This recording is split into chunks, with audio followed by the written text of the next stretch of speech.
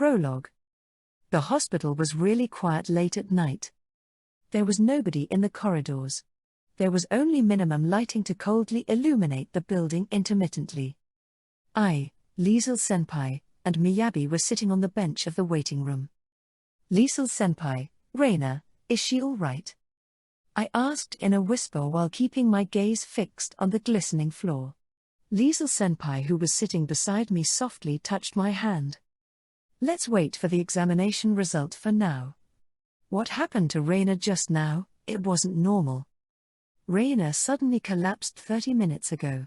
I immediately tried to call an ambulance, but Liesel-senpai stopped me. We can't bring her to a normal hospital. We'll take her to the hospital where my family doctor is working. She said that and immediately arranged a car. Reina's figure inside the car was burned at the back of my eyelids. Her eyes were staying open. Her face was expressionless. She looked like a doll. Rather than Reina, she looked like a doll that was created in Reina's resemblance. Miyabi grasped my other hand that was at the opposite side of Liesel-senpai. Hey, Yuto. I'm also worried, you know. What? We have to be level-headed in this kind of time. Miyabi. Her face was smiling. However, she couldn't hide the color of anxiety inside her eyes. She was forcing herself to act though in order to cheer me up. You're right, thank you, Miyabi. Also Liesel-senpai, I'm sorry. Liesel-senpai shook her head to left and right with a kind smile. That's just how much Yuto is thinking about Reina. There is nothing for you to apologize. And then she looked down with a slightly sad gaze. But I had been fearing that this kind of day will come one day. Because Reina, she is a bit different from us. Liesel-senpai? When I was about to ask what did she mean by that, the door of the hospital room opened. The nurse called for us and we entered the room. There Reina was lying on the bed wearing a hospital dress. Her eyes were closed and her chest was moving up and down along with small breathing. I felt relieved from the bottom of my heart. She was still sleeping, but this was the Reina who I knew. It wasn't the Reina from before who looked like a doll. Even though both should be the same Reina, strangely I couldn't think of both as the same person. Liesel-senpai let out a relieved sigh, then she asked the female doctor who was sitting on a chair. Dr. Monzinji, is Reina all right now? It seemed the doctor's name was Monzinji. She looked to be in her late 30s. However, this person was also a devil, so she must be older than she looked. Her eyes behind the glasses looked somewhat sleepy. Her long hair was casually braided to hang down at the front. If you ask me if she is all right, then she is all right. She would open her eyes soon. I reflexively smiled and stared at Reina's sleeping face. I'm glad. I was worried what is going to happen for a moment there. But this girl's body is steadily breaking down. She might be broken the next time she collapsed. Eh? I stared at the doctor's face. What do you mean by that? That's why, this girl is. Doctor. Liesel-senpai cut off the doctor's words. I think it will be better if we heard it from Reina directly. I see. Then, I'll keep quiet. Liesel-senpai glanced at Reina before asking a question. In doctor's opinion, how much lifespan she has remaining? 2 or 3 days, I think. Wait a second. Doctor, and senpai too, what are you two saying? Right, Miyabi? When I turned around, Miyabi was biting her lip with tear gathering in her eyes. Everyone, what is going on here? I was assaulted by a feeling of anxiety that I couldn't identify. I only noticed this late that the daily life that I thought as only natural was actually in the verge of breaking apart. What's going on? Explain it in the way that I can understand. I unconsciously talked with a rough tone. Reina's groaning voice came at that timing. Nnuea? Reina? She opened her eyes slightly and looked around inside the hospital room. When her eyes caught sight of us, she smiled apologetically. Say, did Reina faint? Reina raised her body to get down from the bed. Oi, don't force yourself. No, this has happened sometimes until now Desu, but to think Reina would faint in front of Yuto-san. Reina made a troubled smile. Looks like it's already no good for Reina Desu. Sometimes you say, why didn't you tell me something that important? If you don't go to hospital or get treated right away. Reina shook her head to negate my words. Reina has to tell the truth to Yuto-san now Desu. The truth? Reina made a troubled smile and tightly clutched the sleeve of her hospital dress. Reina is actually not a devil Desu. Not a devil? That meant she was a human? No, that wasn't the case. That was clear if I thought back at how Reina fought until now. Reina's ability far surpassed a human. I reflexively turned my gaze to Liesel-senpai questioningly.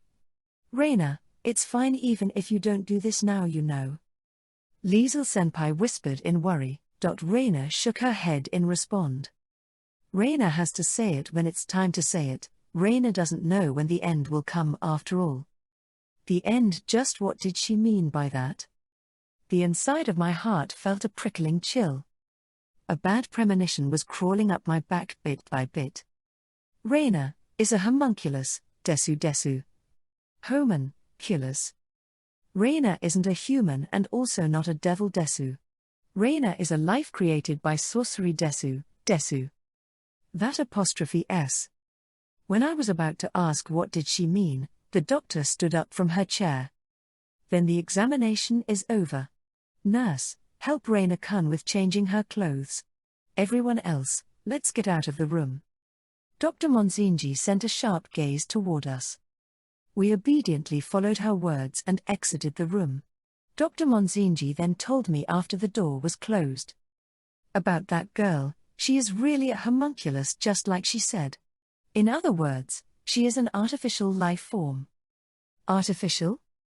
By who? Questions came up one after another in my head. I had too many questions, then I didn't even know what I should ask. Liesel-senpai took my place and questioned the doctor with a grave expression. Doctor, is Reina's body really already? My breath was caught within my chest. Yeah. She has the typical symptoms for homunculus when their body is about to break. She doesn't have that long anymore. No way. Is there no way to save Reina? I stared at Dr. Monzinji with eyes that were filled with hope. However, the doctor shrugged apologetically. That's impossible. Her core that is fixing her body's structure in place is too fragile. It seems the sorcerer who created that girl isn't too skilled. Core? I reflexively asked back. Dr. Monzinji answered me dispassionately. It's the thing that acts as the foundation for shaping homunculus. Normally magic stone is used as the core, but how good the quality of that stone is important. Magic stone with good quality is refined further to heighten its purity. The purer the stone is, the better core it will make. In my opinion, that girl's core is an inferior good. No way.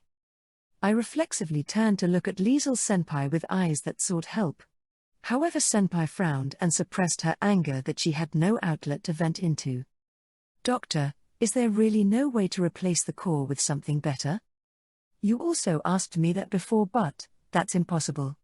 Homunculus's whole body is made up from magical mechanism. The whole thing will collapse if you pull out a part of it. Liesel-senpai clenched her fist with a vexed expression. Is there no way at all? At least give her some emergency treatment for the time being. Because, to only have 2 or 3 days remaining to live is. Let's see, if we supply energy to that girl for the time being, her lifespan will be extended somewhat because that is what she needs the most right now. Needing energy? Originally the core will stockpile energy or the homunculus need energy supply from outside periodically, but it looks like that girl cannot obtain energy from either method. I couldn't hold back myself from asking, this energy that Reina needs, what kind of energy it is? Even I don't know that. Dr. Monzinji shrugged, then Reina came out from the hospital room with herself, having finished changing into her uniform. Forgive Reina for making everyone wait desu desu. She bowed her head several times, looking very apologetic. She looked brave, but also painful to look at. Even though she shouldn't have any leeway to be considerate about other people in her current condition. Shit. My fist clenched really hard that my nails dug into my palm. And then, I swore.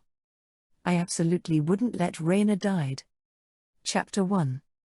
Alliance of Devil. The Devil King candidate of Tower, Takakuzuo Marios, was living in a 50-story tower mansion. The penthouse at the highest floor was Marios's home as well as workshop. At the center of the rooftop, there were figures, plastic models, dioramas, and many other kinds lined up orderly.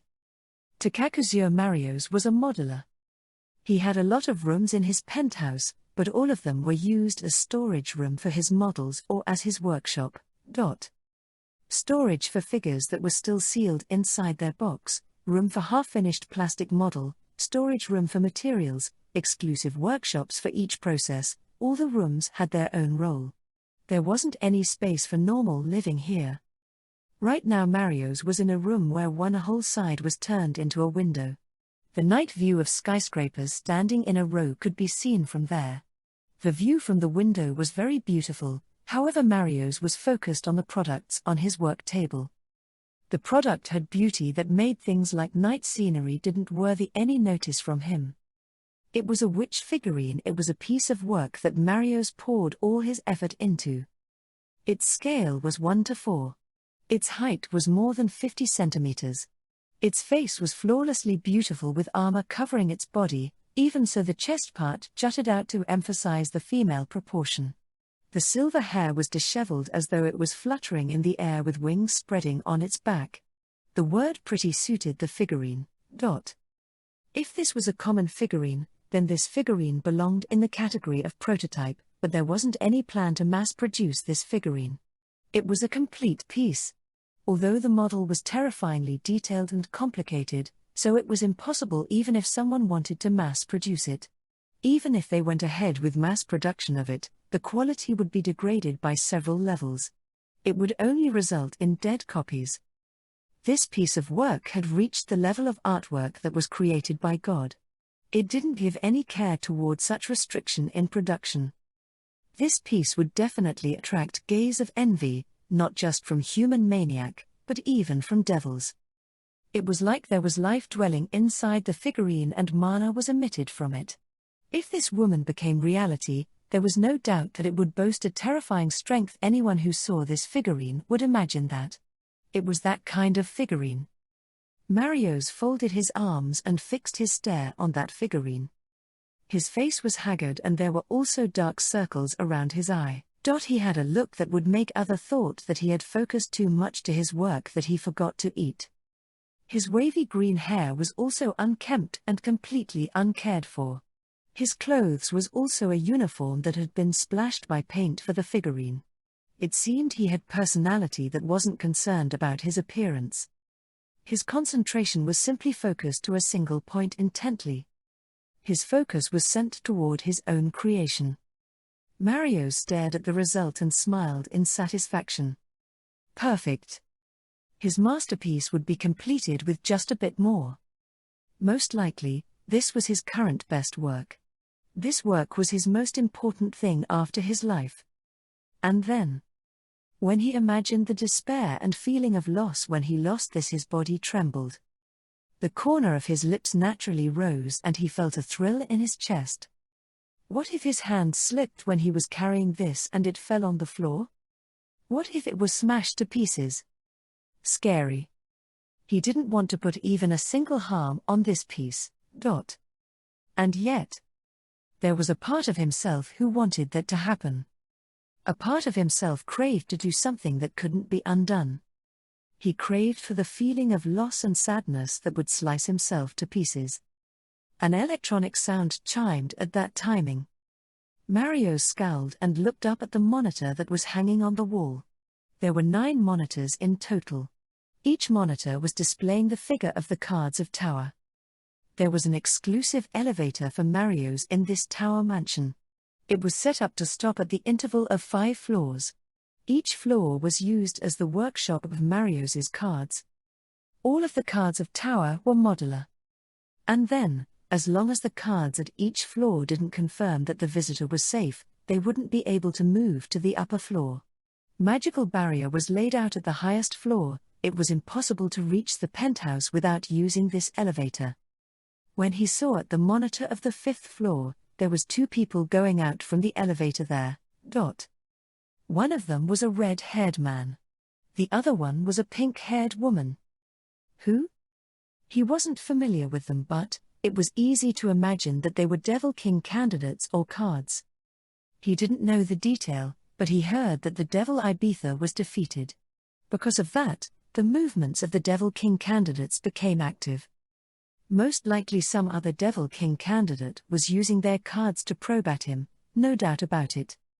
In the monitor, a card of the tower, Gakuen Bassett, stood on the way of the 2 intruders. He was a newcomer from Class 1C of Jinsei Academy. He wasn't one of his court cards but a suit card, furthermore his rank was the lowest at number IR2. That Gakuen took a monster figurine that he made himself.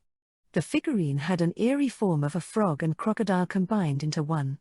It was a wonderful craftsmanship in the eye of amateur, but it looked crude in Marios's eye. Gakuen threw that figurine. The piece of work that he created painstakingly rotated in the air. The intruders in front of him must be bewildered why he was doing something like that. But this was Tower's fundamental ability. The figurine turned huge in the blink of eye. It manifested a monster that was 2 meters tall.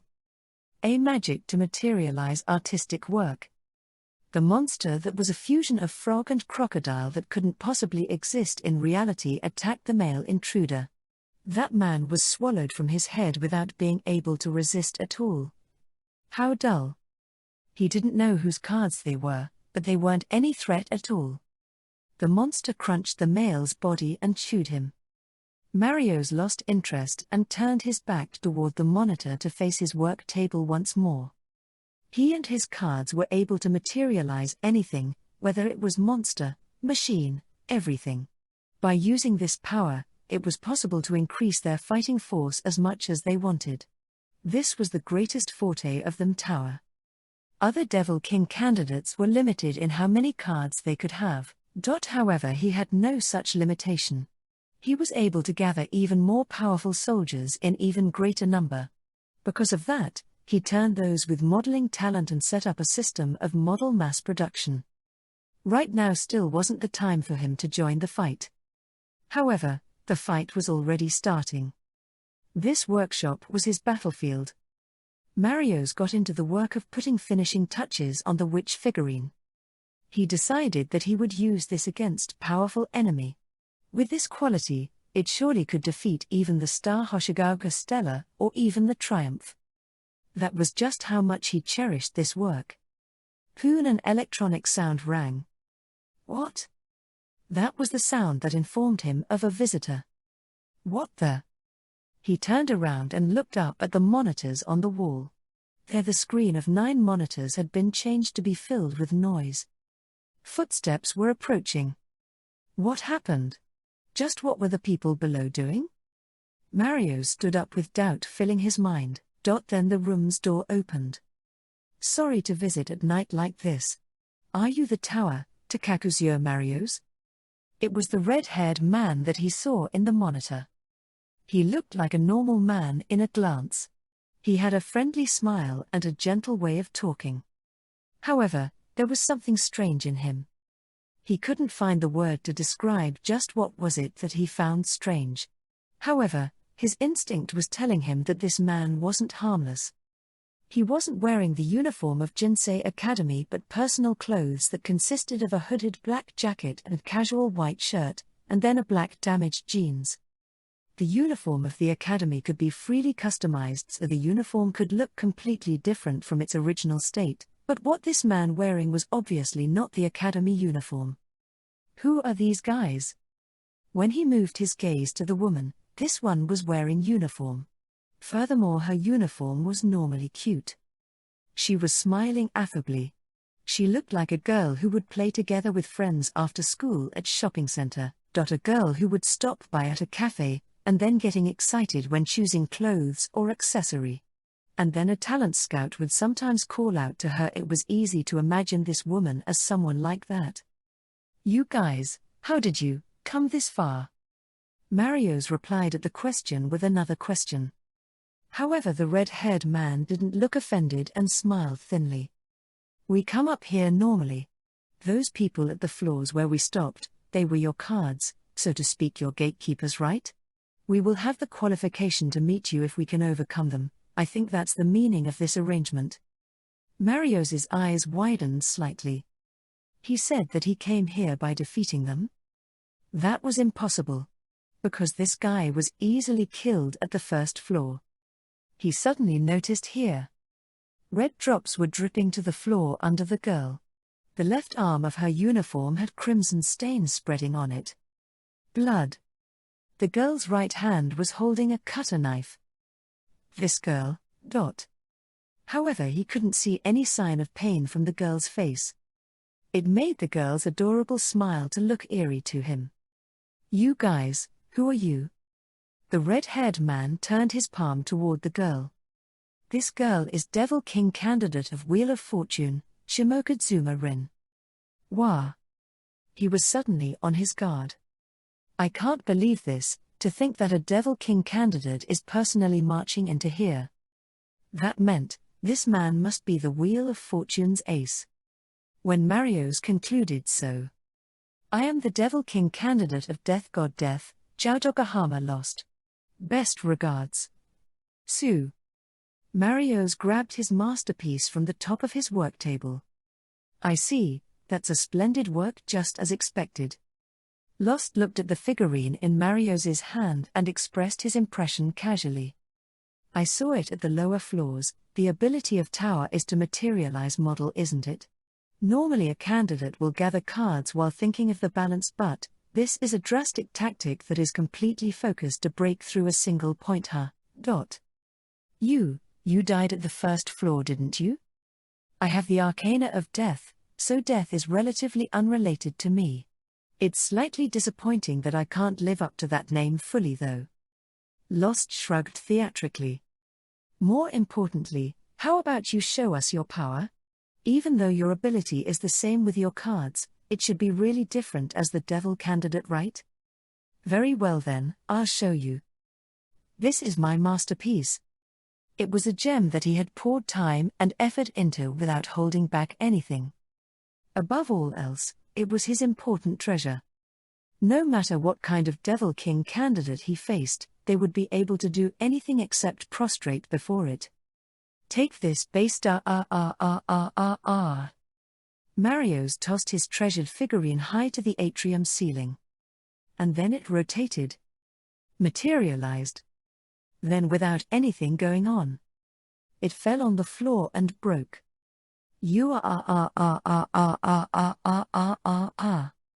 Marios fell on his knees and screamed. He cried and shouted, full of grief without caring of how he looked like to others. He clenched his fist and punched the floor. This is my greatest masterpiece. It's more important, more valuable than anything else. And yet, it. Lost and Rin were taken aback by Marios's behavior. The figurine was thrown and broken by Marios himself. Perhaps his magic was a dud and so it turned out like this. So to speak, he was paying for his own mistake. This was the Devil King candidate of Tower. He was crying while continuing to hit the floor with all his strength. Lost could do nothing but continuing to watch that. However, you are hi, fu here. Hi. Marios's grief was starting to be mixed with laughter before long. His tears were still flowing without pause, and yet Marios was making an expression of ecstasy. Fu. This despair, this feeling of loss, my chest if painful, anger, regret, frustration, sadness, It feels like my head will go crazy with them. This is the best. Lost observed that change with a sharp gaze. Mario's, you are losing the most important thing for me, this pleasure. My treasured thing is smashed up horribly and it's gone forever, this despairer. It's the worst and the best. Exclamation mark. The surrounding space suddenly changed. The walls around them were gone and the floor was rising to the sky. This is? Lost was staring at the night scenery that was getting farther from them. When he realized, the foothold had become smaller. They should be in a spacious room, but right now there was only 2 meters space to the 4 directions. They were at the altitude of several hundred meters. There was no wall or fence. They might get blown off if a strong wind blew. There were only himself and Rin standing on such unstable place. This is, tower? They weren't in the tower mansion form before. Lost realized that they were on top of a tall tower that was made from stones and bricks. Characteristic magic Babel tower collapsing pleasure. Mario's was floating in the night air in front of Lost and Rin. His face was distorted with sadness and agony, while tears of pleasure were flowing from his eyes. This is towers, characteristic magic. Suddenly a strong wind struck Lost's face. The clear night sky was suddenly turning stormy. Strong wind mercilessly tried to blow the two from the top of the tower. They would die if they fell. Their instinct instead of the logic told them that. Lost and Rin braced themselves to endure the wind. They put their hand on the floor. But it wasn't just wind that was attacking them. The sky was raging above them. Thundercloud was whirling like a coiling dragon. Light sparked from that cloud. Lightning. Flashes came from inside the cloud, followed by thundering roar. Most likely the true threat was that lightning. If lightning struck the place they were standing on right now, the tower would most likely crumble. And then they would also meet their end. I see. So you purposefully broke that doll. You didn't materialize it, you destroyed something important to you to deploy a large-scale ritual magic. That's your true ability. Yeah, it's actually a characteristic magic of karma. That figurine was a work of art. It won't be outdone even by Rodin or Bernini's work. No matter how you look at it, its worth is even heavier than other people's life. And yet, I'm forced to offer my most important masterpiece as sacrifice to take care of some worthless guys. Mario's was crying once more. And yet you look happy despite that. Mario's was laughing while crying. The pleasure that can be felt when your most important thing is taken away from you, you understand it, right? Sorry. I don't get it. Lost smiled apologetically while planning to escape from this characteristic magic. However, he didn't understand how to do that. Let me tell you this, you can't escape from this tower.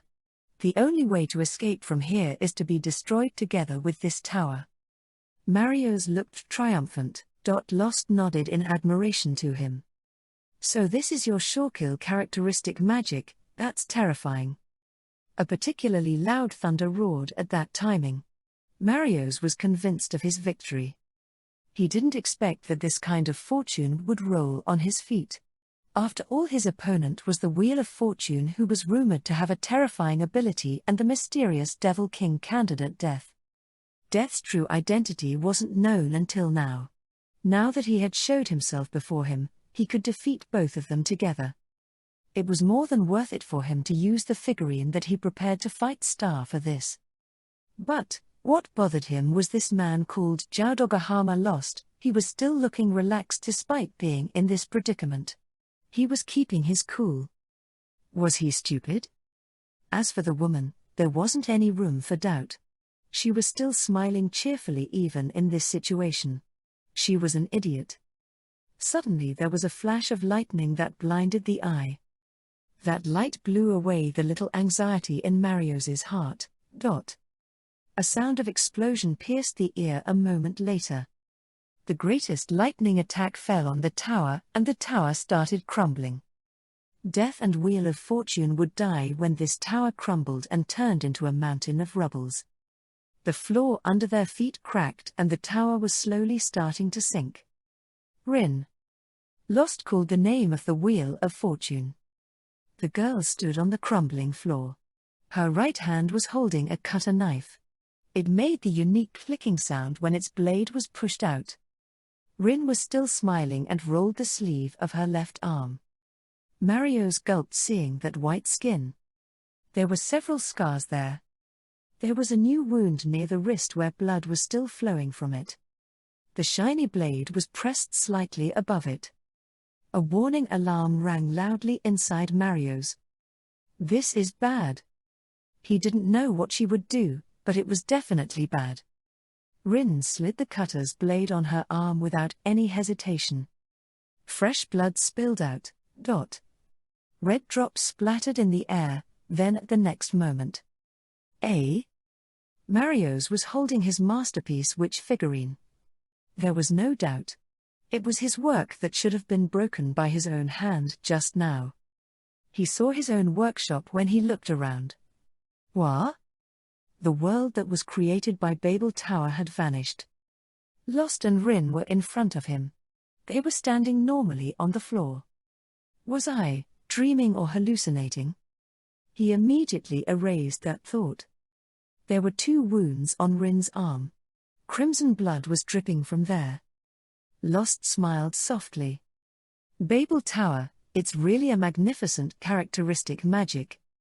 A chill made his spine trembled. Marios acted tough so that his fear wouldn't be detected. Just now, ain't your work, but that woman over there, huh? Yes. Rin's characteristic magic is Revival Infinite Replay. Most likely it was a cancelling technique that rewound time or making something that had happened as never happened. If all the activated magic were cancelled, there was nothing that could be done. However, even Wheel of Fortune wouldn't be able to win with just that. Even if she could cancel the enemy's attack, it would only be the repeat of the same thing as long as she couldn't deal damage to her opponent. In other words, it was death's turn for that. Cold sweat flowed down Marios's forehead. He didn't know what Lost's characteristic magic was. However, this man had the arcana of death. It was possible that it was a magic that would drive the opponent to death with one attack. He would talk a bit with them to buy time. He had to think of a plan during that time. Even so, I never thought there would be guys who team up with fellow Devil King candidate. Yeah. Devil can only believe themselves. That's why even if you team up with other, they still won't be your comrade in its true meaning. It's just a temporary alliance while everyone's interests still align with each other. And, are you two coming here to defeat me because I might be dangerous if left alone? It's the opposite. We come to invite you. What did you say? We Devil King candidates each has our own unique ability. However, because of our strong idiosyncrasy, sometimes we can fit together nicely with each other, and sometimes not. It was just as he said. Marios himself also didn't have any intention of fighting opponent with powerful firepower head-on. So here we should join hand and deal with opponents that each of us has bad compatibility with. That's how this thing will work. Bad compatibility, you say? Marios spoke mockingly. Certainly I also have opponent that will be a bad matchup with me. But, that's only if I match my opponent's strategy. My Babel Tower is unbeatable as long as I stick on my method. No matter who I face, it will bring ruin to them without fail, if my magic can progress until it's finished, that is. It was quite shocking when his magic was hindered by revival, so he added that to his statement. However, Lost stared at Marios with a pitying look. I see. So you don't know. What? Your name is Lost, right? What do you want to say to me, huh? To Hangyakusha Marios. You have a natural enemy. Natural enemy? Huh? What do you mean? If my Babel Tower is carried on to the finish, even if the opponent is Hangyakusha Stella or the Triumph. The lovers Morioka Yuto. Lovers? It was an unexpected name. Marios, Your Babel Tower isn't a magic that worked directly to your opponent. In the end, it's an ability that destroys the most important thing of the target. Isn't that right? This guy. Marios didn't reply. However, there is nothing more important for a devil other than themselves. Therefore, this magic will definitely destroy the opponent. It's a sure kill and sure hit characteristic magic. It was just as he said. Furthermore, it's not a direct curse but an indirect curse. That's why it's difficult to defend against it. It's really impossible to deal with. That's why I can kill my opponent no matter who they are. The likes of lovers isn't even worth it for me to take on seriously. He isn't my ma. You weren't present at his introduction, weren't you? That's why you don't know, but the Devil King candidate of lovers, Morioka Yuto, is a human. Marios's eyes opened wide in shock. Wah. Perhaps he has something even more important than himself. He is the only opponent who your Babel Tower won't work against. Human, he said. No, wait, then he shouldn't be able to even become my opponent. If someone else other than me can defeat him, no, even before that, I can just defeat him with normal magic. But he already defeated the devil Mitsuishi Ibiza, you know? Besides, although a spite line of the world hasn't lost his qualification to fight in this Devil King war, he has been effectively driven to leave the stage. What did he say? You are saying that a human defeated the devil? That's why I'm advising you to be on your guard. At this rate, even if by some chance you can remain until the end, it might be lovers who stand on your way at the very end. Ku. Jiaodogahama Lost smiled gently and held out his right hand. It's not like we will levy any duty or responsibility to you. But I want you to team up with us casually where we are simply making use of each other. I might betray you guys. Lost smiled radiantly. Naturally. There is no devil who isn't thinking of that, isn't it? Marios thought for a while before. He exchanged handshake with Lost. We left the hospital. Reina said Reina can go home alone desu, but we half-forced her to allow us to send her home. The inside of Liesel Senpai's limousine was spacious. We could enter inside at the back and sat facing each other. Liesel Senpai and Reina sat together with me and Miyabi sat facing them. I was watching the passing night scenery outside and Reina's face alternately. I could clearly see Reina losing her composure as her house was getting closer. Before long the limousine stopped at a corner of a residential district. Even Liesel Senpai was looking slightly baffled. This is the house in your address, but is this really the right place? Yes, this place is Reina's room desu. I got off the limousine and stared at the two-story building standing in front of my eyes. How should I say it? It was an apartment that looked like it was built at Showa era, 1926 to 1989. The wall looked thin. The stair that was attached outside the building was covered with rust. Some parts of the handrail had even decayed and fell off. The building on the whole looked slightly dirty and eerie. I heard that you left the main house and they prepared a room for your own, but this. I'm also shocked. It seemed that even Liesel Senpai and Miyabi didn't know about this. They were dumbfounded. We entered the apartment building with Reina's guidance.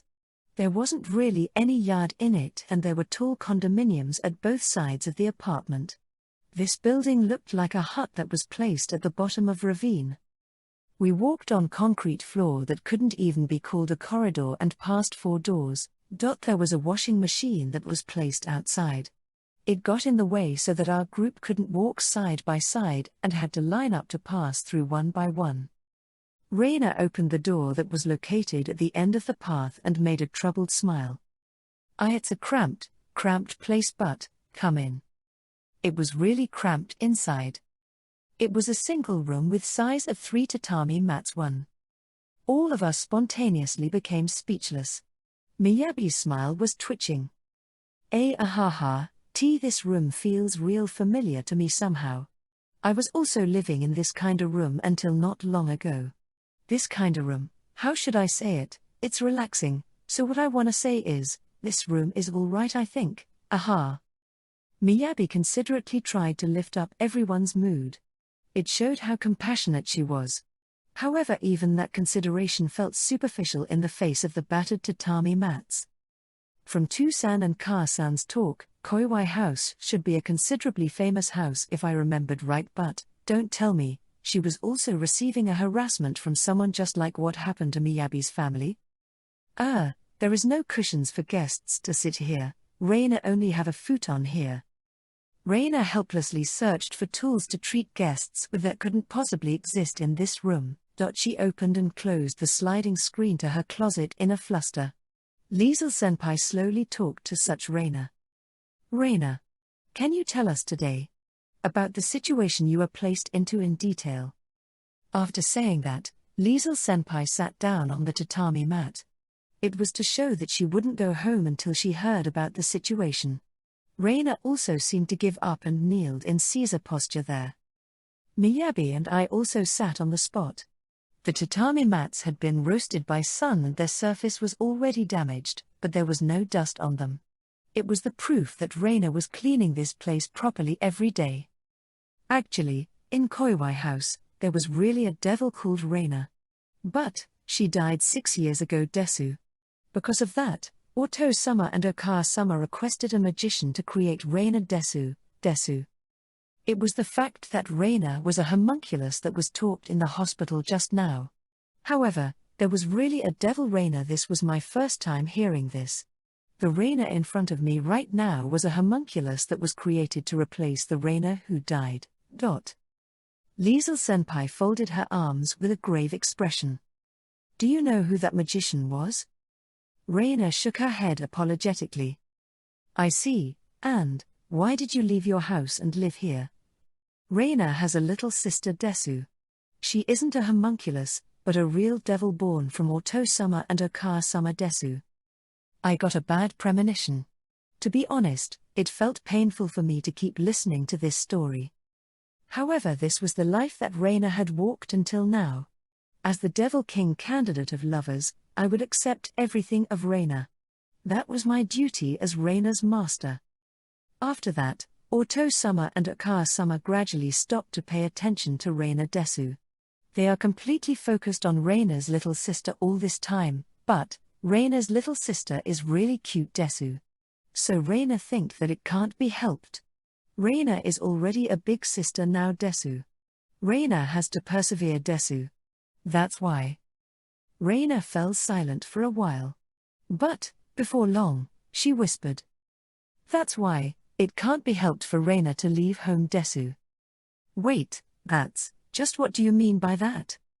I spontaneously cut in. Reina is a homunculus, so Reina's little sister will be the one to inherit Koiwai House desu. If Reina is staying in the house, it will be a bother for Reina's little sister, and everyone desu. What the hell with that? I unconsciously smiled bitterly. There is no way parents will treat their child like a bother. I got on my feet and spoke to Liesel-senpai. Let's go to Reina's house.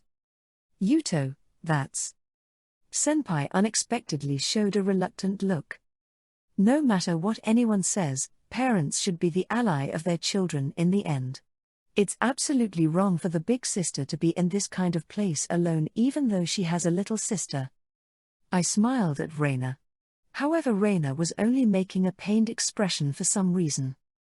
Liesel-senpai looked hesitating for a while, but before long she stood up and said wait for a second before she got out.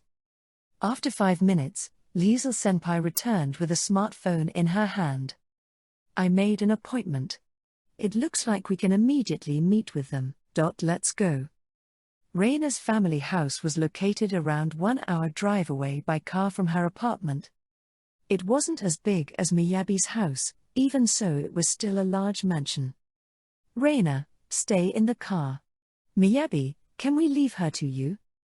Leave it to me with a bang. Miyabi said that and her hand firmly hit her excessively large chest. A solid door that looked like a fortress's gate opened to the left and right automatically. Only Liesel-senpai and I entered inside. We could see the lighting of the mansion ahead of the straight path. The surrounding was covered with trees like forest. It felt like only this place was a different world. Senpai, why aren't we taking Reina with us even though this about her? Perhaps it will become a talk that Reina shouldn't listen to. Eh? I didn't understand at all what Liesel Senpai was thinking about. When we arrived at the mansion, a butler showed us the way to a room that seemed to be the reception room. It was a luxurious room that really looked like a noble's room that I saw in TV and movie. We waited in that room for a bit before Reina's parents came inside. Forgive us for making you wait like this, Liesel Summer. How shameful of us to be unable to prepare anything even though you were taking the time to visit. Most devils looked young, but these two stood out even among that. The two of them had small stature. They were shorter than me with slender body built. Their silver hair and childish face looked very similar with Reina. No, I'm the one who should apologize for visiting out of nowhere like this. This is the Devil King candidate of lovers. I'm Morioka Yuto. After finishing a light self-introduction, we all sat on the sofas facing each other. And, what is your business here tonight? They observed Liesel Senpai to see whether it was all right for them to talk, then. Right now, I'm participating in the Devil King War as the Queen of Lovers. Yes, we are aware. But, we completely thought that Liesel Summer can become a Devil King candidate. This was unexpected for us. They said that and sent a glance at me. As I thought, they were puzzled that I became a Devil King candidate. No, it looked like they were dissatisfied. Perhaps I being a human was a factor in it.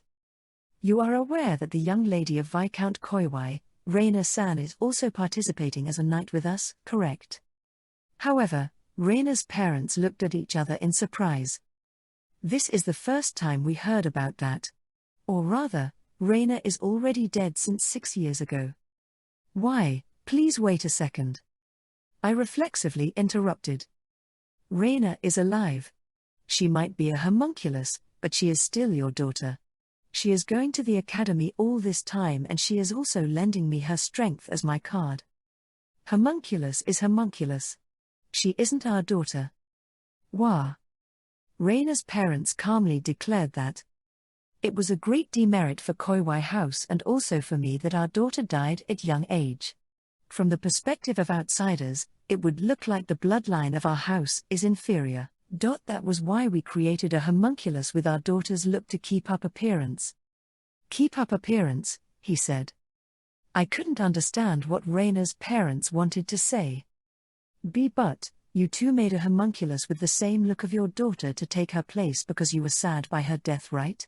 Don't you also love Reina as your daughter? The father replied in displeasure. That is the problem. That thing is asking for parental love from us. That's just natural, isn't it? What's a problem from that? Thinking that love is necessary. Either way, she is defective as a devil. Sue. The door of the room made a creaking sound at that timing. When I turned around, I saw a small figure peeking inside from the door's gap. She looked like she was 3 or 4 years old. She was an adorable child with a face that looked exactly like Reina. Are they guests? Aina. The father's expression changed and he yelled. You. Take Aina away. Why, yes. The mother hurriedly rushed to the door and held up that girl in her arms. The way they panicked wasn't normal. It was like they were trying to keep their child away from a patient with infectious disease. Aina, you shouldn't be here. Come, let's return to your room. However, that girl was staring at us full of interest. Aina, so that's Reina's little sister. The mother left the room with Reina in her arms as though she was running away. I couldn't say anything other than seeing off their backs. The father who stayed behind talked to Liesel Senpai as though he was making excuses. My apologies. Aina is in a sensitive period right now. He sent a brief glare at me. It will be troubling if she is given unnecessary influence. Yes. I can understand that, but, about Reina. The father interrupted Senpai's words as though he didn't even want to hear that name. I said, "It's troubling if something like that is asking for parental affection from us." I couldn't hold back and interrupted reflexively. But that's only something natural for any living thing, isn't it? Why are you troubled?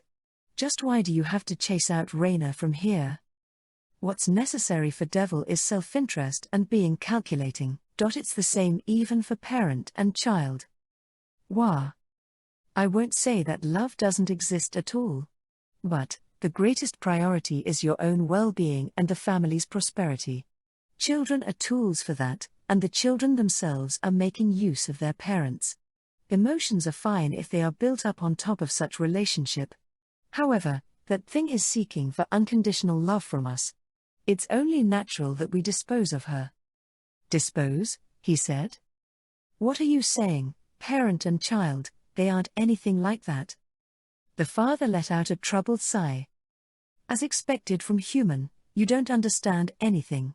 The Devil King War this time is going to end up in futility once more like this. Then, Koiwai House doesn't want to get involved with that thing even more. It's rude to say this in front of Liesel Summer, but it's better to not get involved if defeat is all but certain. And then, he turned an expression of someone preaching at a stupid kid toward me. Devil is different from human. Even the relationship between parent and child is based on mutual interests. The parent expects their child to bring benefit to themselves and the family, while the child is expecting their parents to invest to themselves. Something like that also more or less exists among humans. But that's not all there is. That's all there is to it. There is nothing else. Sue? The father bowed his head once more toward Liesel Senpai. I'm immensely ashamed that a homunculus we created has been troubling you. However, that's something that we have disposed of. It's already unrelated with our house anymore. Please leave it at that. There wasn't any ground for argument anymore with that. I left the mansion with my heart overwhelmed by a feeling of defeat. Raina, what should I tell her? I was walking toward the gate with heavy footsteps. Behind me Liesel Senpai talked with a kind voice to me. Yuto, this might be shocking to you, but this is normal for Devil. I stopped walking and turned around toward Senpai. Is Senpai also in that kind of relationship with your parents? It is. The relationship in Himekami House is even more businesslike than this. No way. I recalled how the mother took Aina far away from me in panic.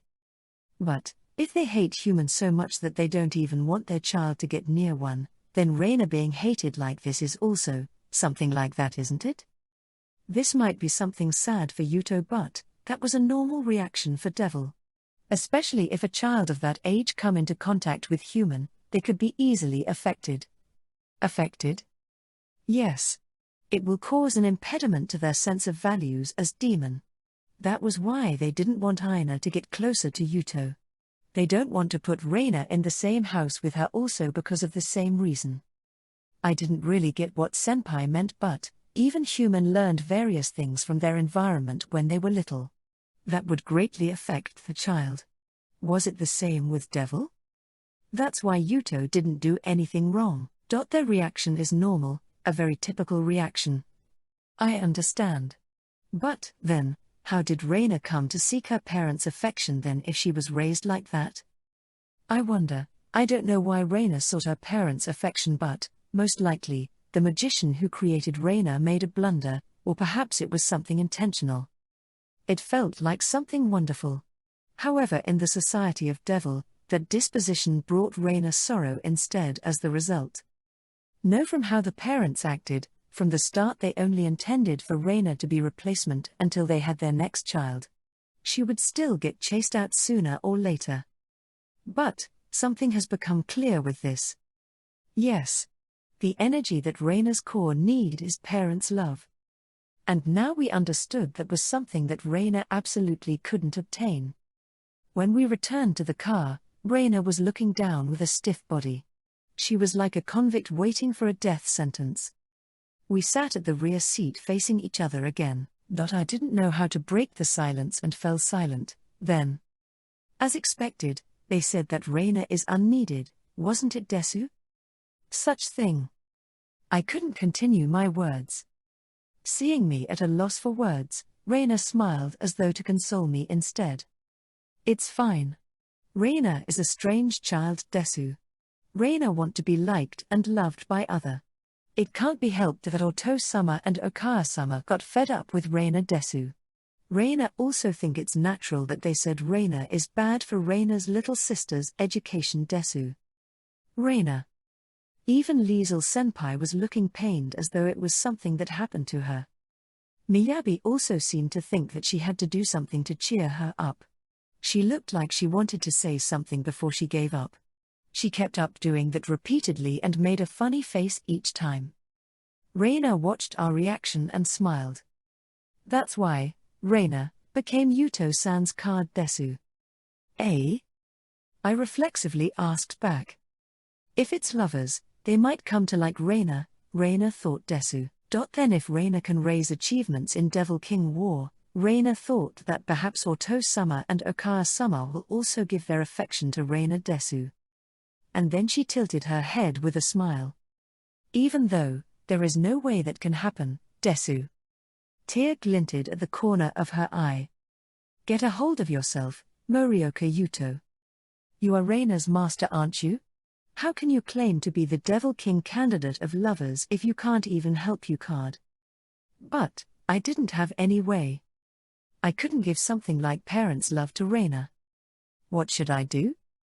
This time even Liesel Senpai couldn't do anything as expected. Miyabi too. Was there nothing I could do except watching Reina's body breaking down silently like this? If only there was someone to shower Reina with love like parent. Someone. There was just one person who fit the bill. Liesel Senpai, please lend me a car. Right, it's pointless even if we stay like this.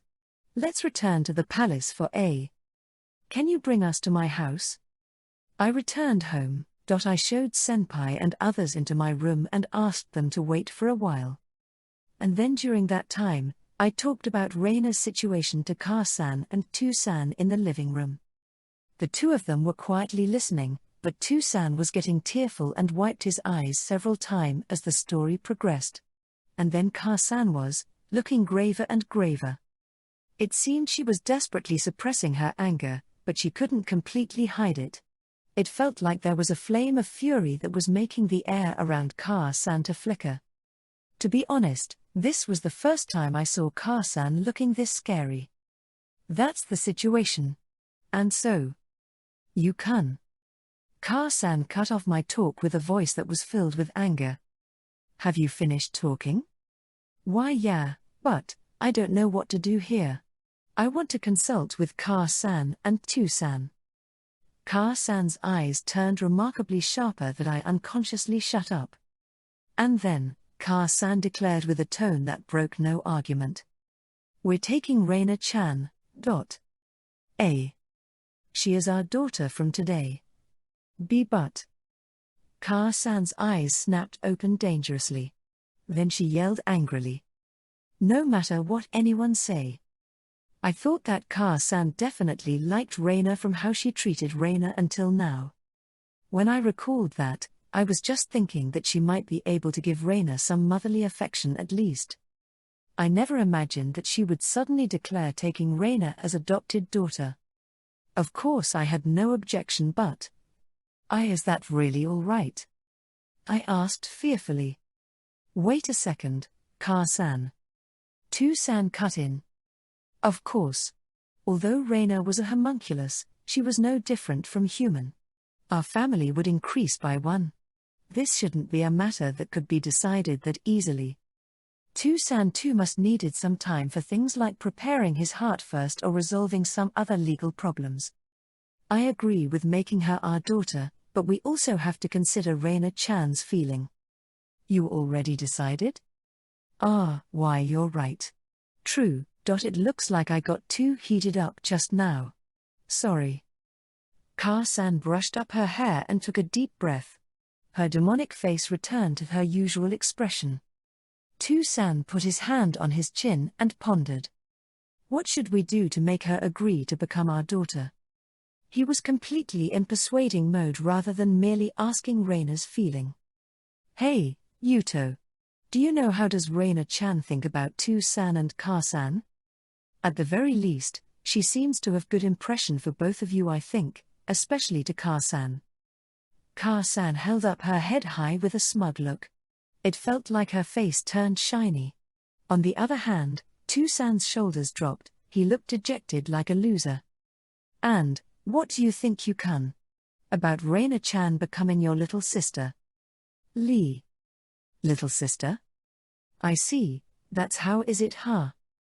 The impression I received changed when I was told that once more. Little sister, what a powerful word. Somehow, I'm feeling excited. What a coincidence. Tu-san also feel the same. Ka-san watched us two men with a suspecting gaze. I'll tell you two this first, this is different from the little sister or daughter story in light novel, okay? She gave us a warning. The problem is how to broach this topic. She must be still in shock right now, so perhaps it will be better to give her a bit more time. If she said that she can't become our child. Bump, there was a sound that made us turned around. Reina was standing at the living room's entrance while holding a tray. She heard us? Reina is tidying up the cups. Her expression was clearly looking shaken. Why yeah, thanks. Sorry to make you do that. Do you want more drinks? Ka-san stood up and took the tray. No, it's fine desu. Reina wouldn't meet our gaze. Ka-san frowned seeing that. You know, Reina-chan. We are. Sue. Reina turned around and rushed out of the living room. Reina? And then she headed not to the second floor but to the entrance. I also chased her in panic. I slipped on my shoes at the entrance and got out of the house, but Reina's figure was already gone. Sue. I went until the gate that was left open and looked out over the street in front of the house, but there wasn't any sign of human around. Where did she go to? When I dropped my gaze with a dark thought. Reina was sitting while hugging her knees right beside the gate. Reina?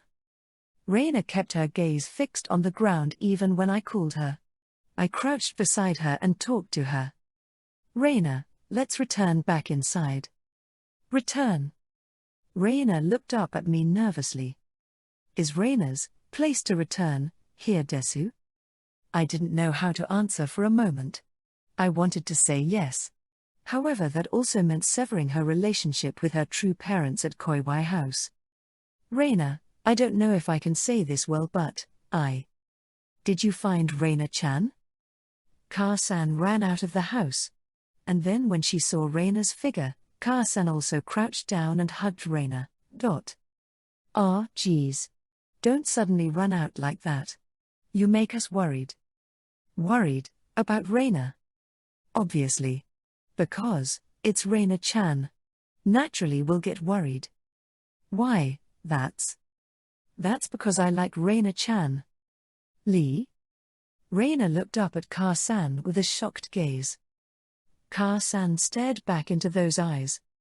Sorry, but I'm already thinking of Reina-chan like my own daughter. She told her straight. Reina's gaze wandered around in fluster.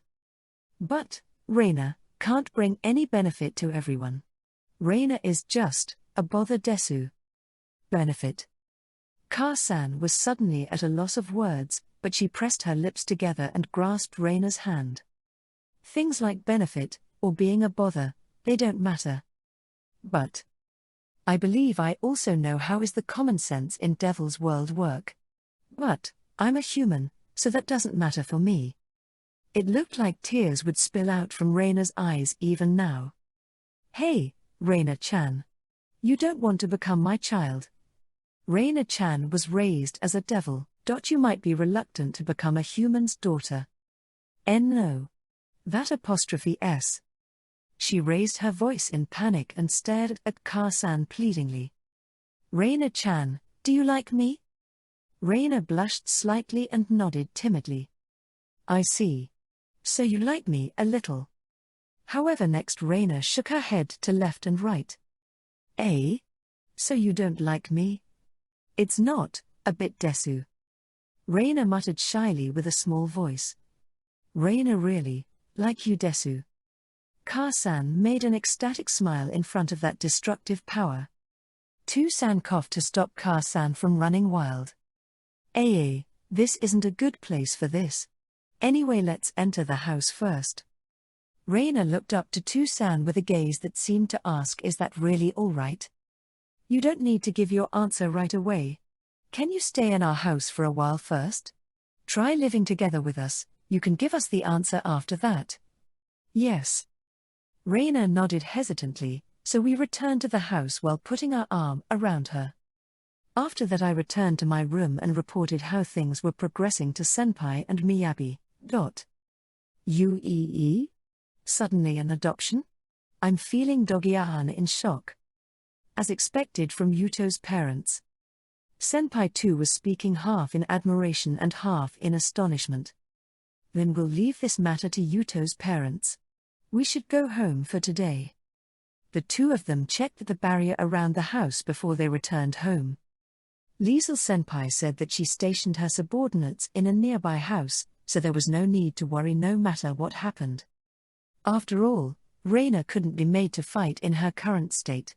If she forced herself, she might die in the worst case. Actually, I wanted to immediately try connecting Ka-san and Raina with Cutting Connect so that Ka-san's affection could flow into Raina directly, but perhaps it would still be difficult for now. Putting aside Ka-san, Raina's heart still wasn't prepared. Just like Tu-san said, it might take a little bit of time. Anyway, we had to soothe Raina for now. Besides, I had to look after my little sister as a big brother. Looking over little sister as a big brother. My tension was rising for some reason. I saw off Liesel Senpai in her car and entered inside the house. There I saw Tu-san talking eagerly with Raina. As expected, his tension was also rising. Is there anything you need or want? Papa will buy you anything you want. Tu-san. Your way of speaking, watch it. It's fine desu, sorry to make you concern yourself for Raina like this. Raina was keeping Tu-san company with a troubled smile. What are you saying? Although this is just a trial period, you are already like my daughter now that you are living here. You can also call me Oto-san, you know. No. As expected, being called Papa is better. Tu-san, you're too high-spirited. I understand why you are happy though. Raina looked slightly relieved when I joined the talk. What are you saying, Yuto? You don't feel happy with this? Obviously I'm happy. My tension has reached the max inside that it's really hard to keep calm. Can't you see how I'm desperately making gravity my ally so I don't get blown away sky high? Tu-san is already shaking free from the Earth's gravitational fields since a long time ago. You greenhorn. That ain't something to brag for. Why are you still in art then? I have taken a lap around universe and returned back. So now you know how the universe is structured? Because it's a daughter you know. A girl, see? Tu-san has dreamed this many times, Suddenly Tu-san started to press his finger on his eyelids and let out a sob. Wait, you're seriously crying? Me too. Do you know how many times I had longed for a life with little sister after reading light novels? Then such dreamy lifestyle is suddenly starting. Who can stop their tension from rising in this situation? To suddenly have a little sister, that was just a fantasy, wasn't it? Oi! The two males over there. Don't trouble Raina-chan. Ka-san got out from the kitchen and scolded us. Put down the kitchen knife before doing that. It was scary, seriously. Fufa. Raina put her hand over her mouth and her shoulders shook. No, more. Ah ha ha ha ha ha ha ha ha ha ha. We were staring dumbfounded at Raina, who exploded into laughter. Be both of you, a strange desu. Fufufafu. Tu-san and I looked at each other and smiled wryly. Ka-san made a complicated smile as though to say good grief. Come on, the dinner is finished. Sit down quickly. Ooh, the number of dishes today was many. Rice, miso soup, pork stamina yaki, beef shigani, mackerel cooked in miso, deep-fried mackerel, shrimp and avocado salad, spinach boiled in bonito soy sauce, pickled vegetables, pollock roe, bottled, etc. etc. I thought that you must be hungry today, so Ka-san made a lot.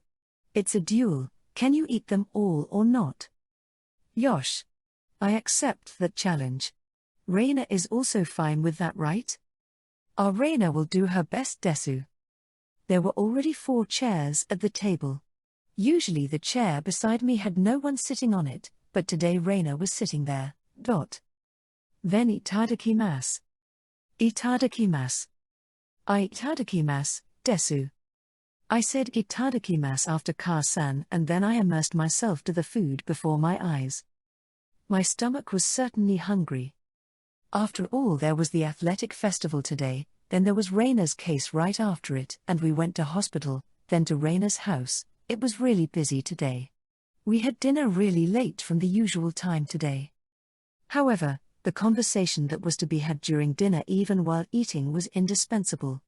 The topic was what happened today and about various other things like the television news, for example. Haha, but Yuto really worked hard today. You got disqualified but you were still the MVP. Really. Also the cheerleader girls were really cute, Tilda. I also wanted to try doing that. Oh, it looks like the weather will be sunny for a while. The miscellaneous talk continued. We are going to cheer for Reina-chan too when it's the middle school's athletic festival. That's, yes. Now that you mentioned it, what about Reina-chan's daily necessities? Let's go buy them together tomorrow. A shopping with everyone together. Why, yes. Reina's eating speed was gradually getting slower. At the end her hands completely stopped moving. She was staring still at diagonally to the front with her hands holding still her bowl and chopstick in the air. What's wrong? Does the food taste bad? Reina? Tears spilled out from her eyes in large drops. It's delicious, desu. Desu. Ka-san and Tu-san ran toward Reina in panic. What's wrong, Reina-chan? Is there anywhere that feel hurt? You can tell us anything if something bothers you. Reina put down her bowl and chopstick, then she covered her hand and started to cry. Because, it's delicious desu, it's warm desu. Ka-san and Tu-san made surprised face. Together, with family, Yui. Ka-san silently hugged Reina and gently patted her back. And then, I and Tu-san continued to watch them until Reina calmed down. Is it really okay, desu? Reina was lying down on my bed. She looked down on me apologetically. Yeah. I don't want to make Reina sleep on the floor. I entered the sleeping bag that Tu-san bought in the past because of a temporary madness and slept on the floor. Unfortunately, we didn't have any empty room here, so this was a temporary measure for now. We were going to tidy up a room that had been used as storage until now to be Reina's room. This is, like a dream, desu. You are exaggerating. Reina thought that she isn't loved or needed by anyone. Reina. Oto-sama and Oka-sama were affectionate to Reina only when Reina was just born. I see. Besides, the sense of distance here is completely different. Everyone in Yuto-san's house are close with each other, perhaps that's why desu. When Reina is here, it feels really warm desu. Reina's words stopped coming. In exchange, the sound of her sleeping breath entered my ears. I felt strangely relieved when I heard her sleeping like that. I had to work even harder than now starting tomorrow, so that she could recognize me as a big brother. I too was falling asleep deeply before I realized it. Wake up! Someone was calling me. Please wake up, it's time for breakfast, desu. A kind voice. It was completely different from Karsan's high-tensioned way of waking me up. Who in the world? Ah, you wake up. It was Raina's joyful face. Good morning, Raina. It's really nice, this peaceful morning. Being woken up by little sister, to think that such unrealistic thing was happening. Ah, she hadn't become my little sister yet. If I kept sleeping and she said, how slovenly. I don't want to be the little sister of someone like this, I won't be able to recover. I crawled out from the sleeping bag and lifted up my body. I'll quickly go down after changing clothes. Yes, understood Desu. Raina walked until the door but then she stopped. She looked hesitant. What's the matter? No, then, Raina will go ahead, Oniai-chan. Raina's face turned red, then she ran down the stair to escape. Just now, she called me, Oniai-chan. That means? Hayahu uyuyu. I jumped on my feet while shouting in joy inside my heart. I couldn't stay like this. I took off my pajama in a hurry and washed my face at the second floor's wash basin, then I wore my uniform's trouser and shirt before going down to the first floor noisily. When I arrived at the dining room, Raina had just finished lining up the breakfast on the table. I sat on a chair and said itadakimasu. After a while. Raina-chan. Let's go shopping after the school is over today. We should meet up somewhere. Why yes. Then, when the school is over, Raina will call by phone, Ma. Raina replied with a nervous face. And then she hesitated to say her next word. Ma? Ka-san tilted her head with a puzzled look.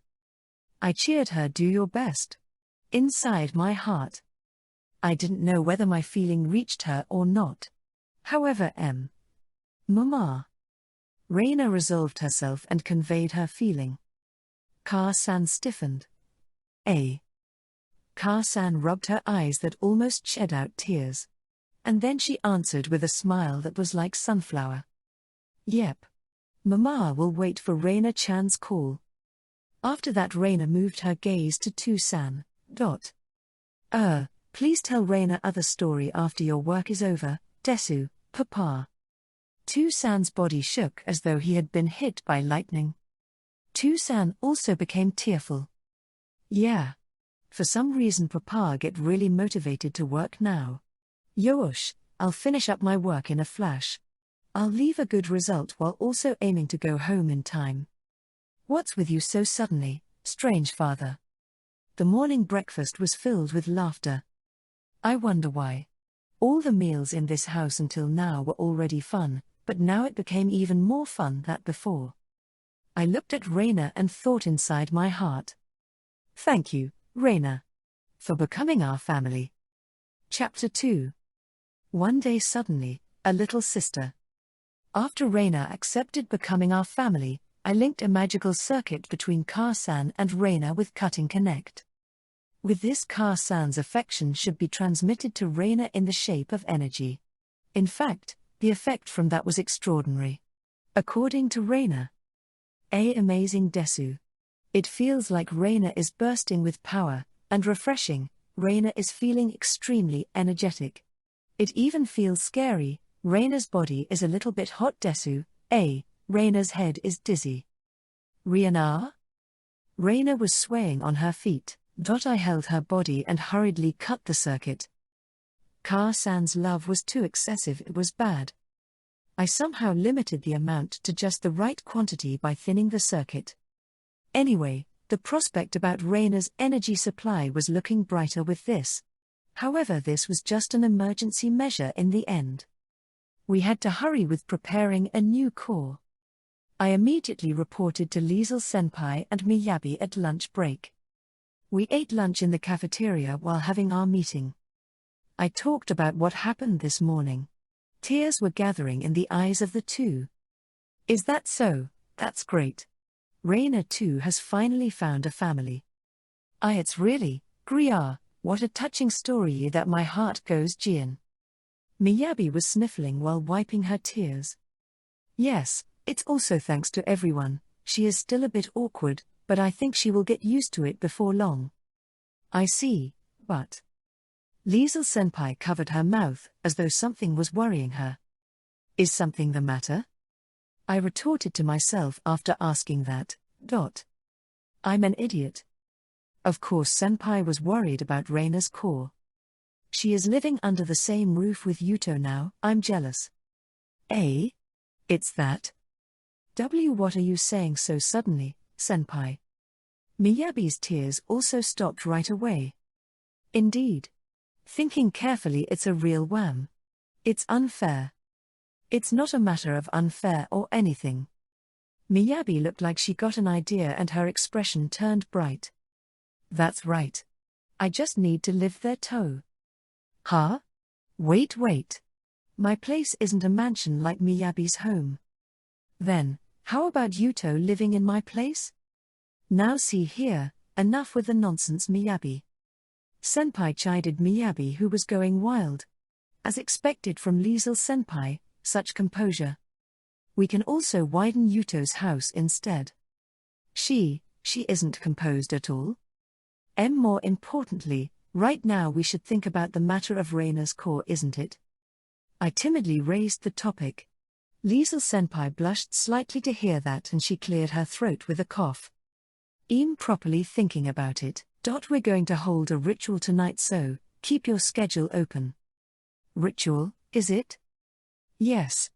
It's a ritual to refine magic stone that has been passed down in Himekami House. That night, we headed to a certain place in Liesel-senpai's car. I was told that it was the most suitable place to hold the ritual tonight. It's this place. In front of me was a castle or a building that looked like it towering high. Large and flashy neon lamps were shining bright. That was to say, this was a hotel where lovers usually carried out their deed of love. Miyabi was also blushing. She was staring at the price list on the notice board at the entrance that showed the costs for short break or staying the night. Ahaha, senpai, you are really bold. After she muttered that, Miyabi looked up at me with a gaze that was filled with expectation and anxiety. Do you wanna do our first time today? That's. My face was blushing right now without a doubt. My cheeks were feeling hot, so I knew that without even looking at a mirror.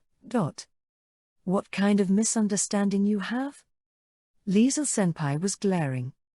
I judged that this place is the best after observing the flow of the ley line, position, the flow of mana today, and also the movement of the stars. I see, I don't really get it, but that sounds really magical. Even so, I don't know that devils are also curious about horoscope. Yes, annoyingly. Liesel-senpai? Liesel-senpai frowned for some reason before she entered the hotel. We were still wearing our uniform. Was this all right? I felt uneasy, but Miyabi and me also followed behind her. The automatic door opened and we found a cozy lobby behind it. Coincidentally, there was a couple who looked like company employees choosing a room and a couple who looked like university students waiting for their turn there. They looked at us in shock when we entered. When I imagined what they could be thinking about us, I felt really embarrassed and wanted to run away from here. I could feel their questioning atmosphere. Is it all right for them to be here? Even while we were waiting for our turn. Even so, this was a place where people didn't want to get involved with each other, so the two couples quickly finished choosing their room and vanished into the elevator. Now then, we're choosing our room with this? This is also senpai's first time here? That's obvious, isn't it? I have investigated the way to use this place beforehand just in case though. Her prim face was turning slightly pink when I looked at senpai from the side. As expected, Liesel-senpai was also feeling embarrassed. After noticing that, senpai seemed adorable when I recalled how she gallantly entered the hotel. On the other hand, Miyabi was regaining her usual rhythm. Perhaps she was getting used to this place, or perhaps she was relieved after the other couples had gone. This room is cute. But this room also looks amazing.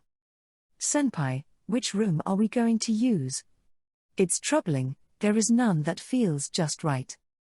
After hesitating between different choices for a while, a new couple arrived, so senpai pushed the button of a random room in panic. And then we escaped to the elevator. I wonder, how is the other guests are thinking about us? High school students still in their uniform, what's more there is one man and 2 women. They couldn't possibly imagine anything else other than immoral thought. Perhaps they were thinking, these guys are too advanced even though they're still high schooler, something like that? We came here to save our comrade and family Raina. I repeated that excuse in my heart. If I didn't do this, I would feel so ashamed I wouldn't be able to endure it. We got off the elevator at the 4th floor and prayed that we didn't bump with other couple while walking through the corridor quickly. Then we entered the room. The room was really spacious and clean. The interior was also tidy, but it felt cheap after seeing something like our palace and Raina's family house. Then, we are going to prepare. Yuto, you go clean yourself in the bathroom first. I did as I was told and entered the bath to wash my body. The bathroom was really spacious and it felt like the bathtub was big enough for 3 people to enter. For some reason, I was going through a process that was exactly the same like the protocol when going to Love Hotel that I heard from rumor, so I was getting excited despite myself. Come to think of it, what kind of ritual it would be? I erased my imagination each time one came up in my head, then I got out of the bath. I was also told to wear a bathrobe instead of uniform, so I followed the instruction. Sorry to make you wait. The situation had changed completely when I returned to the room. The lamp was turned off. There was indirect lighting that looked like candles' flame, which increased the atmosphere of obscenity. The wall that was painted with warm color was drawn with magic circle and magic letters. In addition, the table and chairs were moved to the corner and there was a large magic circle on the floor. A bottle that was filled with liquid, a pile of sand, a lithograph, and a fragment of metal were placed at the 4 cardinal directions around it. It feels amazing for some reason. The preparation is finished. Then, we should clean ourselves too. Yes. Then, Yuto. You mustn't peek K. After the 2 of them disappeared into the bathroom, I sat cross-legged on the bed. I thought it would be bad if I carelessly approached the magic circle and ruined it. I waited like that for 15 minutes. Then Liesel senpai and Miyabi came out of the bath. Senpai. They were only wearing a towel wrapped on their body. Even though the sexiness of a girl who had just taken a bath was already dangerous, this appearance was even more terrific. Then, let's quickly begin. Why yes. Urged by Liesel senpai, I went to the center of the magic circle that was drawn on the floor together with Miyabi. The dim indirect lighting made Liesel senpai and Miyabi's appearance looked even sexier. Then, Miyabi. Why yeah. The 2 of them looked like they were mustering their courage before they took off the towel around their body. Wait. The 2's limbs stood out within the darkness. This wasn't about being erotic or sexy anymore. Lewd. Obscene. Arousing. I did nothing except continuing to look at the 2's beautiful body as though I forgot how to talk. I had seen the 2's indecent appearance several times before, but I had never seen them naked right from the front like this. Liesel senpai's proportion was perfect, it was just too perfect. Her breasts that were protruding forward were drawing beautiful curves. Everything of them, including the tips that were standing stiff, was like a work of art. In contrast of the breasts that were swelling out largely, the area around her stomach was slim. The shadow from the indirect lighting was emphasizing the lewdness of the flesh excessively. I knew from experience that there was a trained abs there, but at the surface there was only a feminine smooth curve visible. And then, her thighs were plump and voluptuous. However, her legs were long, so it didn't give the impression of being fat. It seemed senpai was concerned about her thighs, but these ones were also forming beautiful curves. Anyway, the presence of her voluptuous long legs was staggering.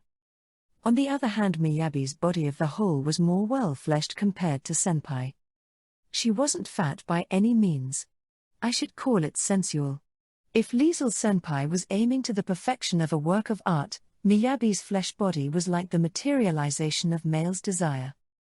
Her large breasts couldn't possibly be enveloped with one hand. They protrude out to the front and desperately fought the force of gravity. Her butts were also jutting out greatly to her behind. Both parts were going boing boing and filling her skin to bursting. It was terrifying that with this proportion, she claimed that when she was getting fat it would start from her breasts and butts. Miyabi's fighting style was based on martial arts. Her body was even more trained than Liesl Senpai, but her body was still maintaining their feminine curves. The fats that were thinly attached on her body were hiding muscles behind them.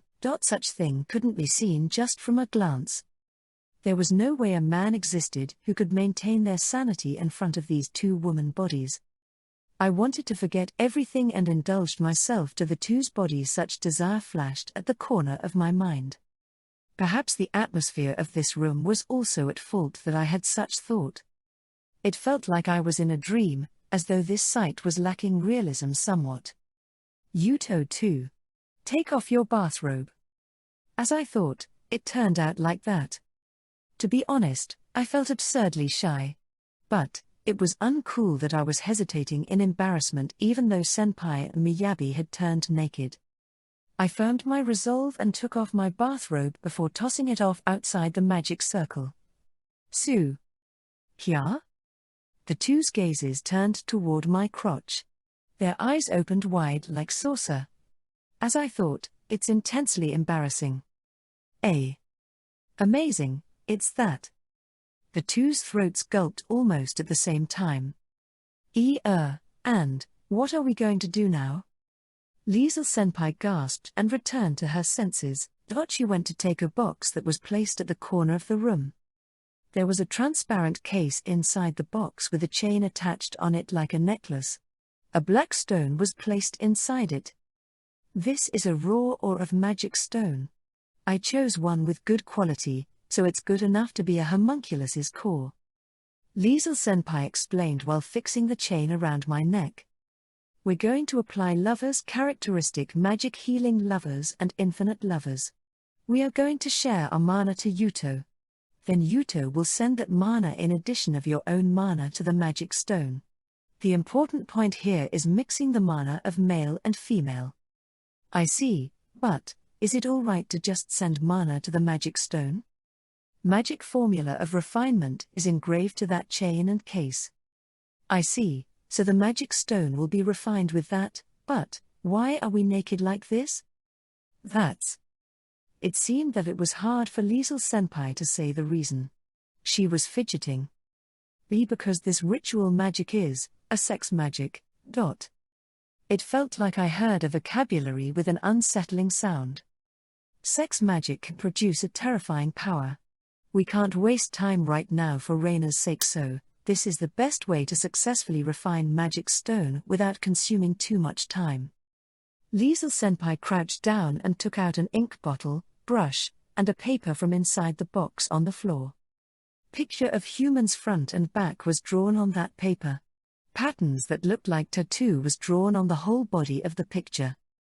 We are going to draw the same pattern in this paper on our body. Then we will carry out the sex magic ritual. The knack of the ritual is the same with healing lovers. The point was to draw the body paint on each other's body. I understand. Then, we are going to draw the patterns on Yuto's body first.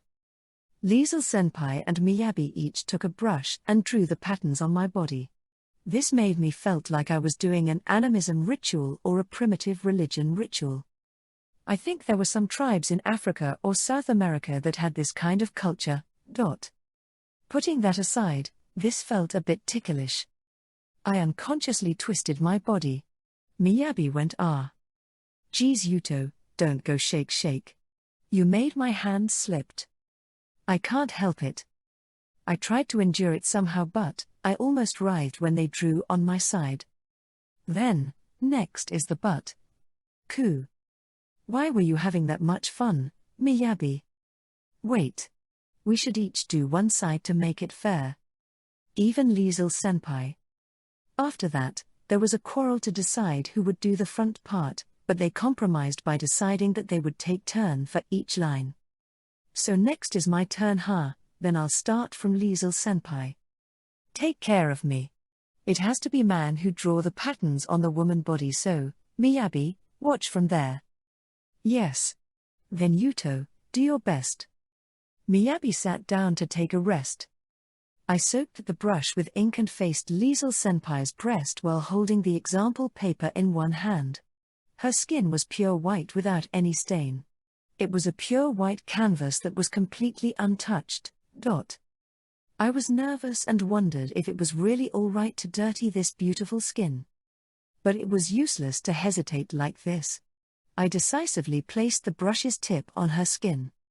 Ah! A stifled sigh leaked out from Senpai's mouth. I concentrated as much as possible and moved the brush. Ku. Senpai, are you all right? Why yes, I'm fine. It feels ticklish, more than I expected. I drew a line from her chest and through her breast. The surface wasn't flat and curved drastically, so it was unexpectedly hard to draw. Liesel-senpai's body was also shaking. Perhaps she was feeling it. Her large breasts would jiggle each time. I would wait until her shaking settled down before continuing again. This was a magic ritual, but it didn't change the fact that what I was doing was scribbling on Liesel-senpai's body. The feeling of immorality of dirtying Liesel-senpai's body was giving an abnormal, obscene atmosphere to this ritual. Scribbling on a woman's breast. It felt unreal for me. I kept telling myself to focus, but my emotion was seething endlessly inside my chest. I finally finished drawing the pattern on Senpai's breasts. For some reason I felt relieved that I didn't need to paint her pink nipples. Next was her stomach. Nhu. Han, heart. Liesel-senpai's body twisted. I'm sorry, but, my body just reflexively reacted. No, it's fine. Although I said that, the line got crooked quite a lot. It made me worried whether this ritual could properly function or not like this. I started painting the pattern at the abdomen with meticulous attention. There was already a heart-shaped pattern there. That's the proof of being a card of lovers. It's the proof that I belong to you. Is that so? It was rude to stare at this kind of place, so I didn't notice until now, but this made my heart beat really fast. Was it the same with Miyabi? When I turned my gaze toward her. I also have it, you know. She kneeled and pushed out her stomach. There was the same heart-shaped pattern like Senpai there. It won't vanish even if you draw the ritual pattern on top of it, so don't worry and continue. Why yes. Urged by Senpai to continue, I returned to draw the pattern on her body. However, by chance the pattern was avoiding the heart mark and it didn't get covered up at the end. I also drew on her beautiful legs, thighs, and even her calves. It finally ended after I drew on the top of her feet. Liesel-senpai sat down on the floor. It seemed she was too frazzled to even stand up. Liesel-senpai, are you all right? Liesel-senpai's shoulders were moving up and down along with her breathing. She brushed off her hair that was clinging on her cheek due to sweat. Why yes, I'm fine. Then, Miyabi's next. Why yeppers? Gee, go easy on me. Miyabi was getting cold feet after seeing the exhausted Liesel-senpai. It turned out she was even more ticklish than Liesel-senpai, so in the end she had to lie down with Liesel-senpai holding down her hands before I finally managed to finish. Heart, foie, heart. Miyabi stayed lying down on the floor limply when it was finished. It looked like even her consciousness was hazy with an ecstatic look on her face. Come on Miyabi, get a hold of yourself. The crucial moment will only start now. Liesel-senpai supported Miyabi so that she could sit up. Then Yuto. Let's begin the healing, lovers. Yes. I reached out toward the two's breasts at the same time. Heart. On, heart. I moved my hands in a circle while gently massaging using my fingertips. Even though the sensations at my left and right were really different, I felt a fresh excitement. This was my first time massaging and comparing the texture of Liesel Senpai and Miyabi's breasts, but I never expected them to be this different. Good. Just like that, Yuto. Kuan, heart, the way you massage, is too lewd, heart. The two's faces were melting in pleasure. The patterns on their breasts were starting to shine. This is. The tattoo's lines shined and flowed toward me. It flowed along the lines drawn on my body and went into the magic stone on my chest. The edge of the pitch-black magic stone became slightly transparent. If we continue in this vein, a heavenly pleasure ran through my crotch. Fufu, unpreparedness is one's greatest enemy, you know. We'll also go into attack MK. The two's fingers were entangled with each other. The sensation of their fingers and palms felt too good that my waist shook even though they were just touching. Senpai, Miyabi. That's not good. If you touch there, it feels too good, I'm at my limit. I squeezed out my voice to tell them, but it brought the opposite effect. Senpai and Miyabi's eyes shined mysteriously.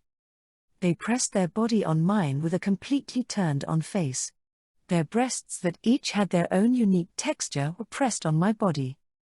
The two of them started to move their hands with a coordinated timing. It's all right, Yuto, we have a lot of time, heart. Yeep.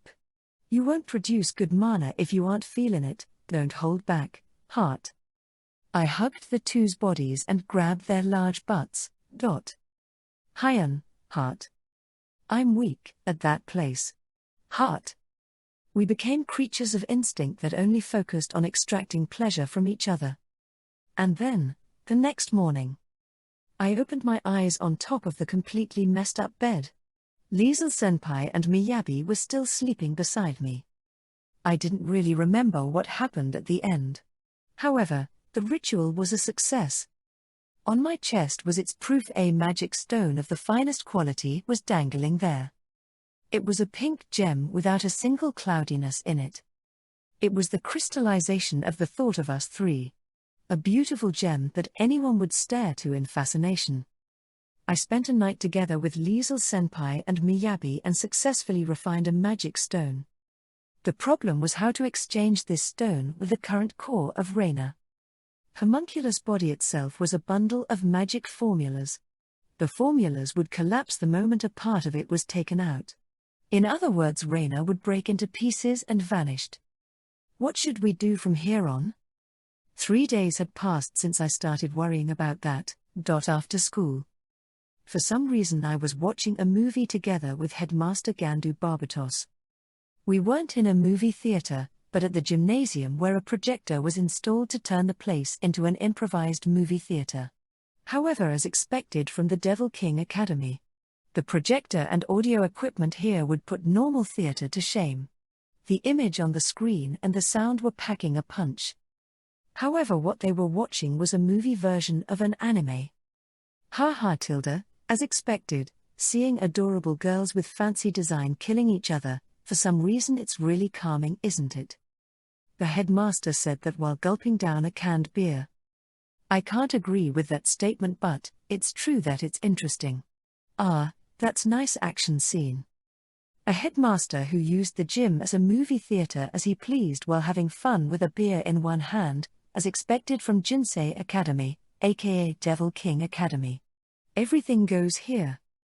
Oh. Homu is really going there? It's rewinding time stuff, isn't it? As expected, time manipulation is just awesome as an ability.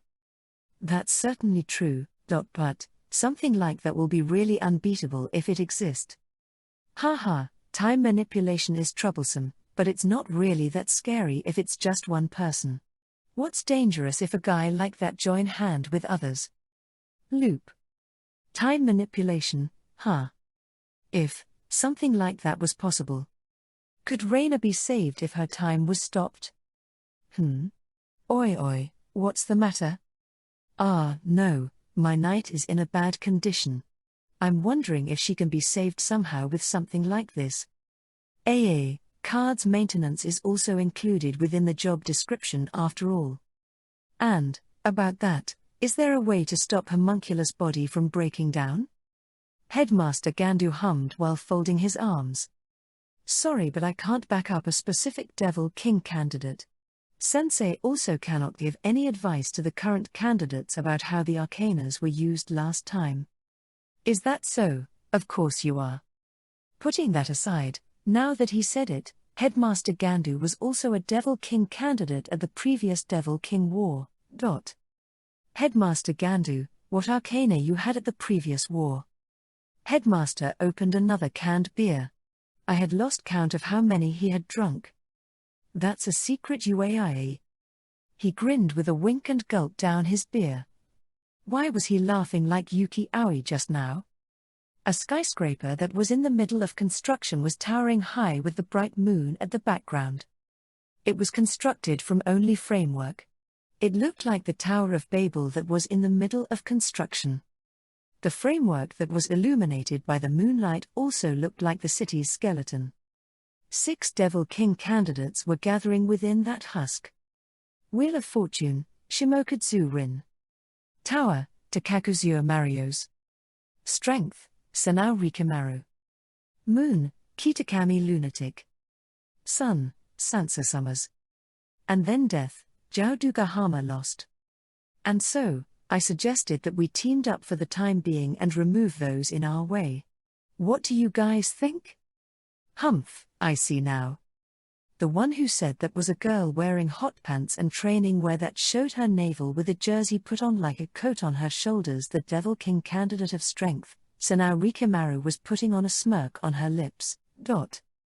I understand why you don't want to turn this Rikimaru-chan into an enemy. Her red hair was tied into a ponytail so that she could move easily. Her body was muscular with low body fat percentage, but the chest that she puffed out proudly was mysteriously big. After all, this Rikimaru-chan is the strongest. After all, I'm the strength. She said that while holding out her Devil King arcana to the front for showing off. It had a picture of a woman taming a lion. It was the arcana of strength. Yes. Strength is justice. Strength is power. It was a statement that sounded really lacking in intelligence coming from a second-year student of Jinsei Academy. Good grief, sheesh. The Devil King candidate of Moon, Kitakami Lunatic, was looking at that Rikimaru with a cold gaze. He had silver hair and melancholic gaze. His face had makeup applied on it, making him look like a male host or a rocker. Lunatic was also showing his moon arcana that was held between his fingers pompously as though to prove his identity. The picture on the arcana was of a large moon with 2 dogs and a crayfish looking up at it. It possessed a mysterious aura that felt like it would cause anxiety and madness just from looking at it. Lunatic put back that card into his pocket and looked at Rikimaru with a condescending attitude. 2. It feels like the Devil King candidate of strength is made up purely from muscle, even her brain. What did you say, Yi? Rikimaru-chan is one of the prime candidates. I'm different from someone with thin presence like you. Lunatic only loosened his smirk even when he was disparaged. Muki-ai. That condescending attitude is annoying. I'm going to take you down first. The last person cut in when Rikimaru took a fighting pose. Now, don't be angry like that. Luna too, don't provoke her like that. Let's have fun with this, okay? That girl also showed her arcana by holding it beside her face. A large sun and 2 children were drawn on it. The sun, Sansa Summers. She was a second year and a classmate of Lunatic. She had blonde hair and tan skin that looked healthy. Her clothing style was like she was going to a poolside or to a resort. The amazing thing was that she was going to school dressed like this too. Lost smiled when he heard Sansa's statement. Can I take it to mean that you are joining this alliance? Well, yeah. In the first place, Luna and me are already a team. As expected from you. Furthermore, it feels like sun and moon has good compatibility with each other. Fufufu, I'm the shining sun after all. My forte is to illuminate other people brightly. That's why my affinity with other Devil King candidates is also good. I see. That's reassuring. But, there is something that is slightly in my mind though. What is it? I never saw you in the academy, what class you are? Lost shrugged with a troubled look at Sansa's question. Actually, I caused a bit of trouble. I got suspended from before I enrolled. What's that? Sounds funny. Sansa chuckled. Lost himself also smiled with his eyes closed. Don't laugh, it's embarrassing after all. I also sulked and never go to the academy even once. That's why I never even checked which class I was put into. I didn't even have any uniform. Lost spread open his hands as though to say that's just how it is. But, luckily or unluckily, the Death Arcana is in my possession. He took out a card from his pocket and showed it. The figure of skeleton holding a scythe was drawn there. Dismembered corpses were scattered under it. It was undoubtedly the Arcana of Death. Got it. Well, I too have opponent that I'm weak against, so this alliance is convenient for me. Sansa smiled cheerfully. Nice. That worked out just like I wanted if you agree with this. Lost also smiled in satisfaction, then he spoke to Kitakami Lunatic next. Are you also okay with this? Lunatic sighed with a smile. It can't be helped if Sansa is interested. But, are you all right with this? This alliance will only give me advantage. In the end you guys are also fated to be defeated by me.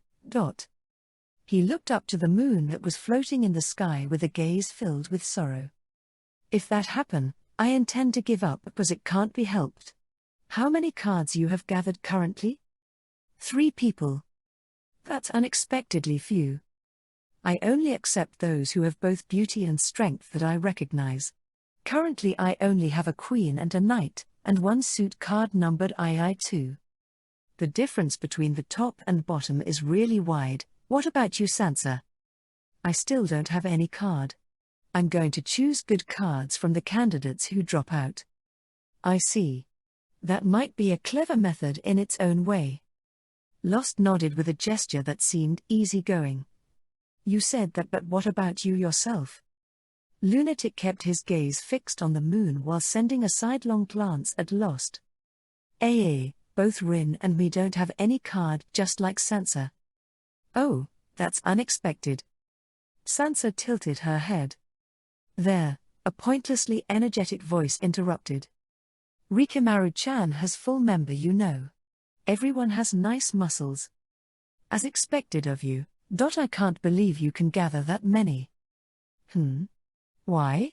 You just need anyone who you like. I'm not good with socializing. Lost shrugged. Sansa turned her gaze to Mario's, who kept standing at some distance away since some time ago. And, what about you?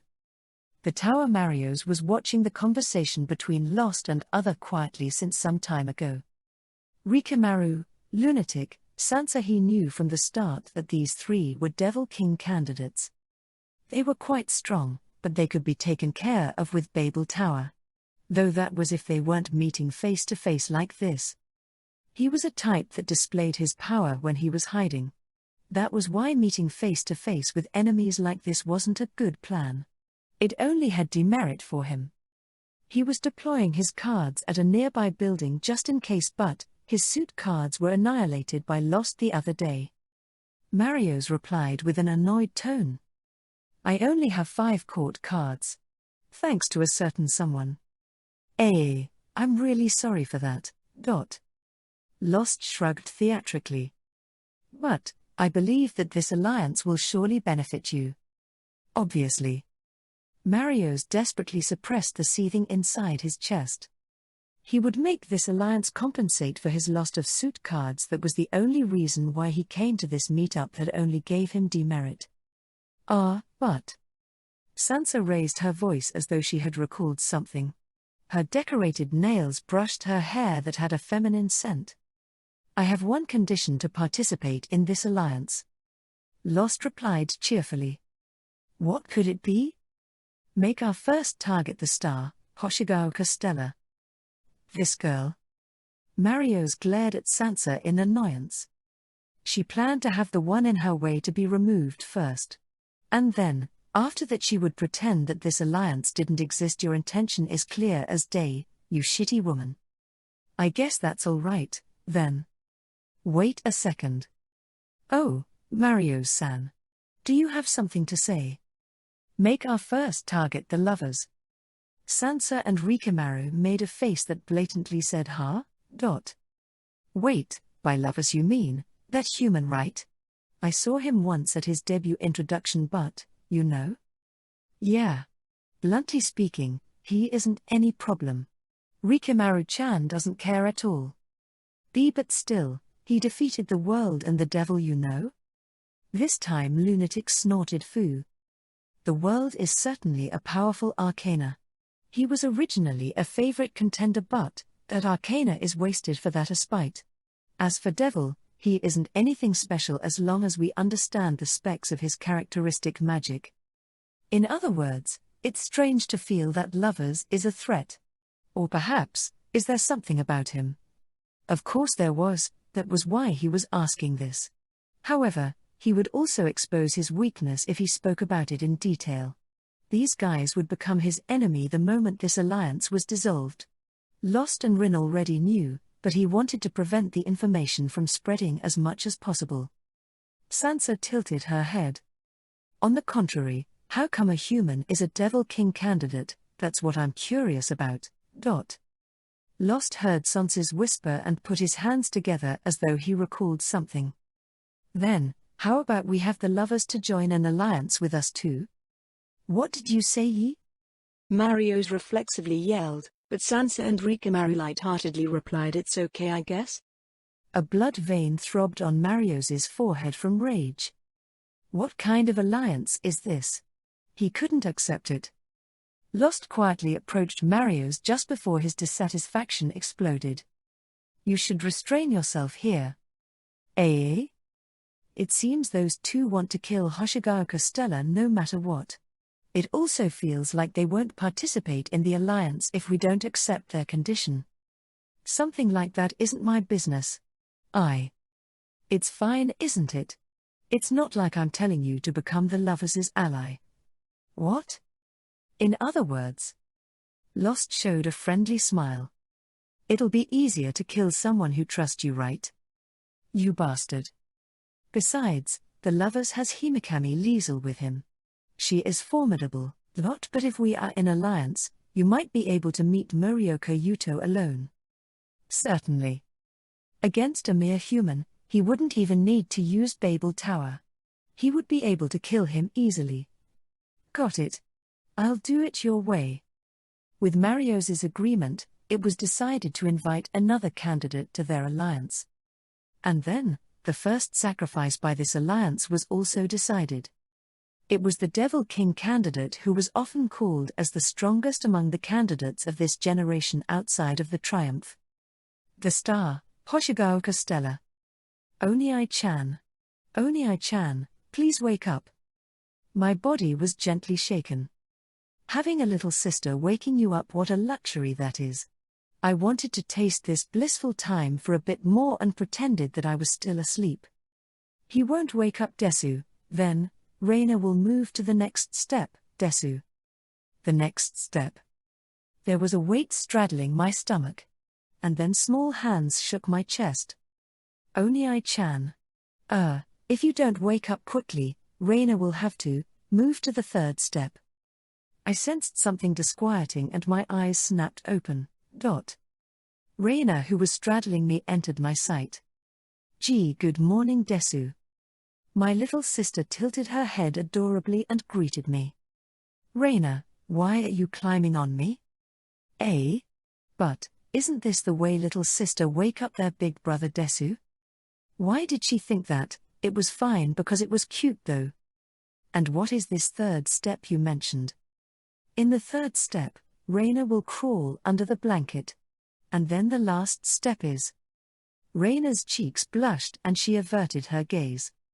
Reina thought that perhaps it's still too early to do that. Reina fidgeted shyly. Her crotch was grinding at my sensitive part when she did that, so it was extremely troubling. Anyway, I'm already awake, so it's all right. Thank you, Reina. When I said my thanks, Reina's smile bloomed like a flower. No. This is simply Reina's duty as little sister Desu Desu. Reina got down from on top of me and got out of the room in a good mood. I felt like there was some kind of misunderstanding about her way to act as little sister though. I felt slightly doubtful, even so it was cute, so I didn't question it any further. After that I ate breakfast and we go to school together.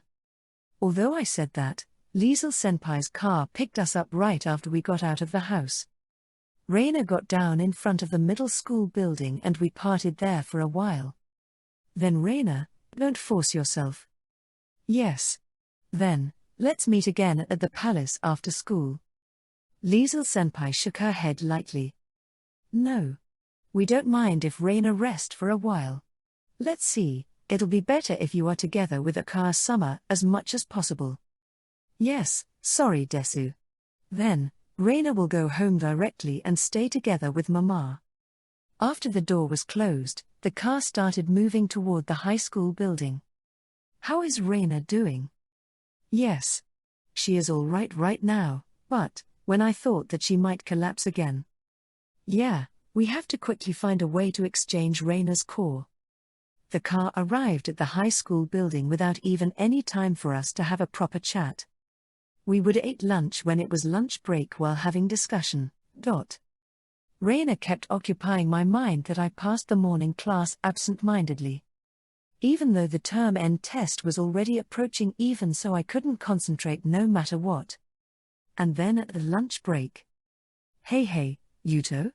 Did Reina do any of her lucky pervert routine at your house? Liesel Senpai and I spontaneously choked.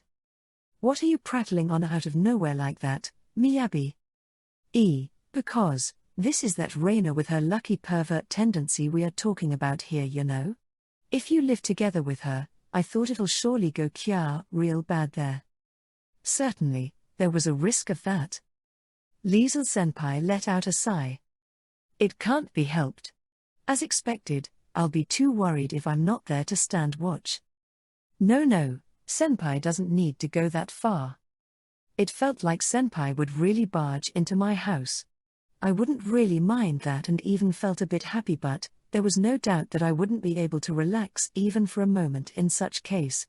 Because, if Liesel Senpai was in my house, I couldn't show her my slovenly attitude or sloppy appearance. It would be hard for me if I couldn't let my guard down even for a moment. Perhaps I should become a little sis too. What are you saying? I wouldn't not know how should I spend my time in the house if I had this kind of erotic little sister. If that's the case, perhaps I should become the big sister? A strange family planning was progressing. But, Liesel Senpai as my big sister. I would be helplessly nervous if Liesel Senpai was in the house as my school senior, but if she was my big sister, it should be fine even if I showed her my slovenly appearance. Rather I could fawn on her. Perhaps that way was unexpectedly feasible. Of course I'm just joking. Of course she was. I drank the after-meal coffee in order to regain my composure. Even Miyabi has no plan to discard Yugao's house and get adopted, right? Guess so, She folded her arms and thought. Her posture caused her breasts to be lifted up. That's right. I just need to marry with Yuto and there gonna be no problem. The coffee entered my trachea and I choked fiercely. What were you saying? You. After that, I ended up desperately calming down Miyabi, who got embarrassed by her own words, and Liesel Senpai, who was emitting muddy black aura with a demonic expression. You can take the bath next. I heard that voice from below. Yes. I replied so and took out underwear from my closet before heading to the bathroom. Ka-san said I was next, so perhaps Tu-san had taken bath first. But, I thought he was drinking with Ka-san before this. I felt puzzled while opening the door of the changing room. Fear? A silver-haired beautiful girl was wiping her hair with a bath towel while stark naked. Her slender and thin body had unsullied beauty that truly fit the description of pure and innocent. Her white skin that was dyed faintly pink suddenly reminded me of strawberry milk. My mind froze. This wasn't my intention at all. But I still ended up drinking in the sight of limbs that were starting to form curves without any stain on them. Reina hid her body with bath towel and sorry, Reina will get out quickly so. No. Sorry. I returned to my senses and closed the door in panic. My heart was pounding. Ah shit. I see, so this kind of accident was possible. The lucky pervert that Miyabi mentioned came true in this kind of shape. Or rather, this was simply my carelessness rather than a lucky pervert moment. Anyway, I had to apologize properly to Reina.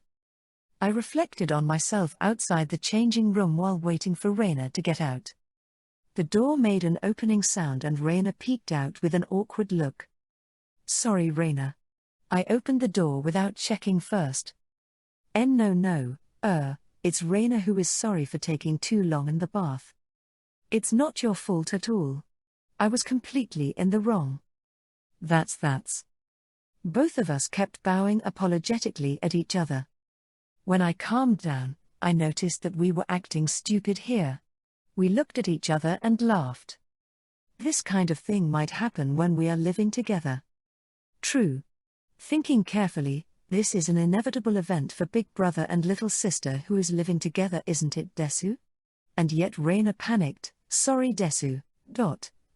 Inevitable? I got slightly bothered by that word, even so I entered the changing room after Reina got out. I was feeling thrilled when considering whether Reina's underwear was put inside the laundry basket. I entered the bath while doing my best to not think about it. I emptied my mind from any thought like the lingering scent, or the used hot water. Empty mind. I entered the hot water as though I was meditating. Yosh, I was calming down. I got out of the bathtub and lathered body soap at the washing area. For some reason it felt like I had just gone through a spiritual improvement from entering the bath. When I started washing my body. Oni-chan. Reina's voice came from the changing room. What's wrong? Did you forget something? Yes, Reina was careless. I looked around the bathroom, but there wasn't anything that seemed like belonging to Reina. What could it be? I was about to ask her, but the door was opened before that. Reina entered while a towel was covering her front. Reina? Reina is really inconsiderate, even though Reina should have learned that a little sister has to wash her big brother's back in the bathroom. Reina completely forgot. Learned? From where? From the book in Papa's room. There was a book about little sister there, so Reina studied it. San kept that kind of book in the bookshelves under lock and key. Reina, that's a misunderstanding. There isn't any custom like that for brother and sister. Furthermore, usually they would still wrap bath towel around their body even in such situation, wouldn't it? Why were you just holding a normal towel on your front? I was already getting glimpses of various dangerous parts. They were grabbing at my sight and wouldn't let go. But, Reina can't fight right now and is useless, Desu. At the very least Reina want to be allowed to help out with Oni-chan's everyday need. Desu. No, you don't need to help with this particular one. Anyway, Reina want to become Oni-chan's little sister, Desu. No good, but she was completely under the impression that it was normal for little sister to wash her brother's back. Reina wanted to be useful and accepted as a little sister. Her wish was too strong that it didn't seem like she could be persuaded. In that case, then, just the back, okay? After you wash my back, you'll get out of the bathroom. All right. Yes. Leave it to Reina. Raina crouched behind me and snatched the body towel from my hand along with a reply that was burning with a sense of duty. Then, here Raina go, Oniai-chan. The slightly rough texture of the towel rubbed on my back. How is the strength?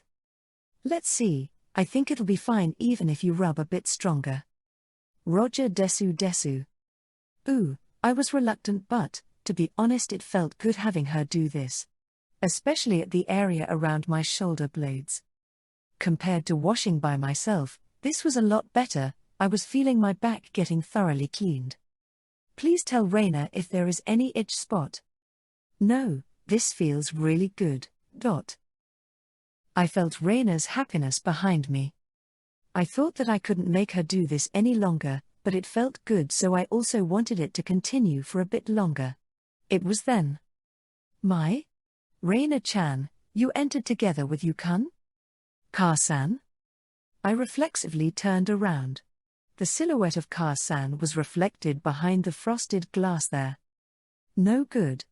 I didn't know what Ka-san would say if she saw us doing something like this. What if she said someone who make little sister do something like this cannot live in this house? And I got ordered to live separately alone? Because I turned around, my little sister's overly problematic appearance entered my eyes. The towel that was hiding her front was folded on top of her knee. Perhaps she put it down because she felt safe that I wasn't looking.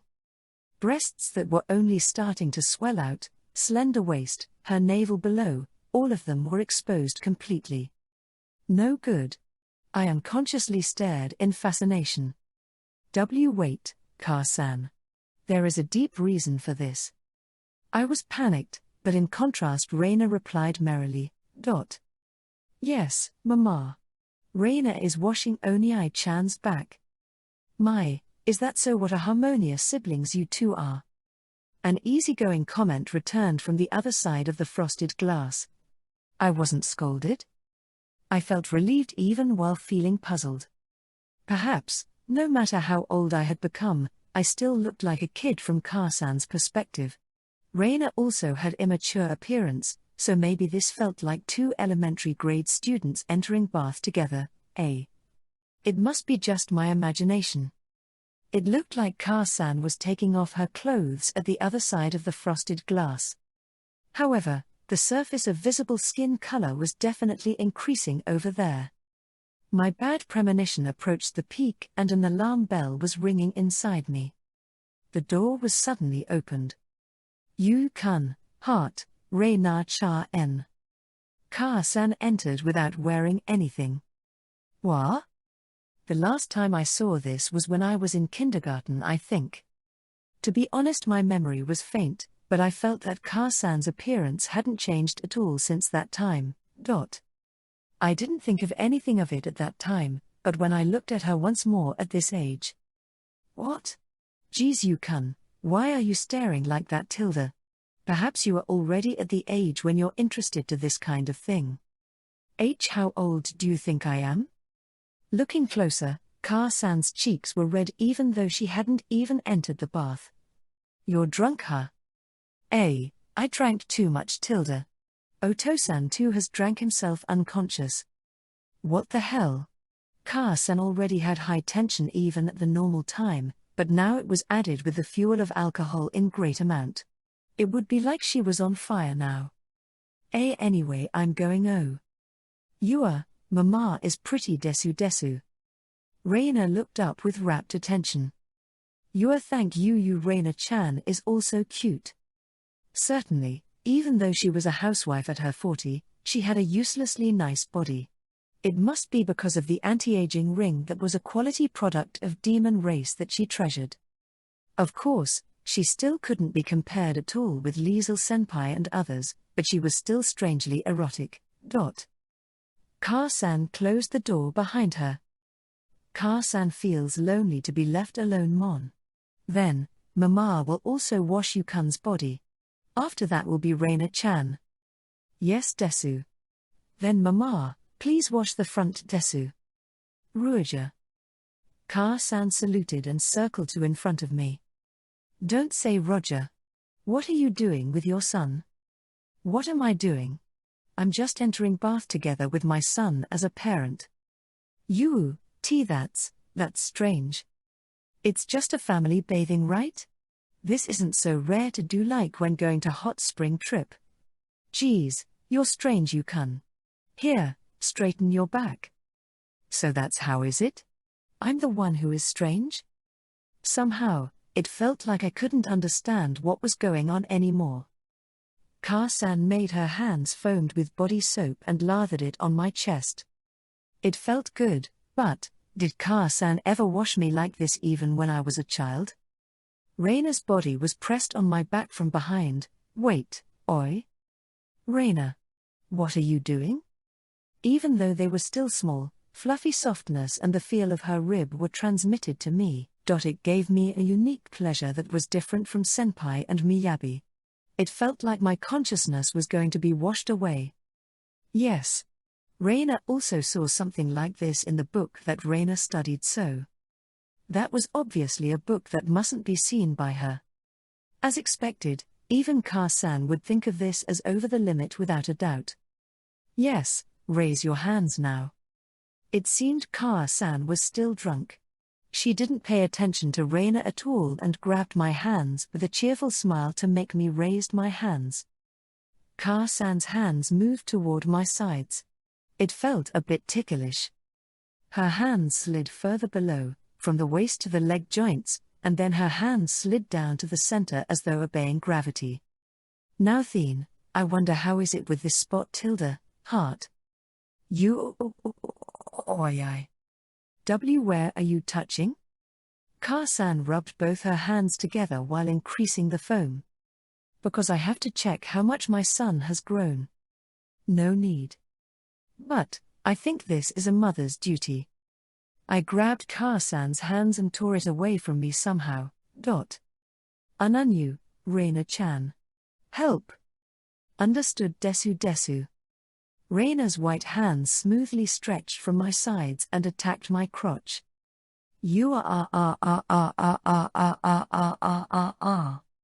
Such intense bathing continued for a while. I, who was exhausted both in body and mind, found an opening and escaped, but Ka-san and Reina continued to have fun bathing together even after that. By the way, at the next day, Ka-san didn't remember about what happened at this time at all. Morioka Sakura, how terrifying. Chapter 3. If Death Can Be Redone. The calm and intellectual beautiful teacher, Nakano Tsuruko-sensei, was teaching the lesson while writing on the blackboard. As you can see, execution has various effects. It not only removes the obstacle in your way, it also acts as an example for others. Even in such case, the method and display that you should take will differ depending on how much fear you want to inflict at the people. Depending on your method, it's even possible to make an execution into an entertainment show. Even though the end-term exam would be next week, I was listening to the lesson absent-mindedly. My head was filled with nothing but thought of how to save Reina. Currently Reina was maintaining her body using the abundant affection from Ka-san. However, the fundamental problem still hadn't been solved. How to exchange the core that became the center of Reina's body? The answer to that still hadn't appeared. When I came to myself, the class was already over without me noticing it. Even though the academy curriculums already consisted of only unfamiliar topics for me, added with my current state, it felt like the result of my term-end exam would be really wretched. Hey Yuto. They said that the result of the proficiency test before this has been put up. Miyabi came toward me with her large breasts shaking.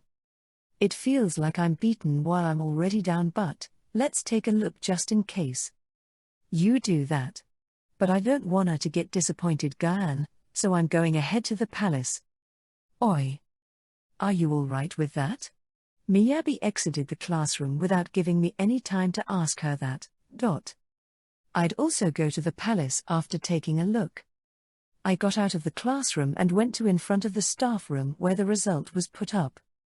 However, my name isn't there. Only the people in the top 100 got their name displayed. Naturally my name and Miyabi's name weren't there. It feels lonely, but It's kindness in a sense to only display the name of the top rankers. My shoulder got tapped when I muttered that. Yo. It was a young man with his hair dyed blonde. He looked like a thug in a glance. Geld. What rank are you? It was Geld, who was a card of the world a spite. He was the first opponent who picked a fight with me when I came to Jinsei Academy. However, now we had a relationship where we sometimes called out to each other like this. My grade this time isn't really good. He shrugged. Perhaps that meant his name also wasn't displayed there just like me. I unconsciously felt a sense of familiarity with him. I see. We need to work hard, huh? Yeah, especially because I have decided to not get involved with the Devil King War anymore. I need to do my best more. I see. Because I defeated a spite, this guy ended up giving up on his own dream. That's sorry. When I said that, Geld looked at me as though he was seeing something strange. You're really a strange guy. Something like that is only normal in the Devil King War. Normally you should be prouder. Of course I was happy that I won, but it was improper to act triumphant more than necessary right in front of the loser. Besides, I believed it was respectable how Geld was acting optimistically on walking a new path. Besides, if I have to say whose fault it is that I have to withdraw from the Devil King War, then it's a Spite Summer's fault. What do you mean?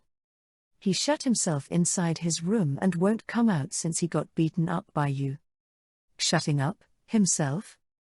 Come to think of it, I certainly punched a Spite so hard he fainted, but that was all.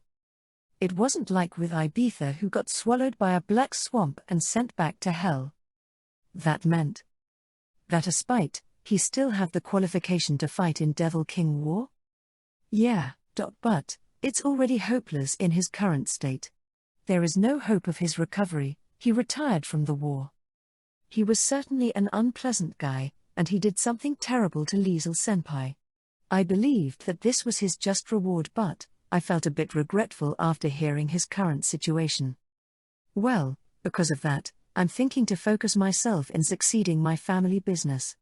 That's why I want to get along with the guy who looked like they might become the next Devil King, and so, best regards. Geld gave me a thumb up and grinned. Really, this guy was completely mercenary. By the way, my family is in the steel industry at the human world. The Shinkameshi iron manufacture. I have heard that name before. It's a really famous company. Yeah. It's a prominent iron and steel company in Japan. You are a young master from a good house. Come to think of it, Jinsei Academy was an academy that gathered the nobles of the devil world. I was simply unique, while everyone else was all crazy rich people. Shit, why did it feel like I was betrayed? This guy felt like he was emitting a commoner aura. But I have to accept reality. It wasn't like Geld did anything wrong. I see, then, you have to do your best to raise your rank, huh? You have it hard. Yeah, 5th rank is completely no good. When I took another look at the rank list, there were familiar names at the 1st and 5th rank. 1st rank, Korma Rookie. 5th rank, Kamaishi Geld. I reflexively grabbed Geld's collar. Geld. This tray to What? What's with you so suddenly? We parted after having such conversation and I headed to the palace. When I climbed the stair. Ah, Yuto-kun. A voice came from above. When I lifted up my face, the Devil King candidate of judgment, Korma Rookie, was standing at the stairs landing. I met the 1st rank after the 5th rank. Someone who genuinely lived in the clouds appeared in front of me. In addition, that adorableness was heaven class. However, he was a male. Rookie, are you going to take a look at the rank list too? Yep, but I can do that later if I can speak with Yuto-kun. He twirled on the spot and took an adorable pose. I caught a glance of soft and pure white thighs from his fluttering mini skirt. It would be fine if that was all. However, was it my hallucination that it felt like I caught a glimpse of female panty? Speaking with me? I went up until the landing and asked him. Rookie said that it was rare for us to meet like this, so he invited me to the rooftop. We climbed the stairs together and opened a steel door to get out to the rooftop. The rooftop was really spacious and there was also no one there. This place looked nice for having a secret talk. You see. Rookie's fingertips fidgeted with each other while he stared at me with an upturned gaze. That gesture was dangerously cute. No, wait, why were you giving an atmosphere like you were going to confess at me after this? It felt like I was going to awaken to something forbidden like this, so please spare me. You see, it's hard to ask this as a fellow Devil King candidate, but have you got an invitation from someone to team up and fight together? What? Rookie put his hand on his chest and looked slightly relieved when I reflexively asked that. I'm glad. I was worried that I'm the only one who get left out. I won't know what to do if that's the case. Rookie seemed to comprehend something by himself. It felt like I got left behind alone. Wait a second. I really don't get what are you talking about. Rookie realized it and said ah. He lightly hit his own head and stuck out his tongue. Sorry, I'm not good with talking. He also winked at me. This guy, every single movement of his was cute. Was this guy really a male? It seems there is some kind of strange movement among the Devil King candidates. I heard that someone is trying to form an alliance. Alliance? I don't know at all who might be working with who. In the first place, I don't even know who is the one forming this alliance. It was unexpected that there was someone doing something like that. It was hard to imagine Devil King candidates, or rather the Devil race, cooperating with other people. That's unexpected. Then, the guys who aren't asked to join will be at disadvantage, won't it? Yep. I'm scared that some candidates will conspire and attack me in group. Yuto-kun is my only acquaintance who I can talk with about this, so, because of that. Rookie pinched the end of his skirt anxiously and his waist fidgeted restlessly. That's why. Stop that, it's too cute. I endured my wish to say that and asked Rookie. Then, it might be better for us who don't get asked to join to put up a united front just in case. Yep.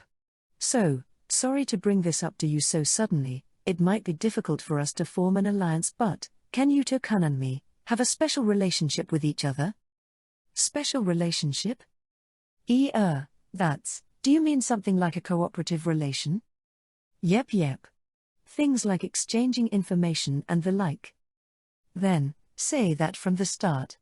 That was bad for my heart. It wasn't a bad offer. I thought that, but I didn't know Rookie really well. He looked like a good guy from his appearance, but he was still a devil. Carelessness was forbidden. I guess, for now, let's at least exchange information if one of us obtain enemy information. Yep. Let's start from something like that for now. Rookie nodded in satisfaction. This is also a good chance, so I want to know better about Yuto-kun too. Rookie smiled amiably and brushed up his hair. His white and slender neck made my heart skip a beat. Yuto-kun is a human, aren't you? What do you think about this Devil King war where devils fight each other? What a basic question. However, perhaps it was only natural that a devil harbored such question toward me. To be honest, it feels like I'm an outsider. I see, but it can't be helped, I guess. This is a fight that will decide the devil world's king after all. But this fight will also decide the fate of mankind, so it's not unrelated to me. The Devil King is the king of Devil World while also the king of human world at the same time. But, you have to fight against devils, you know? Human strength is small, so it's pointless to do anything. I don't want to think like that. This is a problem that is affecting us human too, so I want to do anything that I can. He amazing. Normally I think human will absolutely give up from participating in the Devil King war itself. It didn't seem like he was being sarcastic. He sounded like he was really impressed. His innocent gaze felt a bit ticklish. I continued to hide my embarrassment.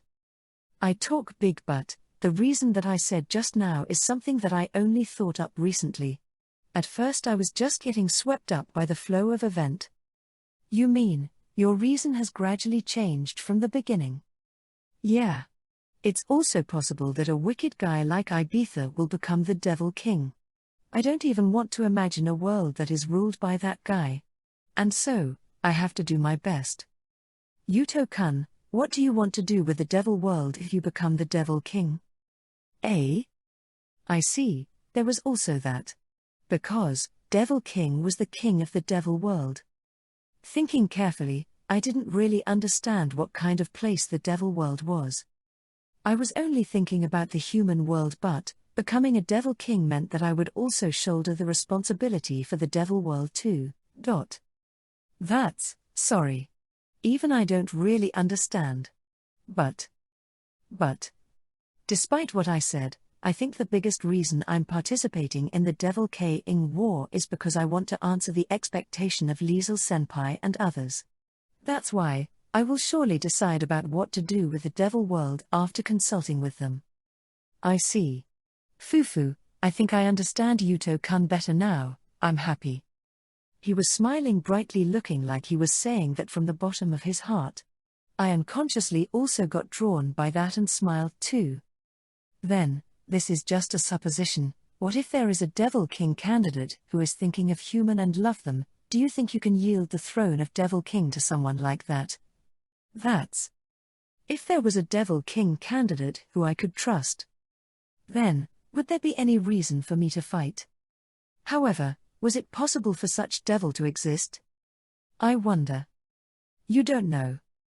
I can't say anything unless I'm seeing that person with my own eyes. I guess that's true. Both of us smiled at each other. Then, take a good look at this me! Exclamation mark. The door to the stair opened and unfamiliar students entered in droves. Alert! Danger is approaching. Please don't let your guard down. Arcana's warning resounded in my ears. There were 4 people in total. The man walking at the front seemed to be the leader. It's absurdly rare for this me to show my face in the academy, yeah? That person's face was haggard and there were also dark circles around his eyes. His wavy green hair was also messy. His uniform was wrinkled with paint staining it everywhere. Rookie whispered to me before I could ask who he was. That's the second year to Kakuzuo Mario's senpai. He should be the Devil King candidate of Tower if I remember it right. Mario's raised one hand and the 3 students standing behind him walked forward. Then, these guys must be the cards of Tower. What I didn't get was why all 3 of them were holding figurine, eerie monster that looked like Alien, a transforming hero from Morning Sunday Show, and a female warrior wearing bikini armor. These guys, just what were they going to do? Mario's read my expression and grinned. Lovers, Morioka Yuto. I'll have you come together with us. The target wasn't Rookie, but me. However, why did they show up openly like this? If they wanted to attack me, they should be able to do a surprise attack. Just what's your business with me? Well, I'm scouting you. I'm looking whether you are going to enter our alliance or not. Then, is it you, the one who is going around calling at other Devil King candidates to form an alliance? Mario's eyes widened slightly in surprise. What's this? So it's already becoming a topic. You have sharp ears. Rookie looked up at me with an anxious face. Yuto-kun. I don't have any business with judgment over there. I also don't have any intention of picking a fight here, so you can go back. Rookie frowned in distress. Perhaps he was troubled of what to do after suggesting a cooperation with me just now. Or perhaps he was wary that I might team up with Mario's and try to kill him here. Mario's ran out of patience seeing Rookie and me staying quiet. Anyway, I've no business with judgment here. I'm taking lovers even if I have to use force.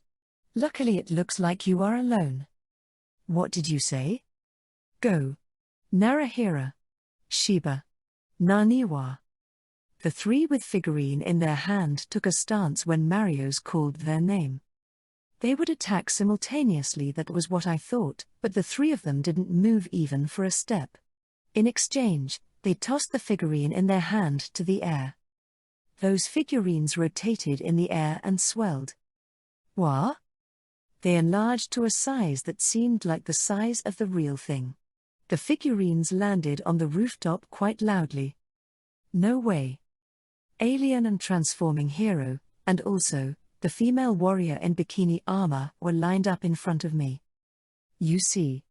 This is the power of us tower. Mario spread his hands widely in triumph. Well, this is a test for your participating in the alliance. Do your best to resist. Even if you die, well, that's going to be an unfortunate accident. You guys, give it your all. Yes.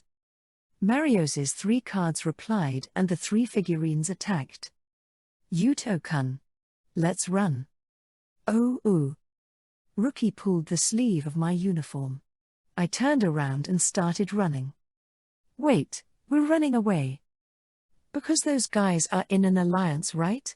There might be others lying in wait. True. Rookie was faster than I thought. He was running slightly ahead of me. There is another stair at the opposite side. Got it. However, the rooftop was wide.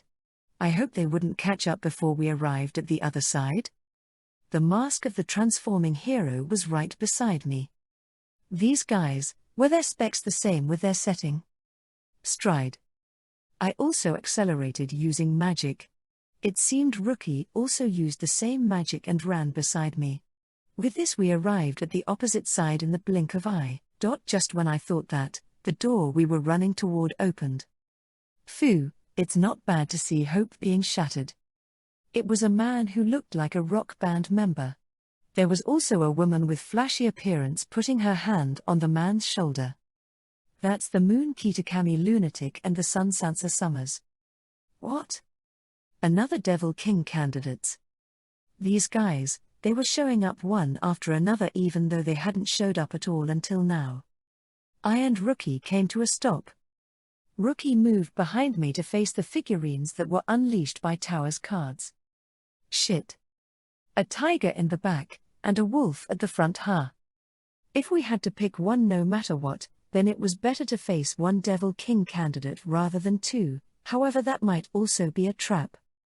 While I was unable to decide, Sansa asked Lunatic fawningly. Hey Luna, our duty is pretty much finished with this, isn't it? Yeah, we have showed up. Our duty will be finished if we split their fighting strength. Were they talking about the rule of their alliance? Mario's yelled behind me at the opposite entrance. Oi. Moon and Sun. Don't let that guy run away. Don't worry. I brought a suitable person with me. A girl showed up from behind Lunatic and Sansa. My sweet card number 2, Sordia. I leave the rest to you. The 2 of them vanished behind the door after leaving those words behind. In exchange, the girl called Sordia stayed behind.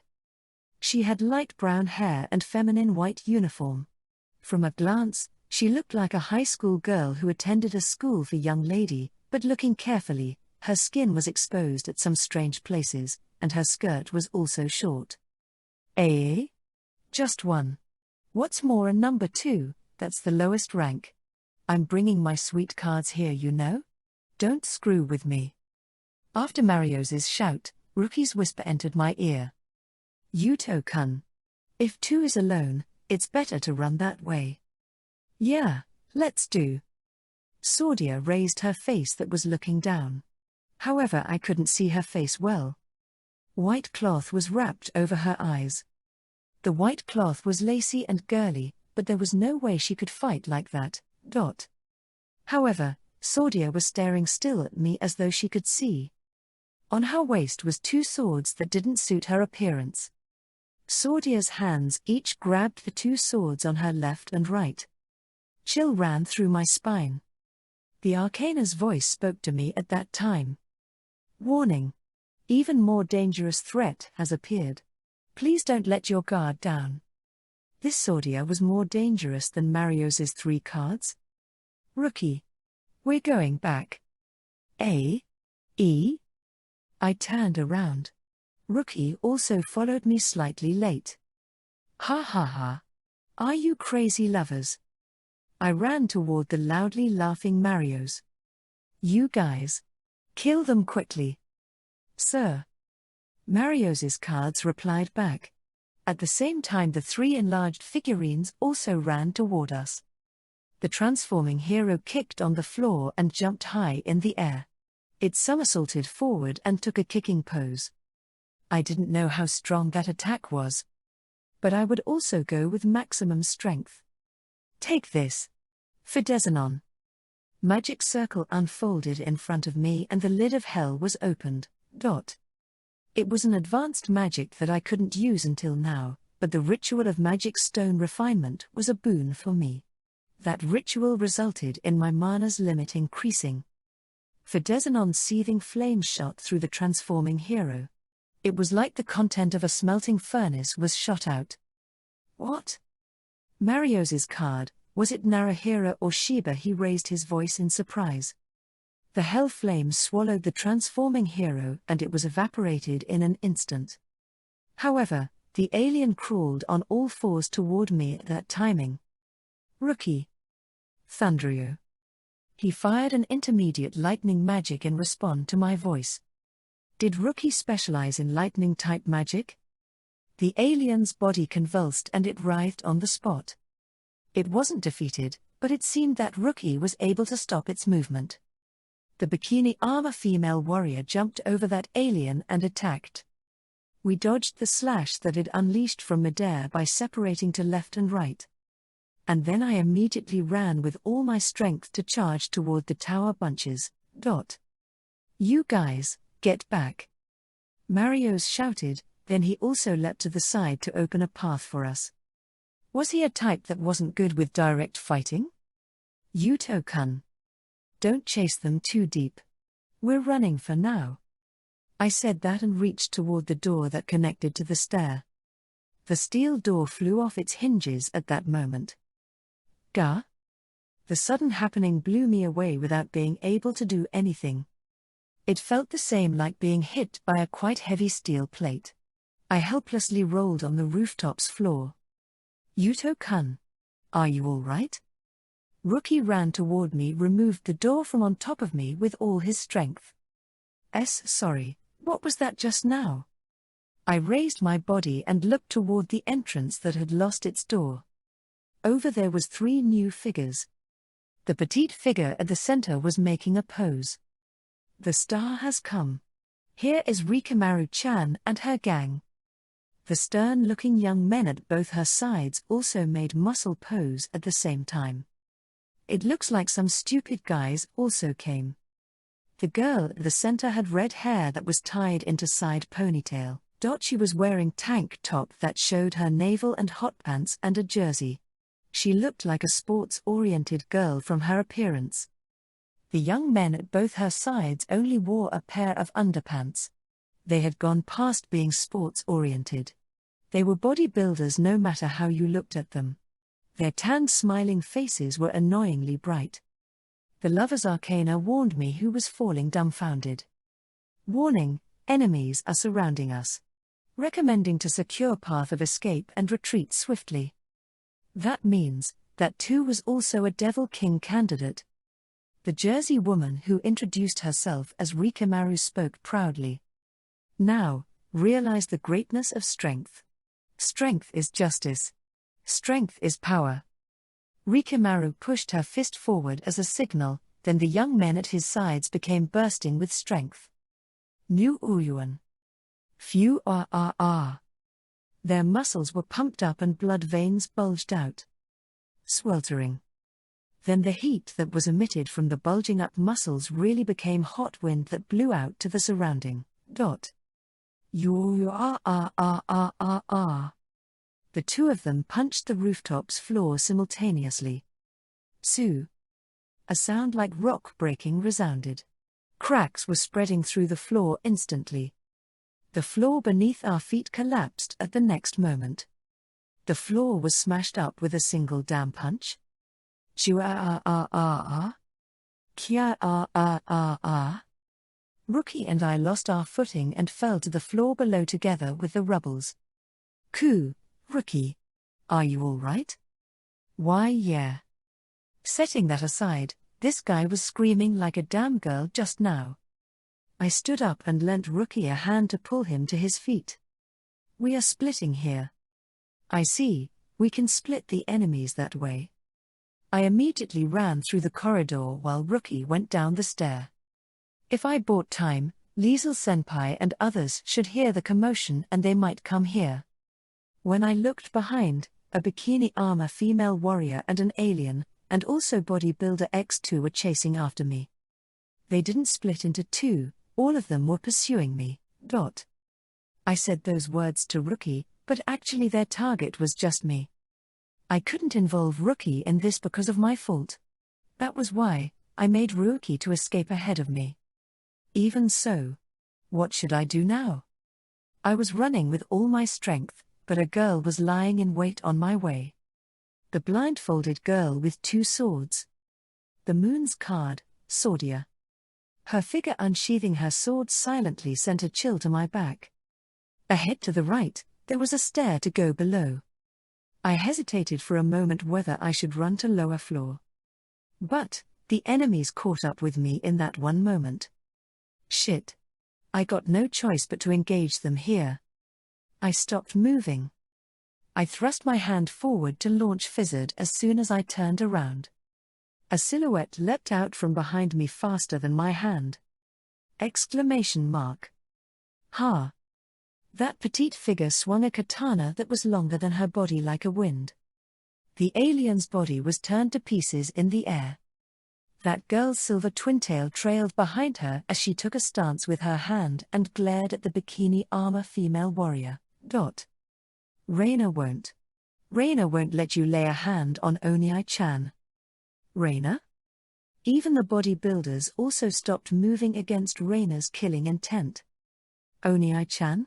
Are you all right, Desu? I should be the one asking. You shouldn't force yourself like that. I felt a terrific killing intent from behind me at that timing. Reina burst into action and circled to behind me. In exchange I ended up facing the bikini armor warrior. There is a troublesome person, Desu. Naturally she meant that girl Swordia. But did Reina know her? The bikini armor warrior suddenly kicked the floor and attacked. Reina twirled once more and swung her sword to in front of me. The female warrior was bisected diagonally from below. Its body returned to being a figurine when it fell on the floor. Even so, as expected from Reina. Usually she was an adorable little sister, but there was no more reassuring ally than her when she had a sword in hand. However, Reina suddenly pressed her hand on her chest and made a pained expression. The long katana slipped out from her hand and clanged on the floor. Reina? I caught her falling and shaking body in my arms. Oh oi. Reina. Hang in there. Her face was expressionless like a doll. Eyes that were staring at nothing. Again. This was the same like when she fainted before. But Reina should be receiving excessive affection from Ka-san right now. And yet. Why? Don't tell me, her core is finally reaching the limit.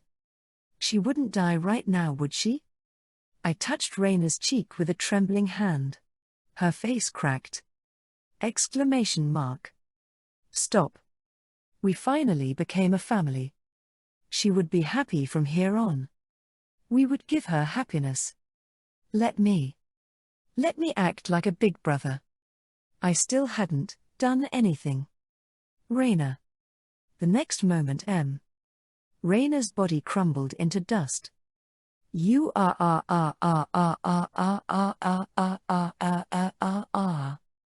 Scream burst out naturally from my throat. What? What the hell is this? Don't screw with me, damn you. There ain't no way. You are allowed to die so easily, like thieves. The alien was preparing to leap at me right in front of my eye. Behind him was the bikini armor female warrior. My hand was going to point forward. That's right. I was going to fire Fizzard as soon as I turned around. No. Strange. What's this? I should have done the same thing just now. Or perhaps, was my memory mistaken? Was it the phenomenon called déjà vu that sometimes happened? A false memory? Was that the case? Before this, Raina would come running after this. A small silhouette rushed in front of me. Exclamation mark. Ha! She swung a katana that was longer than her body like a wind. The sharpness of the katana was extraordinary. The alien's body was turning into pieces in midair. A petite girl was glaring at the bikini armor warrior while holding her sword in a ready stance. Raina won't let you lay a hand on Oniai-chan. Raina. Even the bodybuilders also stopped moving against Raina's killing intent. Oniai-chan? Are you all right, Desu? Why, yeah. I felt a terrific killing intent from behind me at that timing. Raina burst into action and circled to behind me. In exchange, I ended up facing the bikini armor warrior. There is a troublesome person, Desu. Surely Raina was staring at Sordia, who was behind me. However, the distance was still far. Because of that, she prioritized fighting the bikini armor warrior that was nearer. But, as the result of that, just as expected, or perhaps just like in my memory, Raina twirled to in front of me. Raina. I used my hand that I held up for firing magic to immediately grab Raina's arm. Fewer? I hugged her from behind forcibly. I put strength into my arm so that she couldn't move. Oh, Oniai-chan, Sue. Please let go. Our Raina can't kill that guy like this. Raina desperately pleaded with a flustered face. Her voice was filled with a mix of surprise and embarrassment. Don't. You absolutely mustn't fight. The next time you swing your sword, you will. I desperately insisted at Raina, who was looking puzzled. I didn't want to see her turning like that anymore. Anymore? What was it that I saw just now? I see, so your most important thing is that doll. The bikini armor warrior and the bodybuilders opened a way. Mario's was walking forward between them. Don't tell me, the déjà vu just now was this guy's doing? No. A pink-haired girl appeared from behind him. She had a friendly and cheerful smile. But on her arm, there was a bleeding wound that made her smile look out of place. Her hand was holding a cutter. Most likely, it was that girl. Mario's made a triumphant smile. You are scared that doll is going to break down, right? Then you can redo it no matter how many times you like with this girl's ability. What? This girl is Shimokazu Rin. The characteristic magic of Wheel of Fortune, revival, is a magic to rewind and repeat time. Then, just now, it was something that really happened. That's how it is. If you listen to what we are saying obediently, she will repeat the same time until you are satisfied. That doll won't need to break down. Raina wouldn't need to die. Of course, the fundamental problem wouldn't be solved just by repeating time. However, it was a fact that there was no way to save Raina right now. If the same thing like just now happened again. What? What are you hesitating for? Then should I make you firm your resolve? Mario's took a small figurine from his pocket. It was a figurine of a winged woman. It looked like an angel or a goddess. It's small and its degree of completion is also lacking, but this should enough if it's you. What's with that thing? You see, your most important thing will break if I destroy this. Exclamation mark. Oniai-chan. Raina let out a scared voice. Mario seemed satisfied with our reaction and he smiled happily. It's the best, right? It's the best, isn't it? To lose what's important for you. To do something that cannot be undone. What's with this guy? I'm shivering just from imagining it. It feels like tears are going to spill out. I want to scratch and tear my chest, I want to break everything in this world. That pleasure, I'll bestow it to you. Be grateful. But I won't let you monopolize it. I too will break my important treasure with this hand. We are going to taste the greatest feeling together. What this person was feeling, it was a bit different from a sadistic happiness that was obtained from our suffering. It looked like this guy really, honestly, felt happiness from losing something important to him, something that he treasured. I couldn't understand him at all. He was a deviant. Furthermore, what he had was something beyond redemption. Now, let's hear your answer, lovers. Marios toyed with the figure in his hand as though to show it off. Should I break this thing to make you lost your most important thing first? Ku. If you don't want that, then obey me. Follow us without talking back. Work as our comrade, no, as our slave. No. Raina? It was Raina who replied. She quietly removed my arm and stepped forward to glare at Marios. The most important thing to Onii-chan, Raina don't know what it could be, but surely it's something even more important than Raina Desu. It might be the seniors, or perhaps its father or mother. Raina turned a burning gaze toward Marios. In that case it will be better for this body to perish, Desu. Raina absolutely won't let you lay your hand on Onii-chan's important thing. That is the duty of the lover's night, the duty of little sister Desu. Raina raised her katana once more. Don't. Stop it, Raina. Then, go break yourself. I'll just kill that guy after you are broken. Now, let's go home. A rumbling was coming from somewhere. It was a sound that made the bottom of the stomach to shake, as though a thundercloud was approaching. And then there was a tremor that was transmitted from the ground below. What in the world, this was? It came from behind Marios, from the corridor ahead. However, that way was blocked by the rubbles of the rooftop that was destroyed by the bodybuilders just now. The moment I strained my ears, that mountain of rubbles exploded. You what kun? Wah? An ancient chariot pulled by two sphinxes cut through the dust cloud and rushed this way. The one holding the rein was the blonde-haired and brown-skinned Devil King candidate of the chariot. Nath? That was the chariot that was created by Nath's characteristic magic top runner. In front of that charging power, the bodybuilders were crushed underfoot without being able to scream. You? Marios dodged in panic. I also held Raina in my arms and dodged by sticking close to the corridor's wall.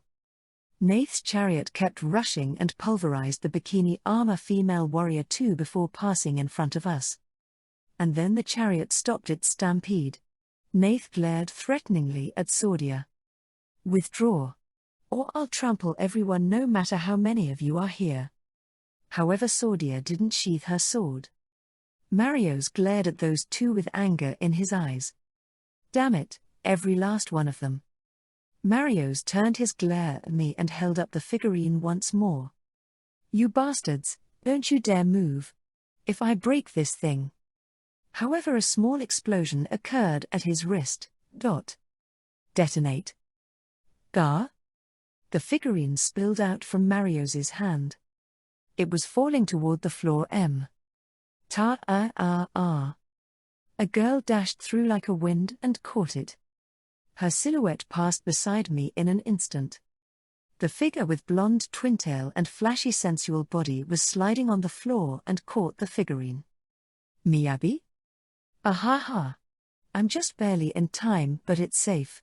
Then next is. Miyabi immediately stood up and launched a spinning kick at Marios. Ha! Marios guarded with a barricade, and yet he was still slammed on the wall. Gore! Marios glared at Miyabi with a demonic face, even with his body sinking into the wall. This, damn bitch! However, Miyabi also didn't withdraw for even a step and glared back. Then, as though to erase that atmosphere. How dare you try to make a pass at our Devil King candidate? A cool voice that felt pleasant to the ear resounded. When I turned around, over there was Liesel Senpai. The stair that was located between Sordia and Nath. It seemed Liesel Senpai and Miyabi had come by climbing that stair. Liesel Senpai smiled apologetically at me. Sorry for being late. But. Liesel Senpai passed beside me and glared at Marios. I won't let you do as you please now that I'm here. Himekami, Liesel. Marios pulled out his body from the wall and called Senpai's name with a loathing expression. And then, he looked at everyone's face in turn to compare the difference in fighting strength once more. TSK. We're leaving. He shouted roughly at Rin and turned around to leave. Rin too followed behind him and vanished. When I turned around, Sordia, who was at the opposite side of Nath, had also vanished. It seemed, I was saved. Tension left my shoulders and I bowed my head to Liesel Senpai. Senpai, we are safe thanks to you. Miyabi too, thank you. This is how it is if you leave things to me. I took care of it with swish and end it with bam. Oh oi. Don't treat that doll roughly. Miyabi was energetically swinging her hand that was gripping the figurine. It felt like my heart would stop seeing that. Miyabi, give me that doll. Liesel Senpai took the figurine from Miyabi and stared fixedly at it to check something. I can certainly feel something cursed from this. I'll take responsibility to hold on this. Of course I had no objection to that. After I nodded, Nath dispelled the top runner's chariot and walked toward me. Liesel Senpai greeted her with a smile that was directed for old friend. You saved us. We made it in time thanks to Nath buying Yuto time. That's not, I just. Nath looked down shyly while her fingertips were kneading each other. No, you really saved our bacon just now. Thanks a lot, Nath. When I also thanked her, Nath's cheeks reddened and the movement of her fingertips doubled. Her gaze was wandering restlessly while sending glances at me. She looked like she was troubled about something, but what could it be? As usual, the gap of her current self and the gallant woman she was when she was riding a chariot was great. Nath raised her face looking like she was resolving herself and talked to Liesel Senpai. But you know, Liesel. It's no good, if you aren't a bit more careful. Senpai's body leaned back slightly because she was taken aback by surprise. Liesel and Miyabi-chan, are Yuto-kun's card, so be a bit more careful. If you don't stay on your guard, so that Yuto-kun won't meet any danger. Both Senpai and Miyabis were bewildered by this unexpected critic. Why you're right, I'm sorry. I'll be more careful.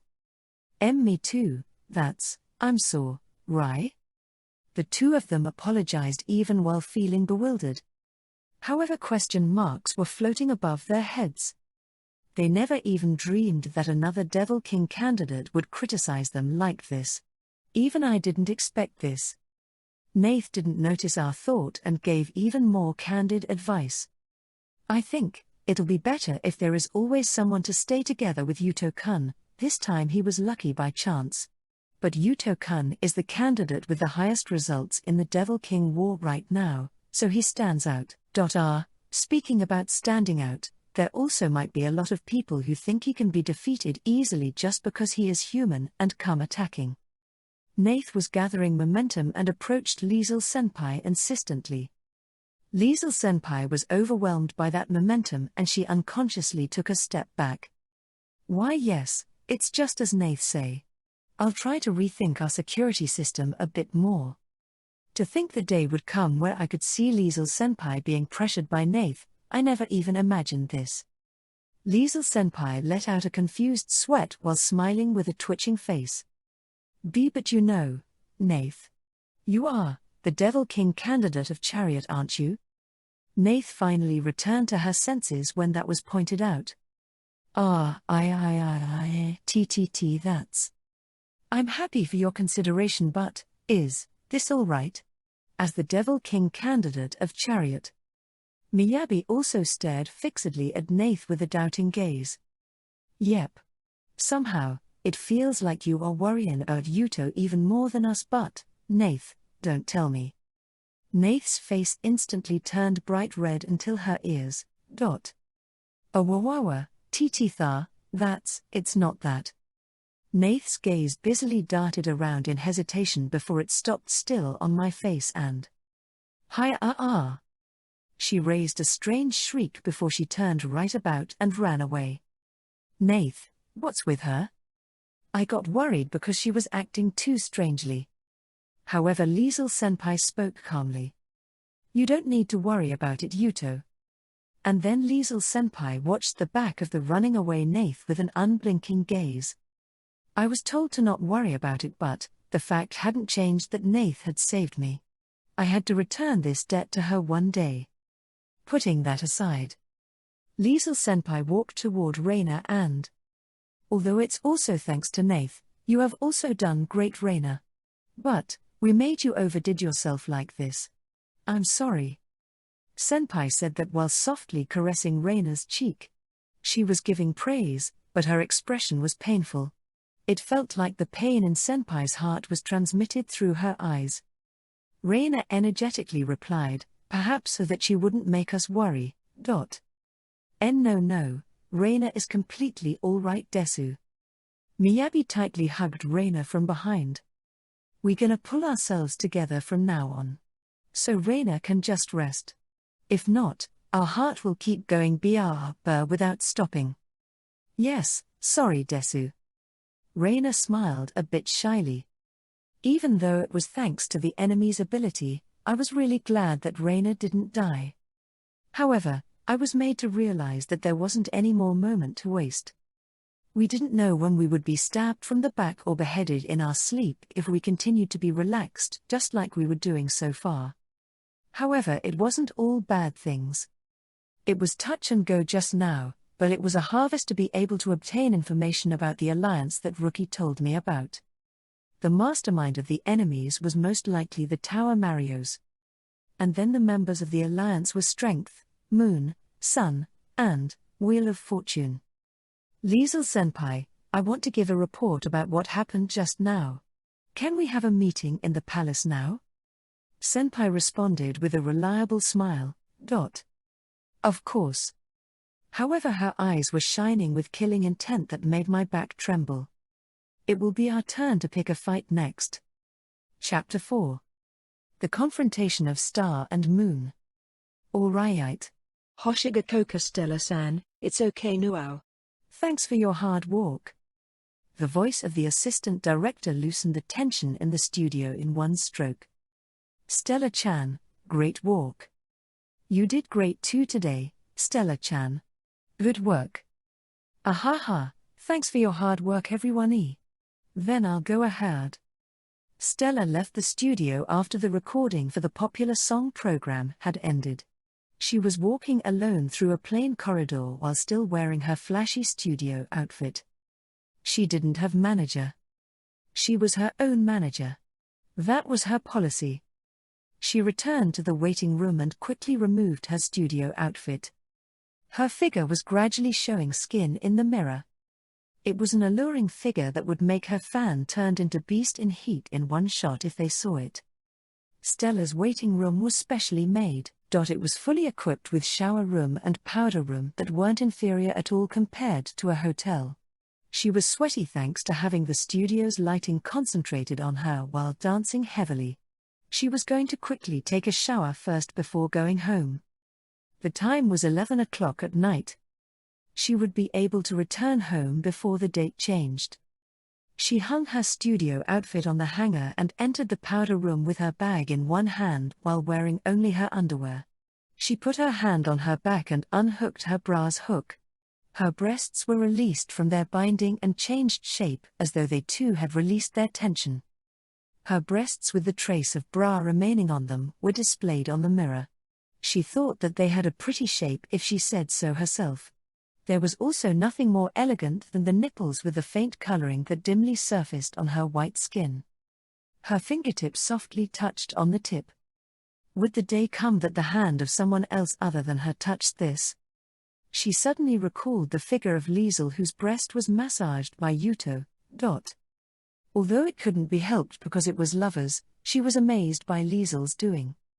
She muttered inside her heart in exasperation and also in admiration. She took her hand from the tip of her breast because it felt like it would feel like she was being touched by Yuto. Her fingertip traced the soft curve of her left chest. It stopped at the small star near the valley of her chest. Fufa. Stella smiled in satisfaction. She caressed that star lovingly. It looked like tattoo, but it wasn't one. That star changed color while shining beautifully. No man who can easily touch my chest will appear as long as I have this. After muttering that, she put her hand on her panty this time and pulled it down. Her white and smooth bottoms became exposed and she lifted up her legs to pull them out from the panty. Her front nude body with not a single string covering it was displayed on the mirror. Stella was immersed in a feeling of satisfaction. Her beauty was also enhanced with the stage outfit, but as expected there was no matching this beauty. This figure without anything covering it was the most beautiful. Although this figure couldn't be showed to other people that easily. However, it might be alright to at least do a swimsuit gravure this summer. She thought about her future plan while heading to the shower room. She pulled up the lever of the faucet and cold water flowed out slightly at first, but soon it changed into a flow of warm water. AAA, it feels good. She unconsciously let out a monologue. She bathed her whole body with warm water while keeping her hair from getting too wet. Water splashed on her skin and it became drops that flowed down her whole body without leaving any spot untouched. She intended to take a proper bath when she returned home, so it was enough for her to lightly wash her sweat here. Stella stopped the hot water and returned to the powder room. She took the bath towel that was prepared there. With that, she wiped the water drops on her skin carefully as though she was wiping an expensive piece of art. Her radiant skin was truly a piece of art. There wasn't any scratch or stain on it. She also couldn't let any to mar her skin from her on too. However, she only treated her skin with the body lotion that she was always carrying with her. She would do the proper treatment after taking a bath in her house later. She took out the new underwear that she had just bought from her bag. It was a setup from a high-class brand of France. It consisted of a white half-cup bra and knickers. Its use of embroidery and lace was bold. Her skin and nipples were faintly visible. Those who saw this would be unable to stop themselves from kneeling. It was a figure that made people felt that sexiness was strength. It wasn't like she would show this to other people. However, the fact that there was beauty hidden under the clothes would lead to self-confidence and appeared at the surface through the person's atmosphere and bearing. Of course, she was also beautiful and cool even when clothed. What if those clothes were peeled off? It would be completely opposite from peeling off the plating of an item. Rather, under this wrapping people would find a figure that overwhelmed them even more. The mysterious thing was that such aura would be transmitted to other people even without actually showing it. Stella lightly winked at the mirror and hung her Chanel back from her shoulder. Then she exited the powder room. Stella felt a slight discomfort when she came out of the waiting room. After thinking for a moment, she realized the true identity of her discomfort. There was no presence of people. There should be still a lot of staff and people concerned coming and going busily at this time. And yet far from figures of people, not even sound or presence of human could be felt. She headed toward the elevator hall while harboring a strange feeling. Usually there would be staffs waiting for the elevator to arrive in irritation, but there was no one right now. The deserted hall was coldly illuminated by the bluish-white ceiling's lighting. Anxiety was slowly crawling up her spine. Stella pushed the button for going down and waited for a while. The lamp that was displaying the position of the elevator was moving tantalizingly slowly. The door opened with a cold electronic sound. An eerie monster that was shining with slimy glint was in it. Sue. The disgusting monster attacked with several tentacles that looked like the combination of jellyfish and octopus. The tentacles stretched out with sticky sound jubu jubu. TSK. Stella immediately moved to deploy a barricade. However, it didn't activate for some reason. It was impossible for someone like her to fail like this. In that case, Stella backed away while parrying the tentacles with her bag. The bag that cost hundreds of thousands of yen became a sacrifice, and the cosmetics and used underwear were scattered on the floor. Oh ho! That's the panty and bra of Hangyakusha Stella, yeah. A man with vulgar laugh appeared from behind the monster. She felt like she had seen him before in the academy. In that case, as expected, he was the card who was attacking her. Is this monster you're doing? Whose card are you? However, that man didn't answer and only made a nasty grin. Humph.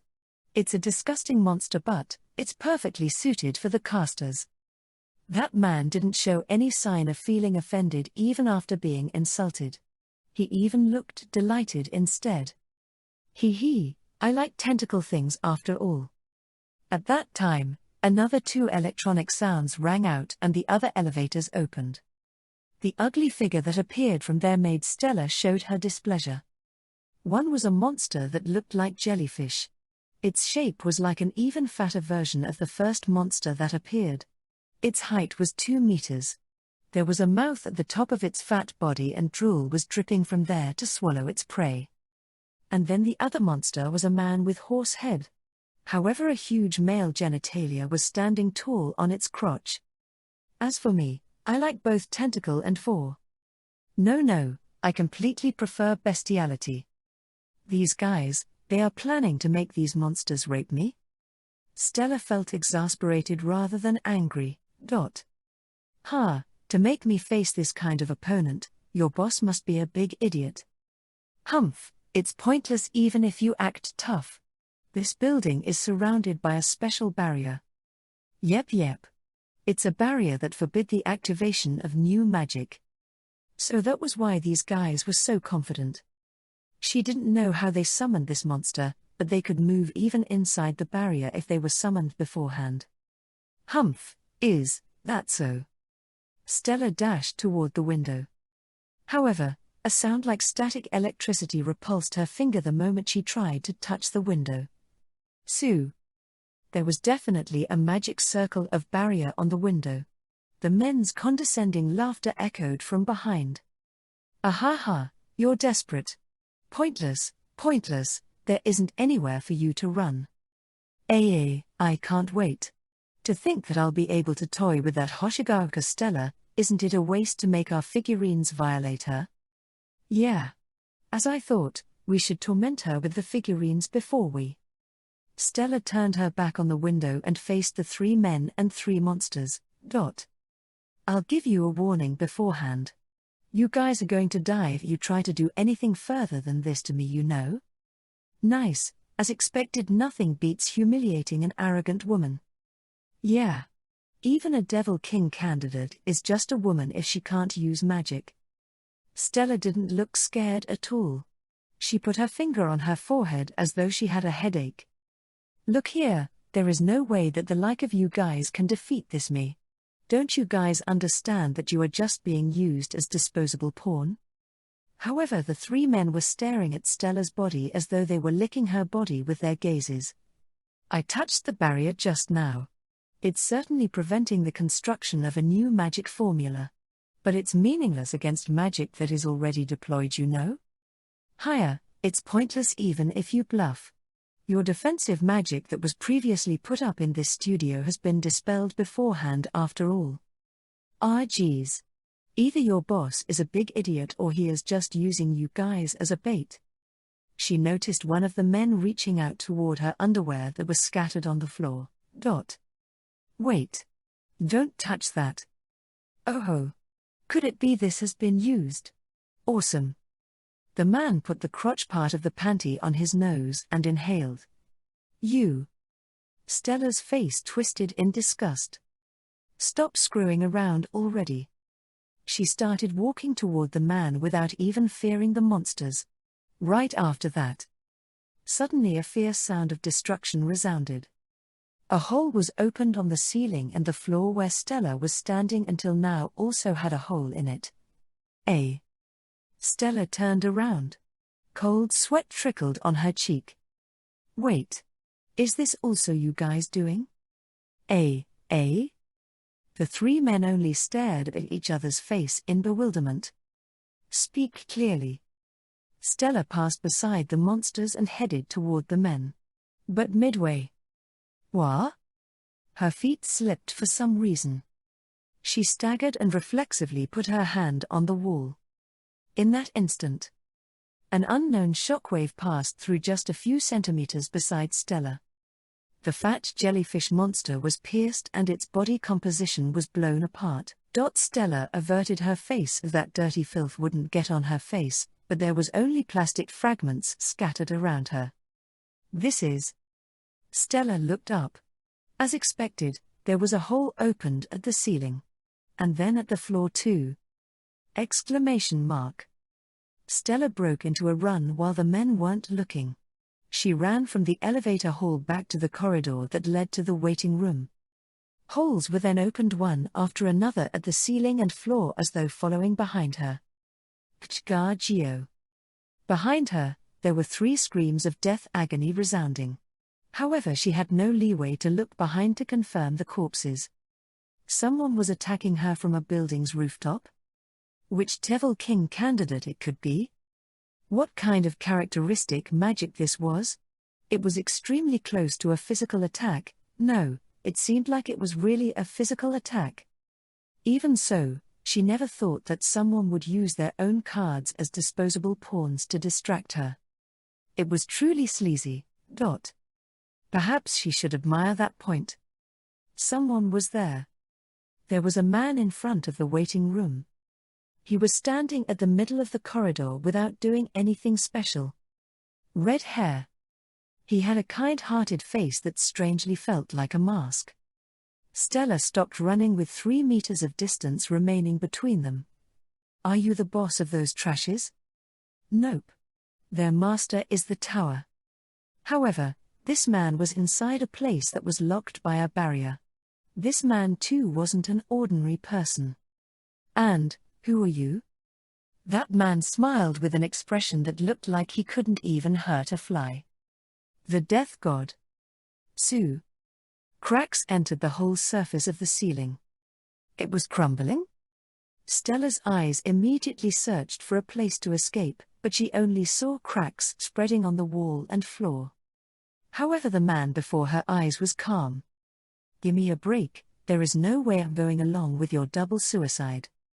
Stella lost her foothold when she was about to dash away. Sue. The floor crumbled and fell.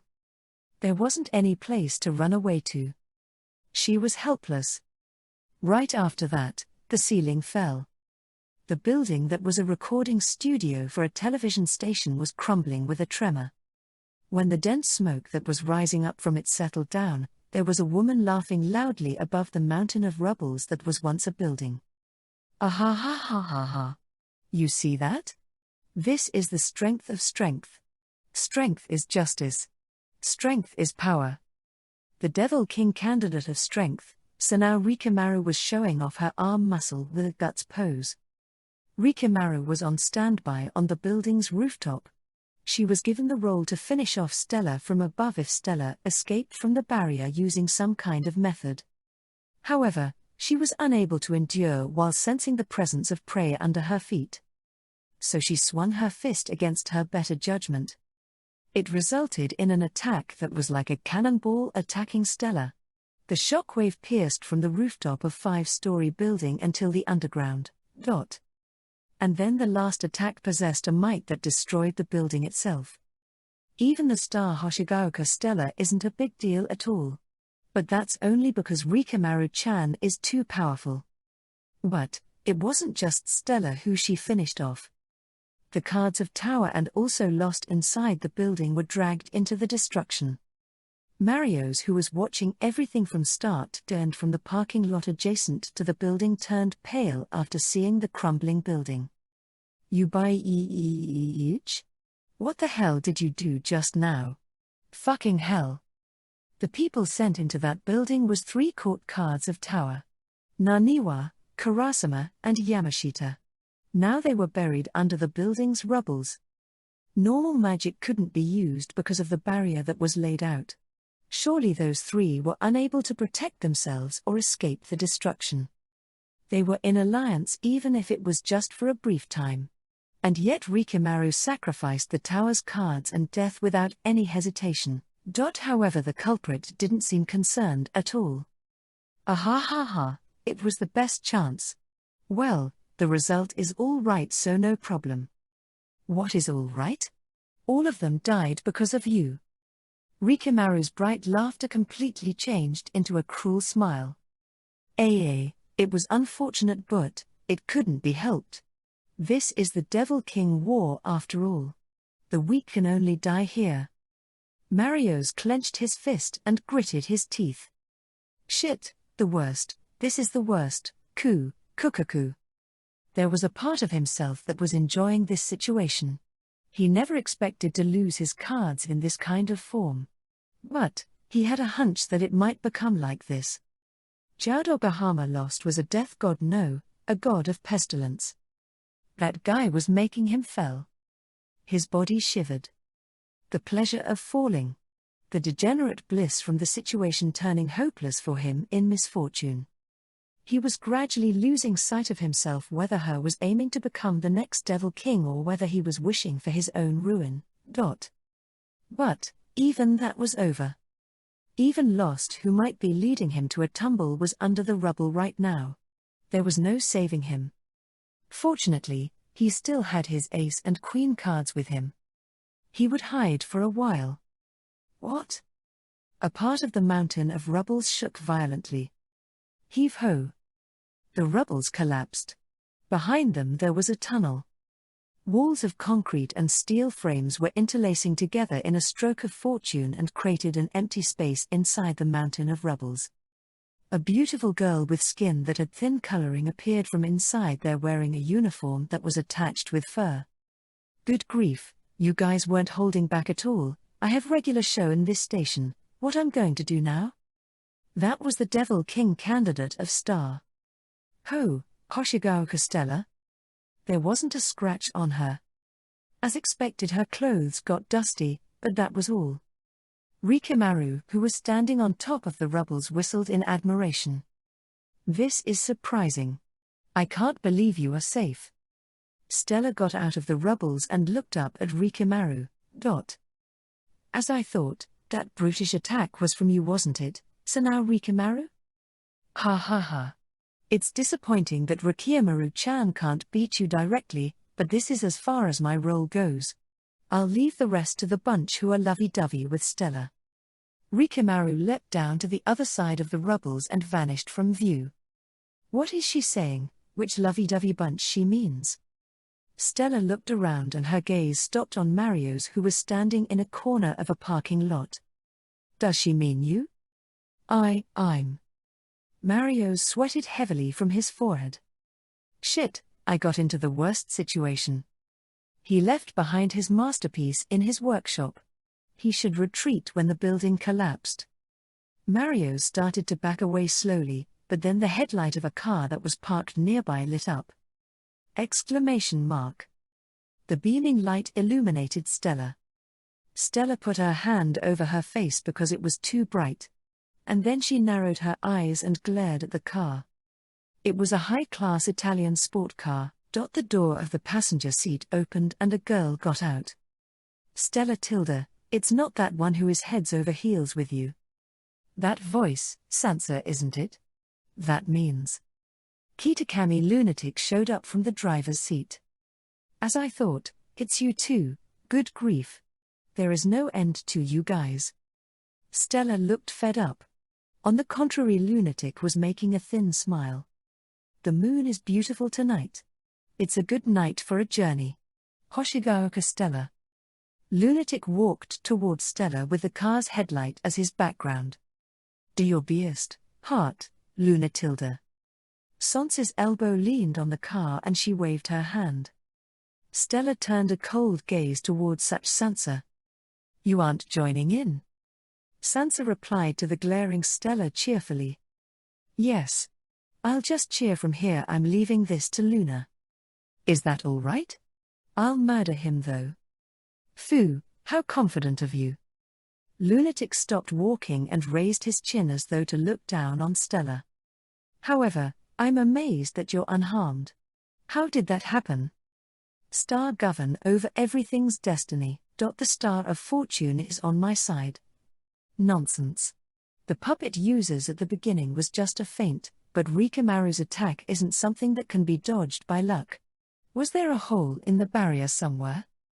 The barrier was well made. But the barrier is pointless if it can't affect magic that is already activated beforehand. Well, that kind of barrier would be noticeable when it's activated though. So it's a magic with special effect? Stella stared at Lunatic with an upward gaze while her fingers started to unbutton her coat. In addition, she also unbuttoned her shirt's button and opened the front to expose her chest. It was a white and beautiful valley that any man would be unable to avert their eyes from. There, a star that changed color while emitting light was clinging on the skin. The star of fortune is literally on my side. This is the star of fortune from my characteristic magic horoscope destiny reservation. In a glance, it only looked like a star-shaped sticker that was pasted on the skin. Lunatic frowned and fixed his gaze on the shining star on Stella's chest. That thing is informing you of danger? Stella proudly snorted "Foofan" and hid her exposed chest with an air of importance.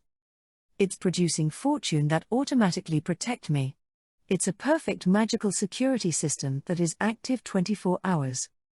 Lunatic's gaze became increasingly grimmer. He understood the theory. This magic, its practical application was close to a barrier that protected a certain space. However, barrier was normally applied on unmoving land or building.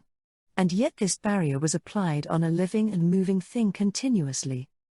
Furthermore, this barrier wasn't simply hiding the user from the enemy's sight or blocking attack. It continued to monitor threat from all directions and also within a wide range, granting the user ability to automatically dodge even attack that the user themselves didn't notice. And if such barrier was active 24 hours a day, 365 days per year, regardless whether the user was awake or asleep. Such magic was already at the level of miracle. It was no different than obtaining an absolute luck. But just how much mana you are consuming in order to making such magic a reality? Lunatic couldn't even calculate the amount. Nobles were exploiting energy from the humans. They were converting the mental energy that occurred from the fluctuation of humans' heart into mana and collected that. But if a noble was actually trying out what Stella was doing, they would immediately fall into ruin even if they possessed a considerable amount of territory. My populace doesn't exist in my territory. They exist everywhere all over the world. What? Stella grinned and smiled fearlessly. I'm not using my own mana. The mana for this all come from the offering of my fans. They are offering me so much mana that they are even shaving off their own lifespan, understand? What did you say? Something impossible like that. It's possible. Stella brushed her light brown hair that was closer to platinum color and twisted her body. I ask you to not look down on my fans. They are all hardcore warriors. They are constantly thinking of me, my figure, my voice, and my performance in intoxication. All their hearts are become energy for me. Something like that will soon run out. Even if I say lifespan, what I'm taking from each of them is only a small quantity of the whole. Even so, their number is vast. Furthermore, my fans are always growing with new fans. There is no limit to my energy source. Stella stared at Lunatic triumphantly. They continued to stare at each other like that for several seconds. Foo. Lunatic let out a meaningful chuckle. So that's how it is. Now I understand the secret of your strength. Lunatic stretched out his left hand to the side theatrically before he snapped his fingers. Then the car's headlight vanished. The surrounding became enveloped in darkness, or it should be. However, something big and round and bright was still floating on Lunatic's back. Nervousness ran through Stella's expression. Don't tell me. It was a shining silver moon. You better carve this sight into your eyes. The characteristic magic of this me, Queen of Night Beauty under the moon. Stella reflexively looked up above her head. The moon that she was used to see was floating there. What was behind Lunatic's back was another moon that was created by his characteristic magic. However, she wondered what kind of effect it had. Stella focused into the star on her chest. The star of fortune was still in effect in that case. Was that moon had no harmful effect? Lunatic brushed up his front hair, but his hand stopped moving in the middle. He gazed at Stella from between his flowing hair. Stella, your star of fortune is really something. However, it has a large flaw. Flaw? That's certainly a star that bring you fortune. There is no doubt that even the attack of this me won't be able to get close to you. So you get it. And yet, what was with this confidence of Lunatic? But, what if it's you who attack yourself? Huh? What was this guy saying? For her to be her own enemy? Don't tell me. Stella noticed, at the same time Lunatic brushed off his silver forelock. The moon behind him shined mysteriously. O Queen of Night! Drag out Stella's own fear from the bottom of her heart. As expected, it was a mental attack. Stella snorted. Too bad. Something like a hackneyed mind attack 1'T. Her field of vision shook. Eh? That's impossible. With my horoscope, even mind attack can be resisted. That's right. What did this guy said just now? The one who is attacking is myself. Don't group my Queen of Night with brainwashing or hypnotist. This characteristic magic isn't attacking or directly interfering the opponent at all. What did you say? What Queen of Night is doing is simply releasing your own fear, the trauma inside your subconscious mind, the beast lurking in your heart, that's all. However, Lunatic smiled with a blazing gaze. That beast will invite you to madness and destroy yourself. Coup. The scenery before her eyes started to distort and rotate. Anyone possess madness at the depth of their heart? No matter who they are stifling themselves and raising a beast of madness. It's a monster that cannot be released or tamed. It will devour your mind and become a living corpse. Something like that. There is no way this me will lose to that. One's greatest enemy is your own self. It's not other people who make you fall. Anyone is corrupting themselves. Her consciousness was dragged to a deep part of herself. Don't. I have to hold my ground somehow. It's pointless. You are already charmed by the moon. Yo, you. Don't underestimate the star Hangyakusha Stella. She held up her hand to fire an attack magic. The king of moon rule over this night sky. It's only natural that the star that approached the moon become invisible.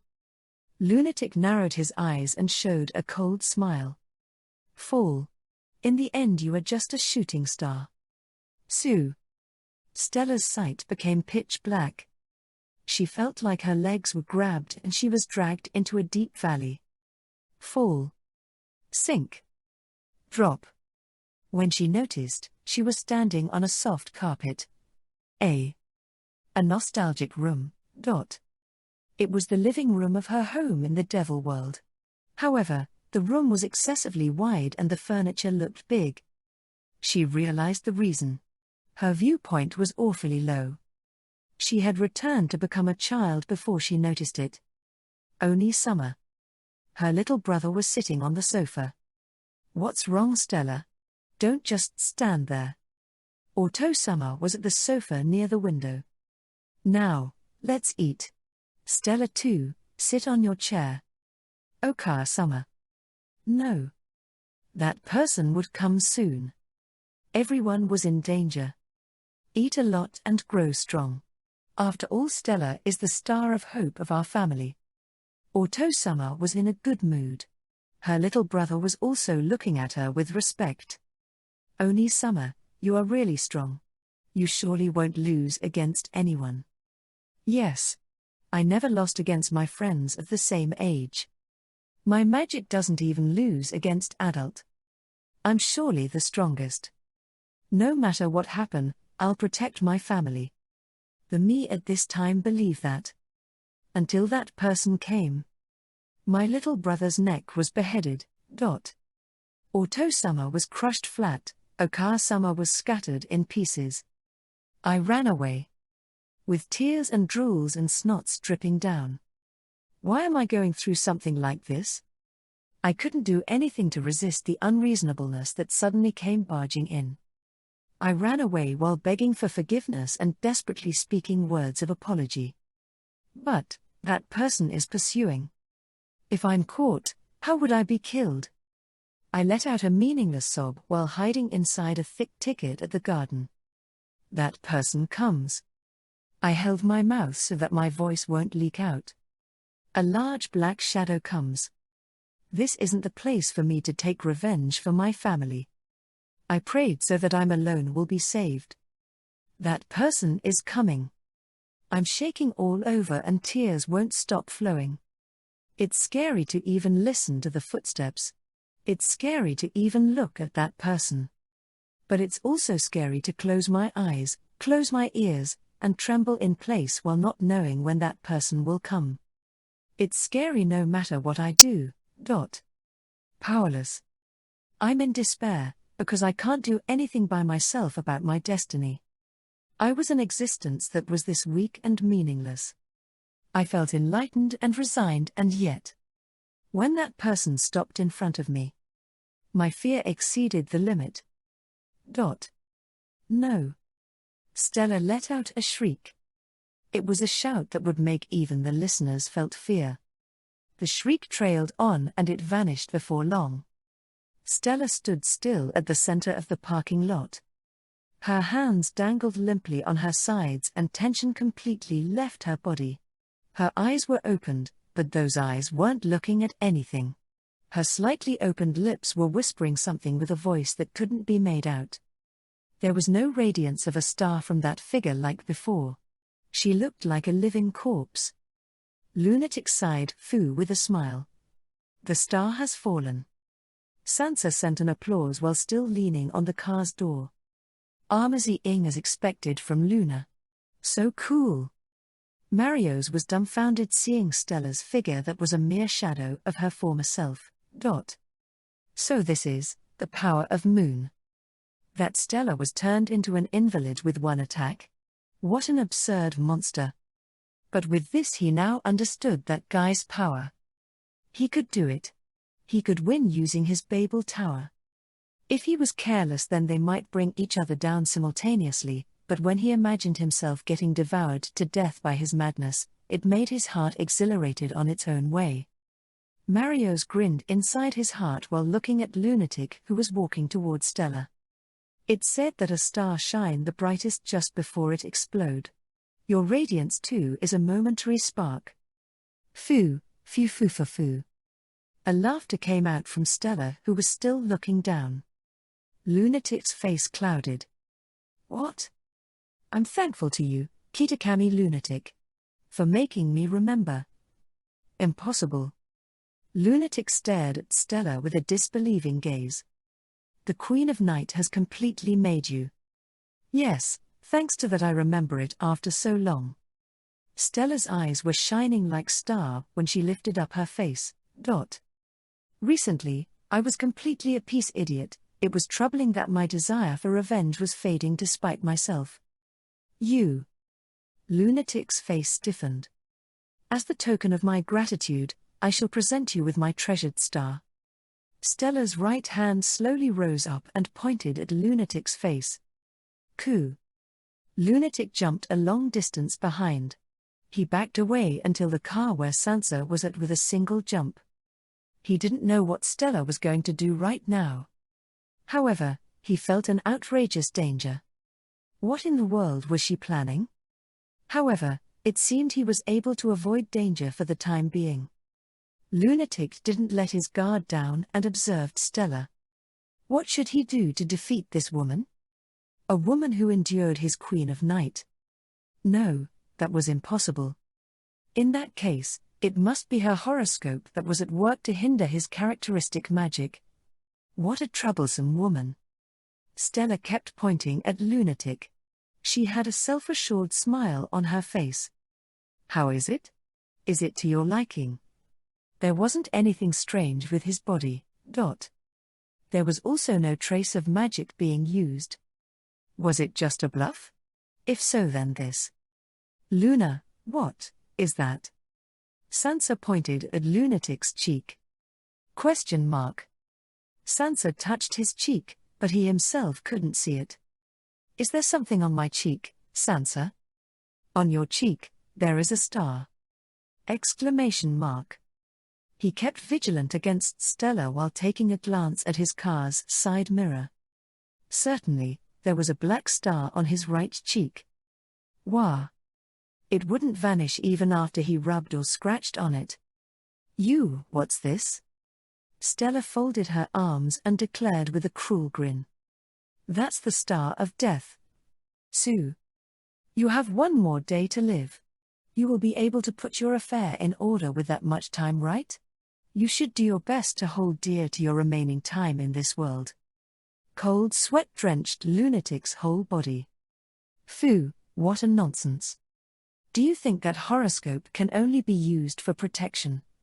Sue. Lunatic, you are already dead, it's only a matter of time. Which do you want, to die after taking your time to prepare, or die right now? Phew. Lunatic held down his uneasiness and fear, then he smiled. I choose none of them, until I kill you first. He snapped his fingers, then 3 girls appeared from a car that parked in some distance away. They were the cards of Moon, the Queen, the Knight, and number 2 Sordia. However, Stella didn't look concerned at all even though the Moon's reinforcement arrived. She made a composed smile and put her fingertip under the fur around her neck. Strangely, there is no one who chooses to live longer, isn't it?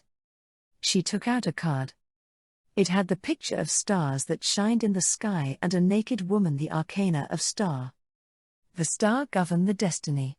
It announced that your destiny ends here. The cards of the Moon rushed towards Stella. A huge moon floated once more behind Lunatic's back. I'll draw out your madness one more time. Even with your horoscope, you won't be able to endure it that many times. Stella's green eyes shined and a sadistic smile formed on her lips. Then, you better do it before that thing fall. She held up the star arcana toward the sky. Galaxy 0 celestial body dead ball! ! Lunatic's gaze snapped at above him. A shining sphere was floating. It wasn't the moon of Queen of Night. What was that? The moment he thought that, it was a shooting star, a falling meteor. There wasn't even any time to raise his voice. The celestial body with speed that far surpassed the speed of sound mercilessly crushed Lunatic's body. The moon floating behind him was smashed.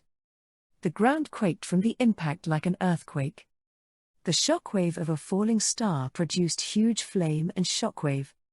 Sue. The cards of Moon was swallowed by the flame. At the next moment, 5 bodies were sent flying by the shockwave. The incomparable blast gouged the ground. Asphalt was lifted up and surged to the surrounding like a tsunami.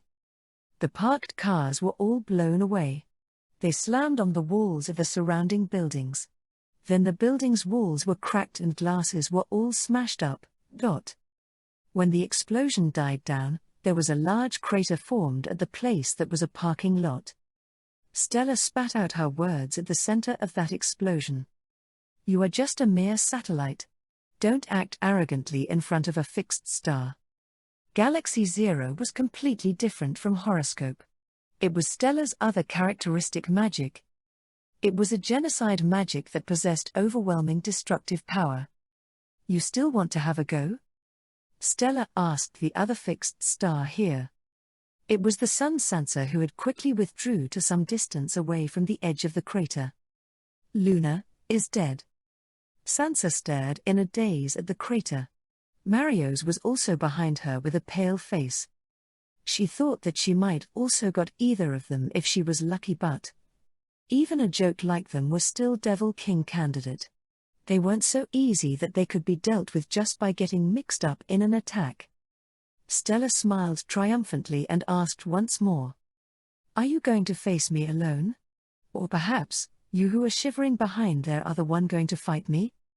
Mario's twitched and his shoulders shook. However, it seemed that Sansa didn't even take any notice of Mario's. Sansa covered her face with both hands as though to hide her tears. This is horrible, Luna. Luna is. The talk won't progress like this." Stella got tired of it. Then she noticed the other silhouette that was standing at the opposite side of the crater. It was a blindfolded girl. If she heard correctly, she was one of the cards that Lunatic called out. Although she limited the magic's power to only affect limited area, to be able to escape from that explosion, this girl was quite something. However, with her master dead, it was impossible for that girl to attack her any further. Her appearance also wasn't bad. Perhaps she would scout her next time. While thinking that, Stella returned her gaze to Sansa. "And, what are you going to do in the end? Are you going to take revenge here?" Sansa grieved and moaned her partner's death, but she suddenly lifted up her face. "Why?" There wasn't any trace of tear on her face. Her expression was puzzled. Even Stella was slightly surprised by that reaction. "Why, you ask? He was your partner, right?" Sansa looked up slightly to the side and hummed before. "But he is already dead. I'm going to look for other partner," she easily answered. Then what was her grieving until just now? Stella asked one more with a slight exasperation. "Didn't you like him?" Sansa smiled thinly and folded her arms. "I wonder about that. Though I called him my partner, he was a man who cannot shine without me. You haven't changed. I don't hate that side of you, but I also don't like it." "Is that so? But I hate you, you know." "I know." They glared at each other for 3 seconds before Sansa turned her back towards Stella and left. Mario's, who was behind her, also disappeared following Sansa. Only Stella remained behind. She sensed her surrounding to confirm that there was no more enemy. After that, she finally let go of the tension in her shoulders. Tilda, that was a bit dangerous. She got carried away and used her characteristic magic too much. Sheesh, I lavishly used the Star of Death with horoscope that cost a lot, then I used Galaxy Zero. Just what were I doing killing someone twice like that? She understood the reason. It was because she was shown something like that. Because of that, she completely lost her senses against her better judgment. Well, no matter. This will become a page of my legend.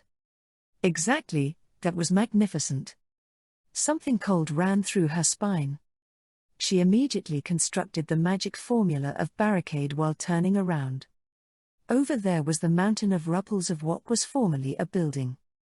It was half blown away by Galaxy Zero's shockwave and only half of its height remained.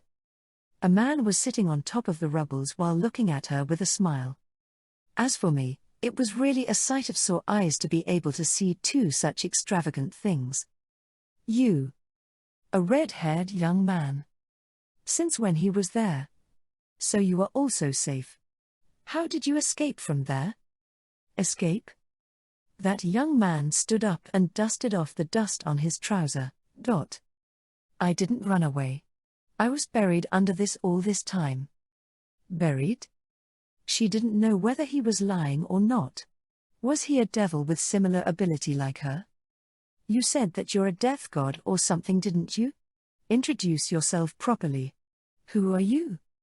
That young man cracked a smile. "I guess I should. Sorry. I'm Jaudogahama Lost. The Devil King candidate of death." "Sue." Stella completed the construction of barricade that she did halfway and deployed it in front of her. She prepared an attack magic while cursing inside her heart. This guy was Death? The existence of Death's Devil King candidate hadn't been made clear until now. It was unknown who was chosen for it. A Devil King candidate with mysterious identity. That candidate was this guy? She didn't feel any intense presence from this person's appearance or content. Rather, she felt anticlimax. However, he shouldn't be an ordinary person as the one who possessed the arcana of death. Geez. As expected, I used too much mana.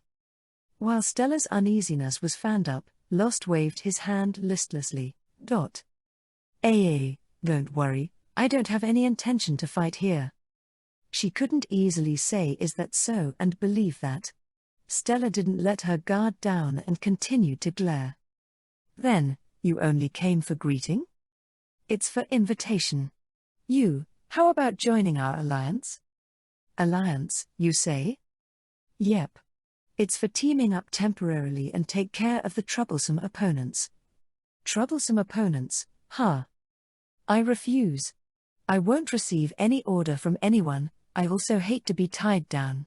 And above all else, I don't believe other people. Yeah, I expected that answer. Well, I too just want to ask that. Lost took off his gaze from Stella and got down the mountain of rubbles. He then walked toward the exit of the parking lot. Then I'll go ahead. I might kill you next time, but still, best regards. Someone like you, can you do that? Lost tilted his head just a little and turned toward Stella. Don't you know that bringing death is the specialty of death? Eyes that looked like corpse coldly caught Stella. I'll bring death to all of you. You should remember that, young lady of noted noble family. Stella's skin got goosebumps. What? What's with this guy? He wasn't a normal devil. Something was different. Besides, if this guy got serious, she would really get killed here right now. She got that feeling. Stella didn't even take a step from that place until Lost's figure vanished from her sight. Chapter 5. Death God. It was a building's construction site. The Devil King candidates who were in an alliance were standing on the steel frame structure. Ooey. What the hell is wrong with you bastards? Marios yelled out, all the boiling anger in his guts. Strength. I lost 3 of my suit cards because of your fault.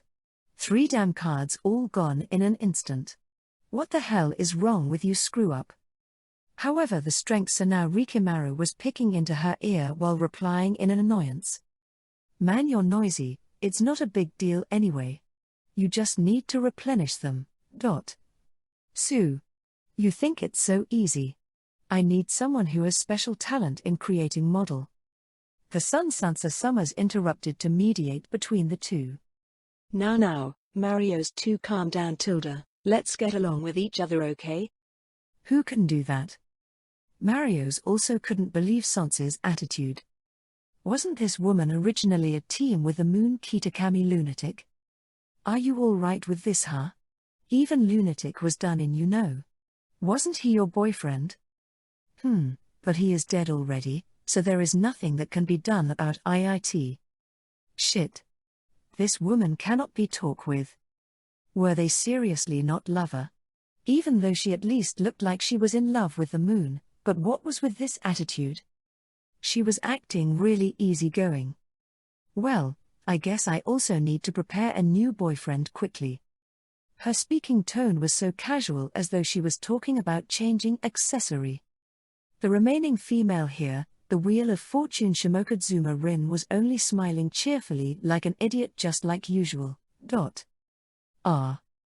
it all. Marios kicked a nearby steel beam flying because he had no other place to vent his anger. Ha, calm down. I understand why you are so irritated. Jaudogahama Lost was leaning on a nearby steel beam. He spoke with his expression looking really awkward. This might not be enough to compensate you, but for your loss we are going to protect you from now on. What did you say? Lost pushed his body off from the steel beam and spread his arms wide open as though to give a warm welcome. That's why, you can just continue making your models without worrying about anything. A model that can defeat even a powerful enemy with one attack. For example. Lost made a refreshing smile. A model that can even defeat the Triumph or the current Devil King. You ask holy. I learned something from what happened this time. You aren't suited to come out to the front line. I know that already from the start, you bastard. Why you were the one dragging me out. But, to use Babel Tower, you need to face your opponent and fix the target, right? So what? I'm completely aware of that already. That's why, I need to prepare meticulously for that. That apostrophe S. But, there is a limit of doing that by yourself. Sooner or later you will need comrades to protect you. That's why, my cards were doing that for me. There were also the models that were created by his cards. Those should become his army. But now he had lost all his belongings. Don't tell me. This guy was taking away my fighting strength. Lost's friendly smile looked like a different face to him now. What about this? I'm not going to force you to listen. This is only a suggestion from me. What is it? That's why, I want you to allow us to protect you.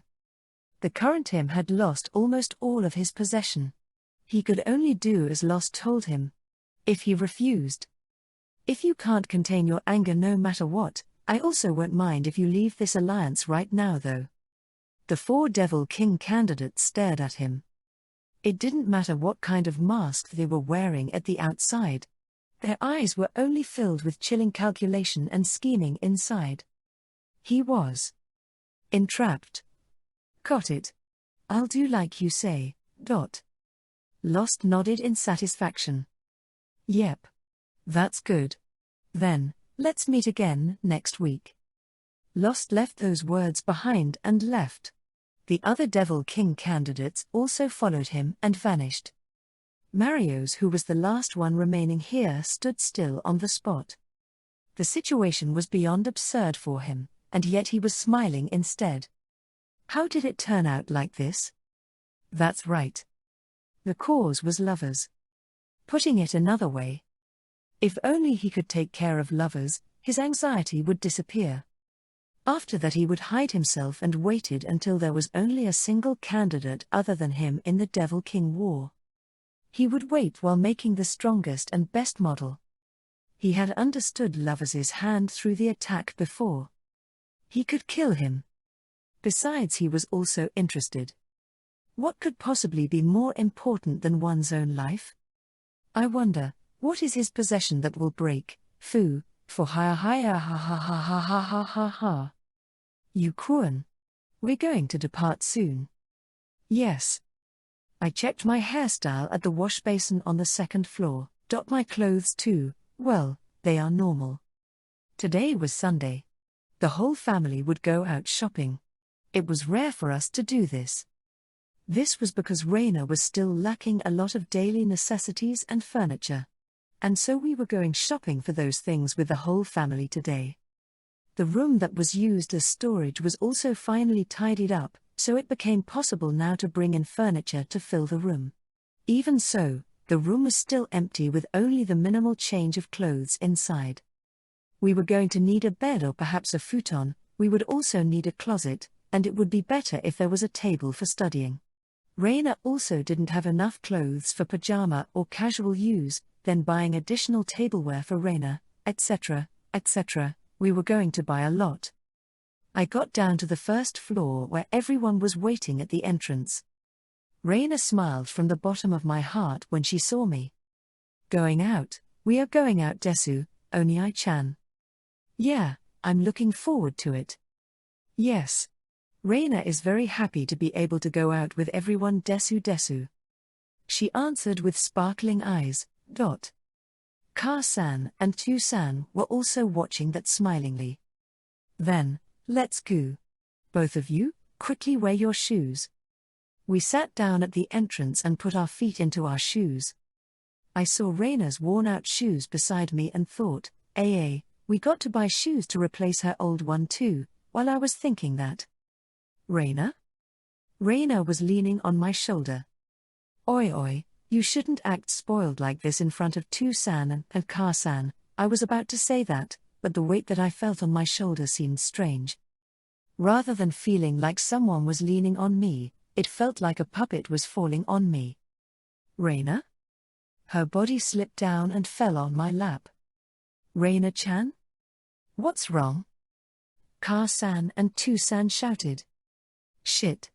Why?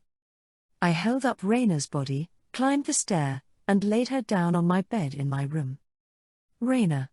Get a hold of yourself. I touched her cheek with a trembling hand and talked to her eyes that were like glass that didn't see anything. Light returned to her eyes in that moment. Onii-chan, why is Reina in the room? I let out a long sigh. It felt like even my soul was going to slip out along with my breath. She was still all right. Reina didn't die. It looks like your condition isn't really good. Let's go after you rest for a bit. When I said that, Reina seemed to guess something from my expression and made a sad face. Sorry, because of Reina. Her breathing was slightly in pain. Her forehead was also sweaty. Ka-san and Tu-san also entered my room and peered to Reina in worry. What are you saying? Reina-chan's body is the most important thing. Yeah, you should just focus on getting better right now. Yes. Reina smiled even while she was drenched in sweat. After that I helped her changing clothes, preparing wet towel. I did everything I could think of. Are you all right, Reina-chan? Is there anything you want? No, Mama, sorry. Reina is being a bother. Don't say that. You aren't a bother at all. Let's go out together when you get better. Yes, Reina is. Looking forward to it, Desu. Reina frowned in pain, even so she desperately tried to smile. It pained me to see this. Then, call my phone if anything happen. I placed Reina's smartphone beside her pillow, then Ka-san and I got out of Reina's room. We went to the first floor and entered the kitchen. There Ka-san turned toward me. She looked like she was going to break out crying even now. Yukun. Is there no way to save Reina-chan? Since then Liesl Senpai and Miyabi had been looking for a way. What I could do wasn't much, but Senpai and Miyabi were calling on their acquaintances like doctors or magicians. Reina-chan, she never complained how painful or hard it is for her, not even once. Even though she is in that state, she is trying to not make us worry. Ka-san sat down on a chair in the kitchen and put her hand on her forehead in sorrow. Even though I want her to at least be selfish in this kind of time, I talked big that I'm her mama, but in the end I can't do anything. That Ka-san, who was always cheerful and bright, was feeling down. Tears spilled down from the corner of her eye. Damn it. It was me who couldn't do anything. Even though I was a Devil King candidate, and Reina's master. Even though I was a big brother. Damn it. Morioka Yuto. Just how powerless and useless guy are you? Even if I tried to rely on someone, I was different from Senpai and Miyabi. I had no connection at all. If there was someone. You are scared that doll is going to break down, right? Then you can redo it no matter how many times you like with this girl's ability. Marios's words revived in my mind. That Wheel of Fortune's characteristic magic revival. Was there nothing I could do except relying on that ability?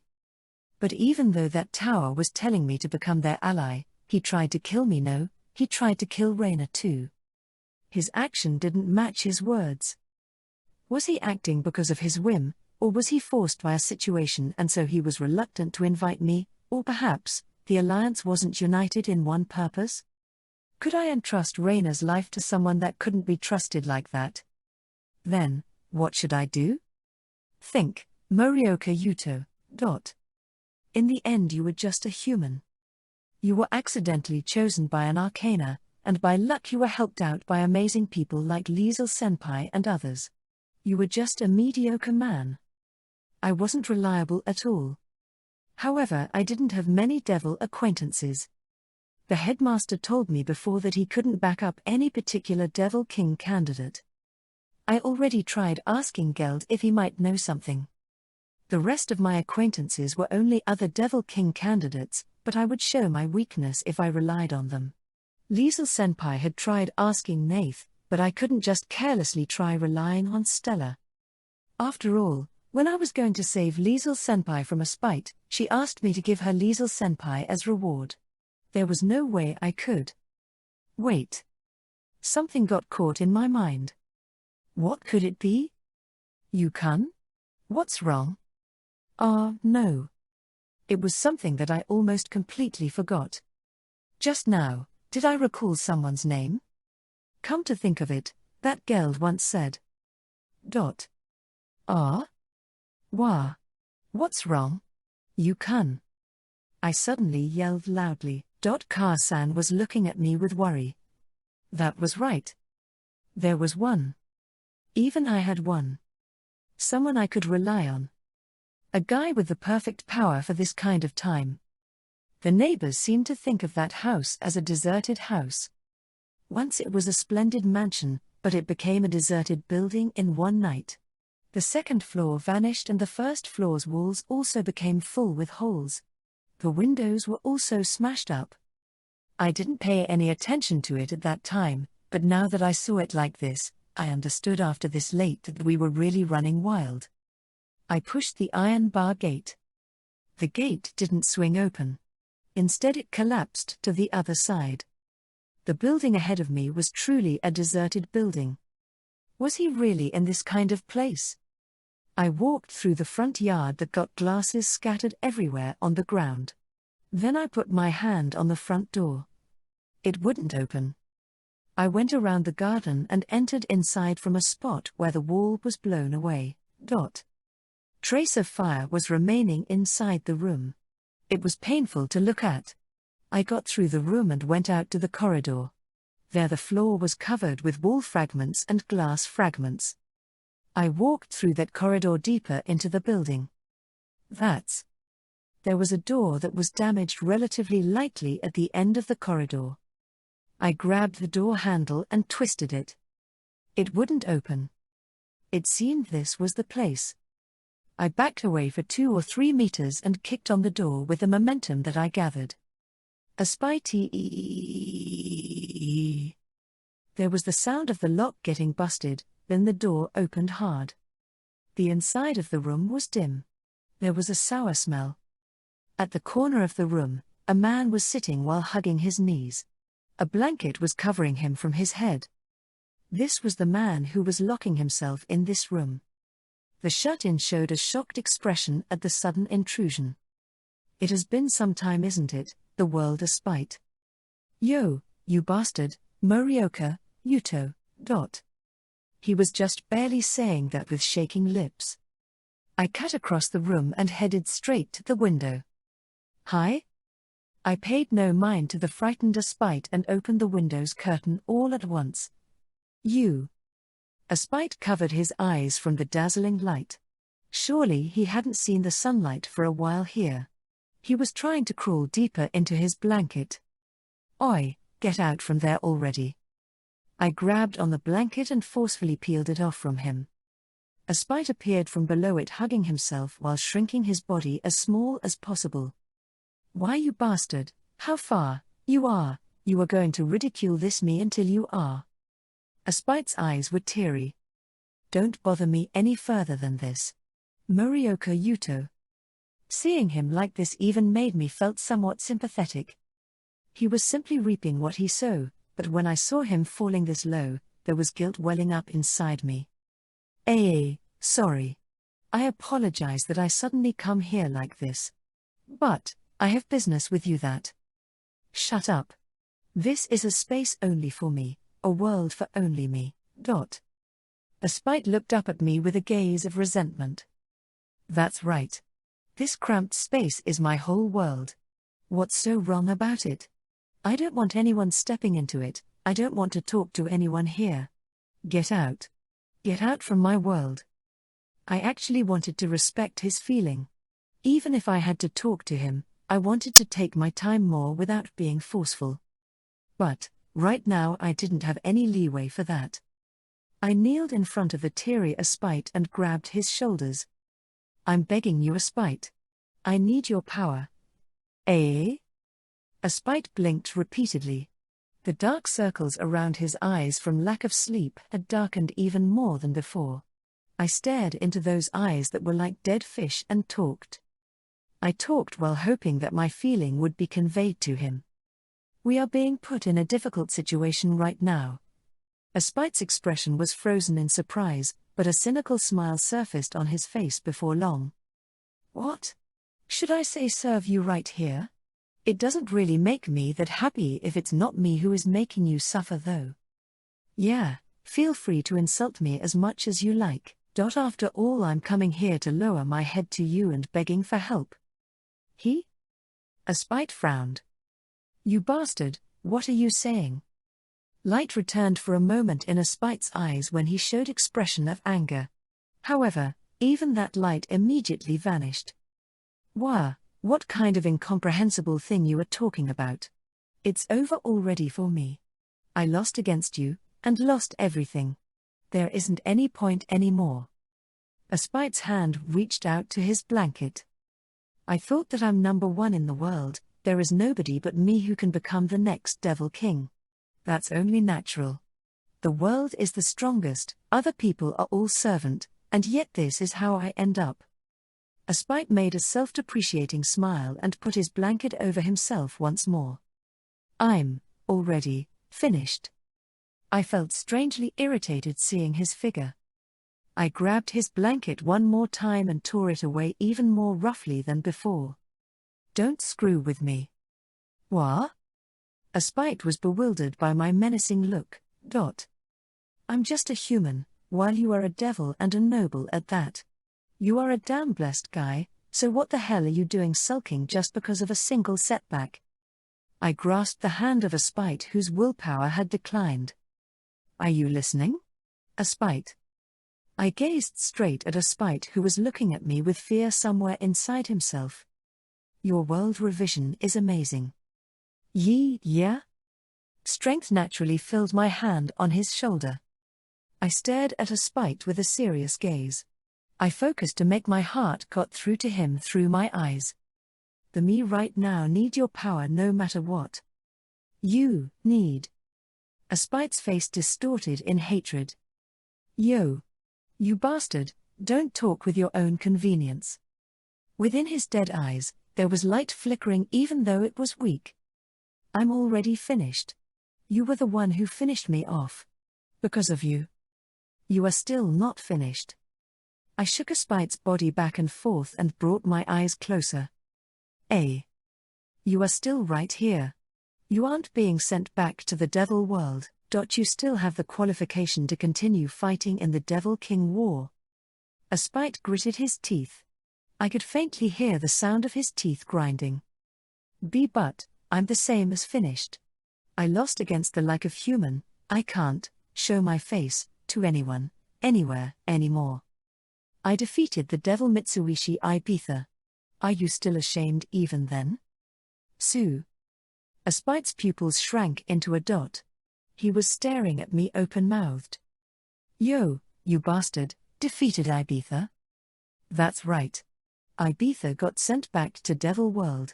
He has literally exited the stage. But Aspite, you are still here. I'm still. Don't give up. Vitality was coming back to Aspite's face little by little. Someone with your capability can still make a comeback. Aspite's wavering gaze was firming up. His dumbfounded expression was changing into a ruminating face. Why do I have to be pepped up by you, bastard? Then, he muttered in a small voice.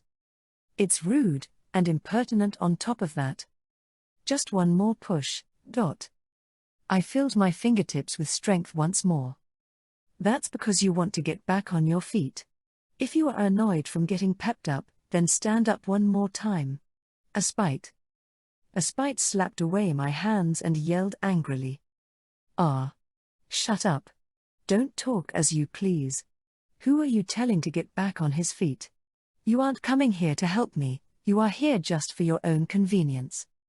I shut my mouth for a moment before continuing. Certainly it's a fact that I came to borrow your strength. Look. For the sake of someone like you, why do I have to? But it's also a fact that I don't like it that you are turning into a shut-in like this. Aspite glared at me.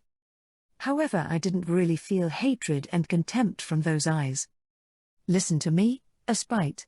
I won against you. But I can't honestly feel happy that I won if you get depressed like this. I want to have a battle where both sides don't have regret. A battle, without regret, you say? Aspite grinded his teeth.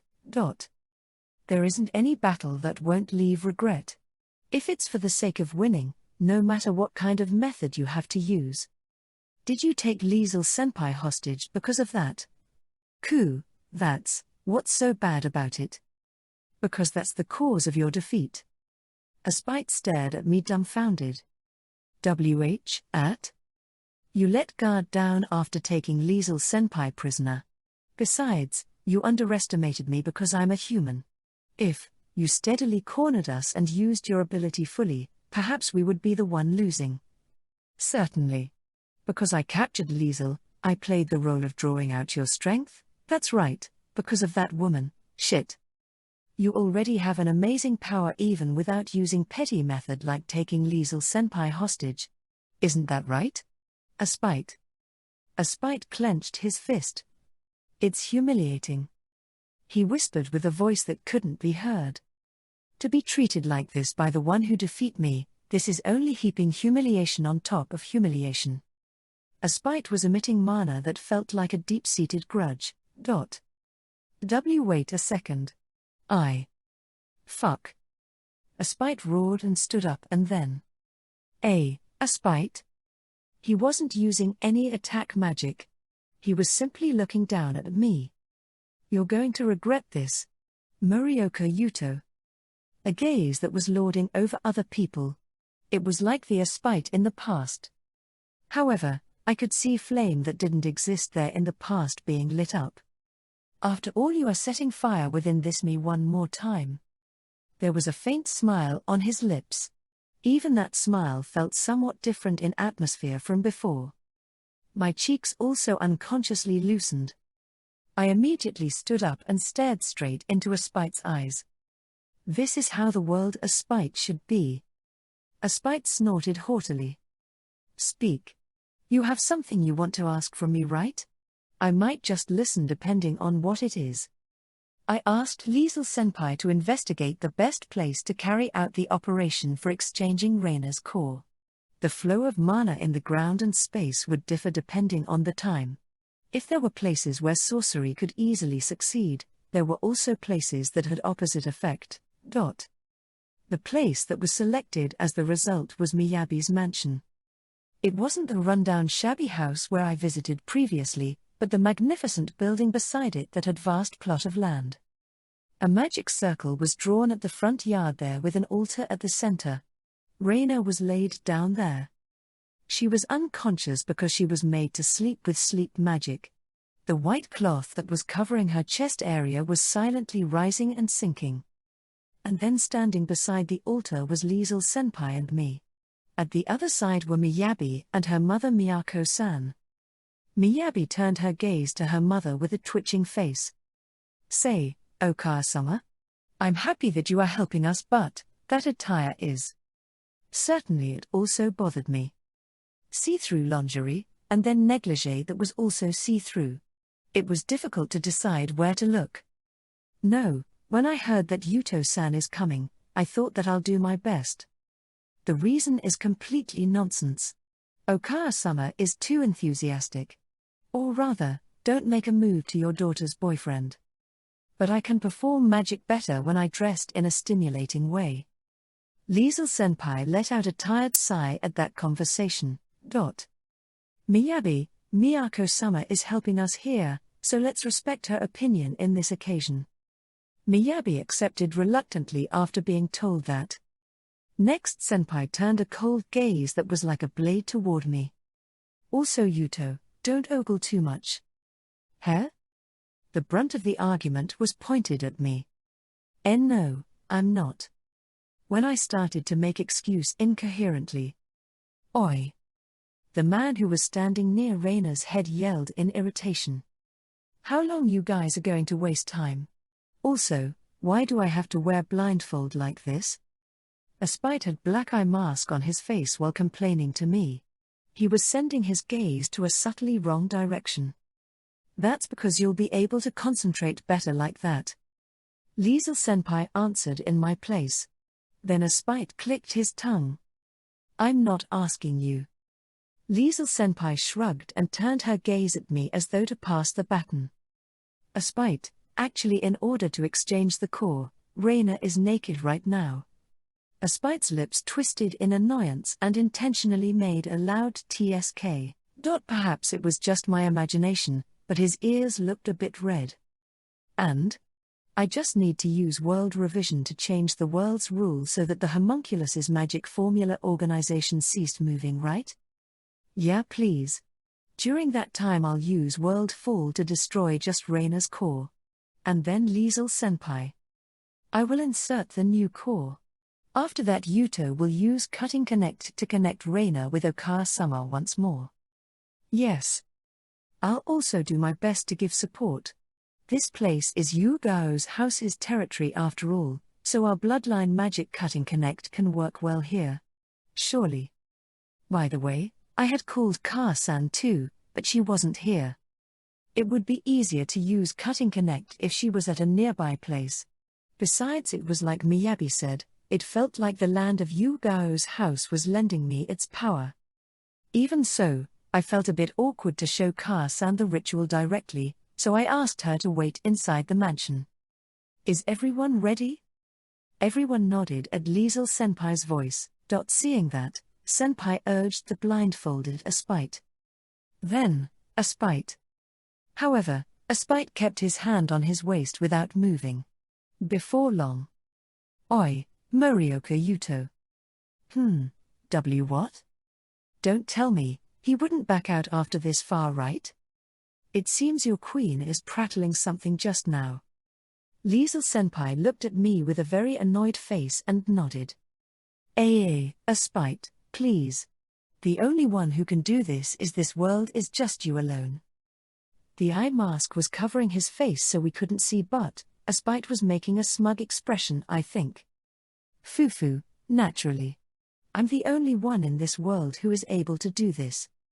Aspite raised his hand and swept it to the side as though to cut the space.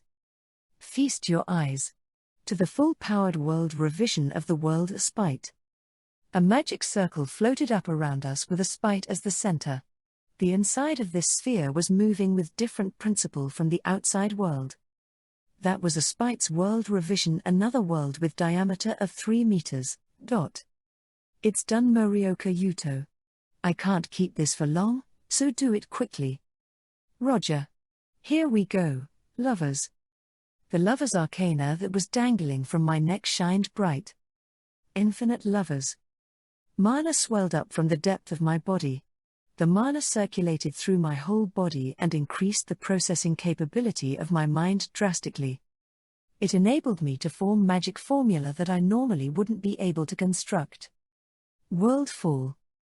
I rolled up the sleeve of my left arm. The arm was tightly packed with countless magic formulas. Liesel Senpai and Miyabi removed the white cloth that was placed on Raina. Raina's naked figure appeared underneath it. I placed my fingertip on Raina's chest. And then, with the greatest focus, I slowly moved my fingertip. Then, a gaping rift was created on Raina's skin. However, mysteriously there was no blood flowing. Liesel Senpai reached out with her hand and widened that rift on Raina's skin. I unconsciously raised my voice, seeing the sight that entered my eye from there. This is? Inside was densely packed with magic letters and magic diagrams in exchange of flesh and bones. Liesel Senpai stared fixedly at those letters and diagrams. Miyabi, Miyako-san. Can I ask both of you to keep the cut opened? Alrighty. We just needed open Cupa, right? Like this. The two gingerly widened the slit that was created on Reina's chest. Inside, there was a cloudy stone that shined slightly red. Yuto, next we're going to finally remove the old core. Don't destroy anything other than that as much as possible. My throat gulped. I'll do it. My fingertip quietly entered the cut. I felt magic letters touching my skin. It was a strange sensation touching magic formula physically like this. There was a hard sensation at the tip of my middle finger. This was the core. I focused all my nerves to gather world fall into the tip of my middle finger. Destroy just the core without destroying other formulas. My fingertip felt the sensation of something bursting. At the same time the texture that my fingertip was touching also vanished. Success. Relief and then next happiness welled up in my chest. I did it. The core's removal is a success. However, my face lost color when I pulled out my fingertip. The core had vanished, but the magic formulas around it were also missing. No way. Liesel-senpai kindly wrapped my trembling fingertip. It's fine. I have memorized the surrounding formulas before this. I can rewrite them if it's just this much. Liesel-senpai. Senpai's hand was holding a beautiful and radiant pink gem. It was the stone that would become Reina's new core. That stone gently sunk into Reina's chest. The position here, this will do. When Senpai let go, the new core looked like it was floating in Reina's chest. Liesel-senpai let out a large sigh, then she inserted her fingertip into the cut once more and touched a part of the damaged magic formula. Next is connecting it with the surrounding formulas. Liesel-senpai's eyes shined blue. Her hair was slightly fluttering as though a wind was blowing from below. Magic formula's letters were stretching from between the cut and wrapped around the core. Miyabi let out a sigh of admiration seeing that. Amazing. Miyako-san also couldn't hide her surprise. I'm amazed you can do something like this, as expected from Liesel-sama. I didn't understand the degree of difficulty of what Senpai was doing. However, from the two's reaction, it seemed to be something really difficult. Senpai was doing that without a single change in her complexion. I thought once more that this person was amazing. It's all right with this. The finishing will depend on Yuto, I leave it to you. Why yes. I was going to activate Yugao's house's bloodline magic cutting connect that I inherited from Miyabi, but a spite raised his voice with a flustered voice. Oi! Are you still not finished yet? I'll be at my limit soon. Eh? I hurriedly activated Cutting Connect and formed an image of tying a red string on the core. Just a bit more. Hang on. Don't talk like it's so easy. This is hard. Ah, shit, it's already. A spite's voice sounded really pained. However, right now I was concentrating into my hand Sue. Suddenly a sharp headache assaulted me. My head, my body felt hot. Shit. It was because I continuously activated Infinite Lovers. I tied it to the core. Next was to connect it to Ka-san. However, my field of vision distorted. An intense dizziness also attacked me. The world was rotating. Liesel-senpai's sharp voice resounded within it. Miyabi, Miyako-san. Stitch the wound. Why yes. If it's just that. I saw from the corner of my eye the two of them putting their hands on Reina's cut. Golden light shined from their palm and Reina's wound was closing. However, my sight was still rotating around like before. Just a bit more. If I could just connect this until Ka-san, Sue. The effect of Infinite Lovers was cut off at that moment. My body tilted and fell just when I thought that. Someone held me from behind. It's fine, Yuto. I'm with you. Liesel-senpai. The gentle and voluptuous sensation of Liesel-senpai's breasts was spreading on my back. And then mana flowed in from there to take the place of Infinite Lovers. My consciousness was clearing up once more. My sight was still rotating, but I understood the direction because my body was being supported. I held my right hand toward the window of a room in the mansion where Ka-san was at. Goo! The red string that stretched out from Reina's chest ran toward that window. I didn't move from that spot, but it felt like there was an eye residing in the tip of the string. It went through the window and flew into the chest of Ka-san, who was standing with worry. A spite. It's fine now. Go. I yelled. At the same time World Revision's magic circles scattered and a spite fell back. Reina. I stared at Reina, who was still lying down with a bated breath. She didn't wake up. She didn't move. Was it no good? The moment I thought that, Reina's eyes blinked open. Hi. She jumped up with a strange voice. Reina? Awawa, Reina is surprised desu. Her hands covered her chest while she was heaving. What's wrong? Are you all right? Why yes. For some reason Reina's eyes suddenly open, and, it's like something energetic suddenly rushed into Reina's body. It feels like Mama is calling loudly. I see. Most likely that was the proof that her connection with Ka-san was done well. As usual, Ka-san's excessive affection was flowing into Reina. Reina, how do you feel? Yes, for some reason Reina is feeling extremely good desu. From her sunny expression, it was obvious that she wasn't just acting strong. Could it be, Reina, is healed desu? Yeah. You are all right now with this. Reina's core has become new. There is no need to worry anymore. That means, Reina is, really. Tears overflowed from Reina's eyes.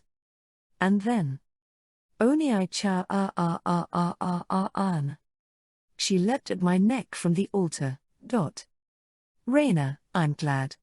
I'm really. I hugged Reina's body. Her skin was warm and her body was soft. I really couldn't believe that this body was made of magic formulas. Pulse that was overflowing with vitality was transmitted to my hand. Oniai-chan, you are on. The silky skin that felt pleasant to touch because of her immaturity, body with high temperature, slender limbs that looked like they could easily break. This is bad. By the way, Reina. Your clothes, you should quickly. Fui? Reina looked down on her body. White and spotless skin. Slightly bulging chest, pink nipples.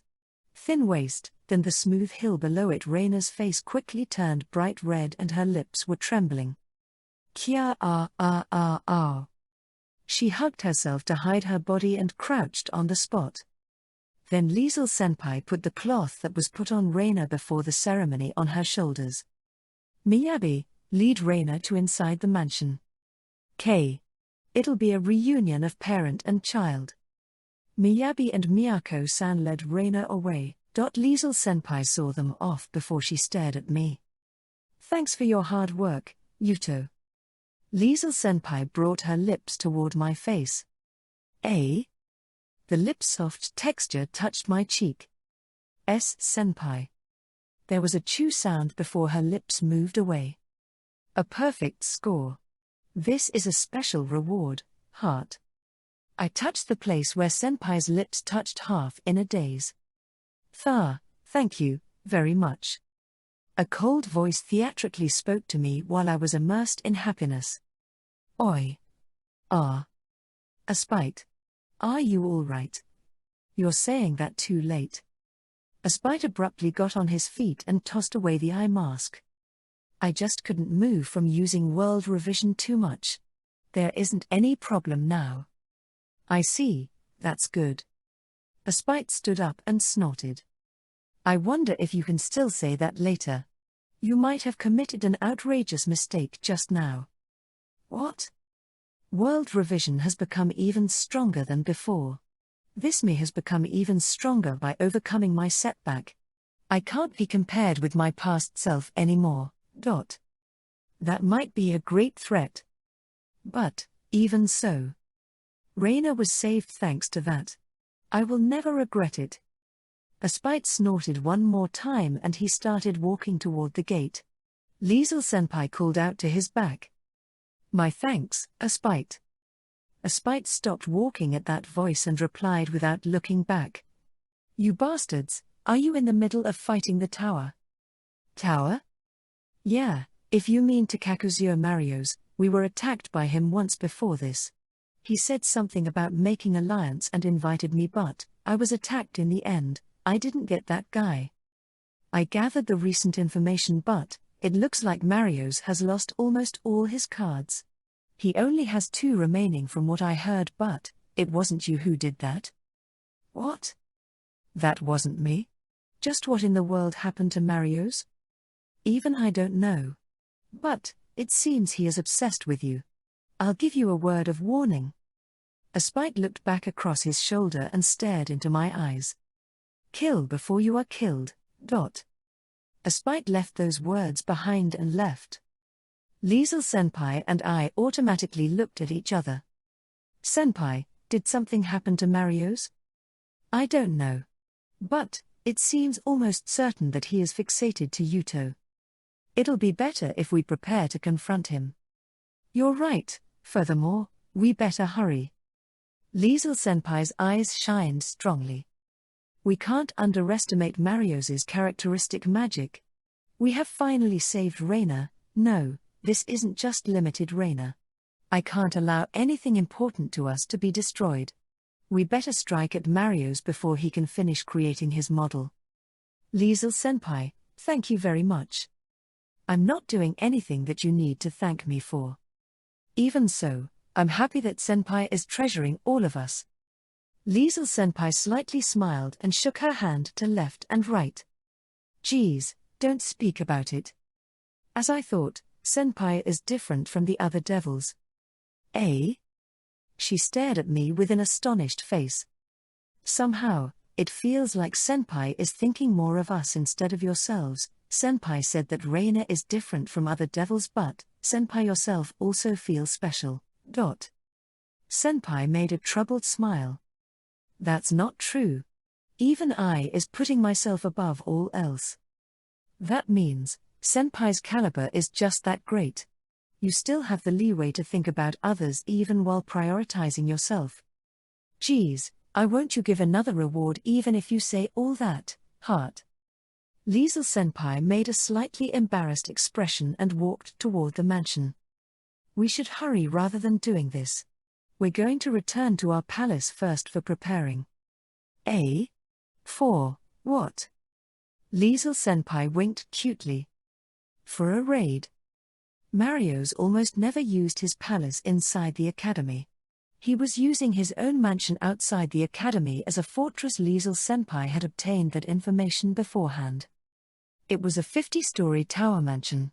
Mario's workshop was at the penthouse at the highest floor. Liesel Senpai, Miyabi, Reina, and I entered into the exclusive lift. I stared at the floor number display that was gradually climbing up while Liesel Senpai did the final check regarding the enemy's information. According to the information, the lift will temporarily at some floors where there is a guard waiting. Their ability is to materialize model. I saw that ability when I was attacked at the academy's rooftop. They were tough. On top of that, each model had their own characteristic. Aspite said that he only has 2 remaining cards. Yes. But our target is Mario's. We'll crush him in one go without giving him time for counterattack. That's right. That guy wasn't only capable of materializing figurine, he also had the ability to destroy the opponent's most important thing by destroying his own figurine. However, there is no Devil King candidate that has been defeated by Mario's characteristic magic until now. In other words, there is limitation to that ability. Most likely he has to confront the opponent, or talk with him. The requirement should be included among his actions when he attacked Yuto the other day. So he need to do something to lock on at the target for his ability. Yes, but that's why the method that we're taking is swift attack. Don't give Mario's any time to destroy his model. At the academy, each of his cards could only materialize one model, but what if he didn't have number limitation? Even if it was impossible for the cards, it was possible that Marios could do it. If he had a lot of models with him, it would be very difficult to swiftly defeat him. The elevator stopped at the 40th floor. Yosha, leave this place to me and go ahead. Miyabi got out from the elevator in high spirits. I wanted to say that line at least once. Liesel-senpai easily replied to Miyabi, who said that. That's our plan from the start. It's so that we don't give Marios any opening to escape. At this kind of time, you should be a bit more, something. Miyabi looked discontent. I spoke to her encouragingly. Miyabi, don't let your guard down. May the fortune of war be with you, desu desu. Miyabi grinned cheerfully and made a double peace sign. Then she vanished behind the door. The elevator started moving again and stopped at the 45th floor next. This is most likely the ace's floor. I'm going.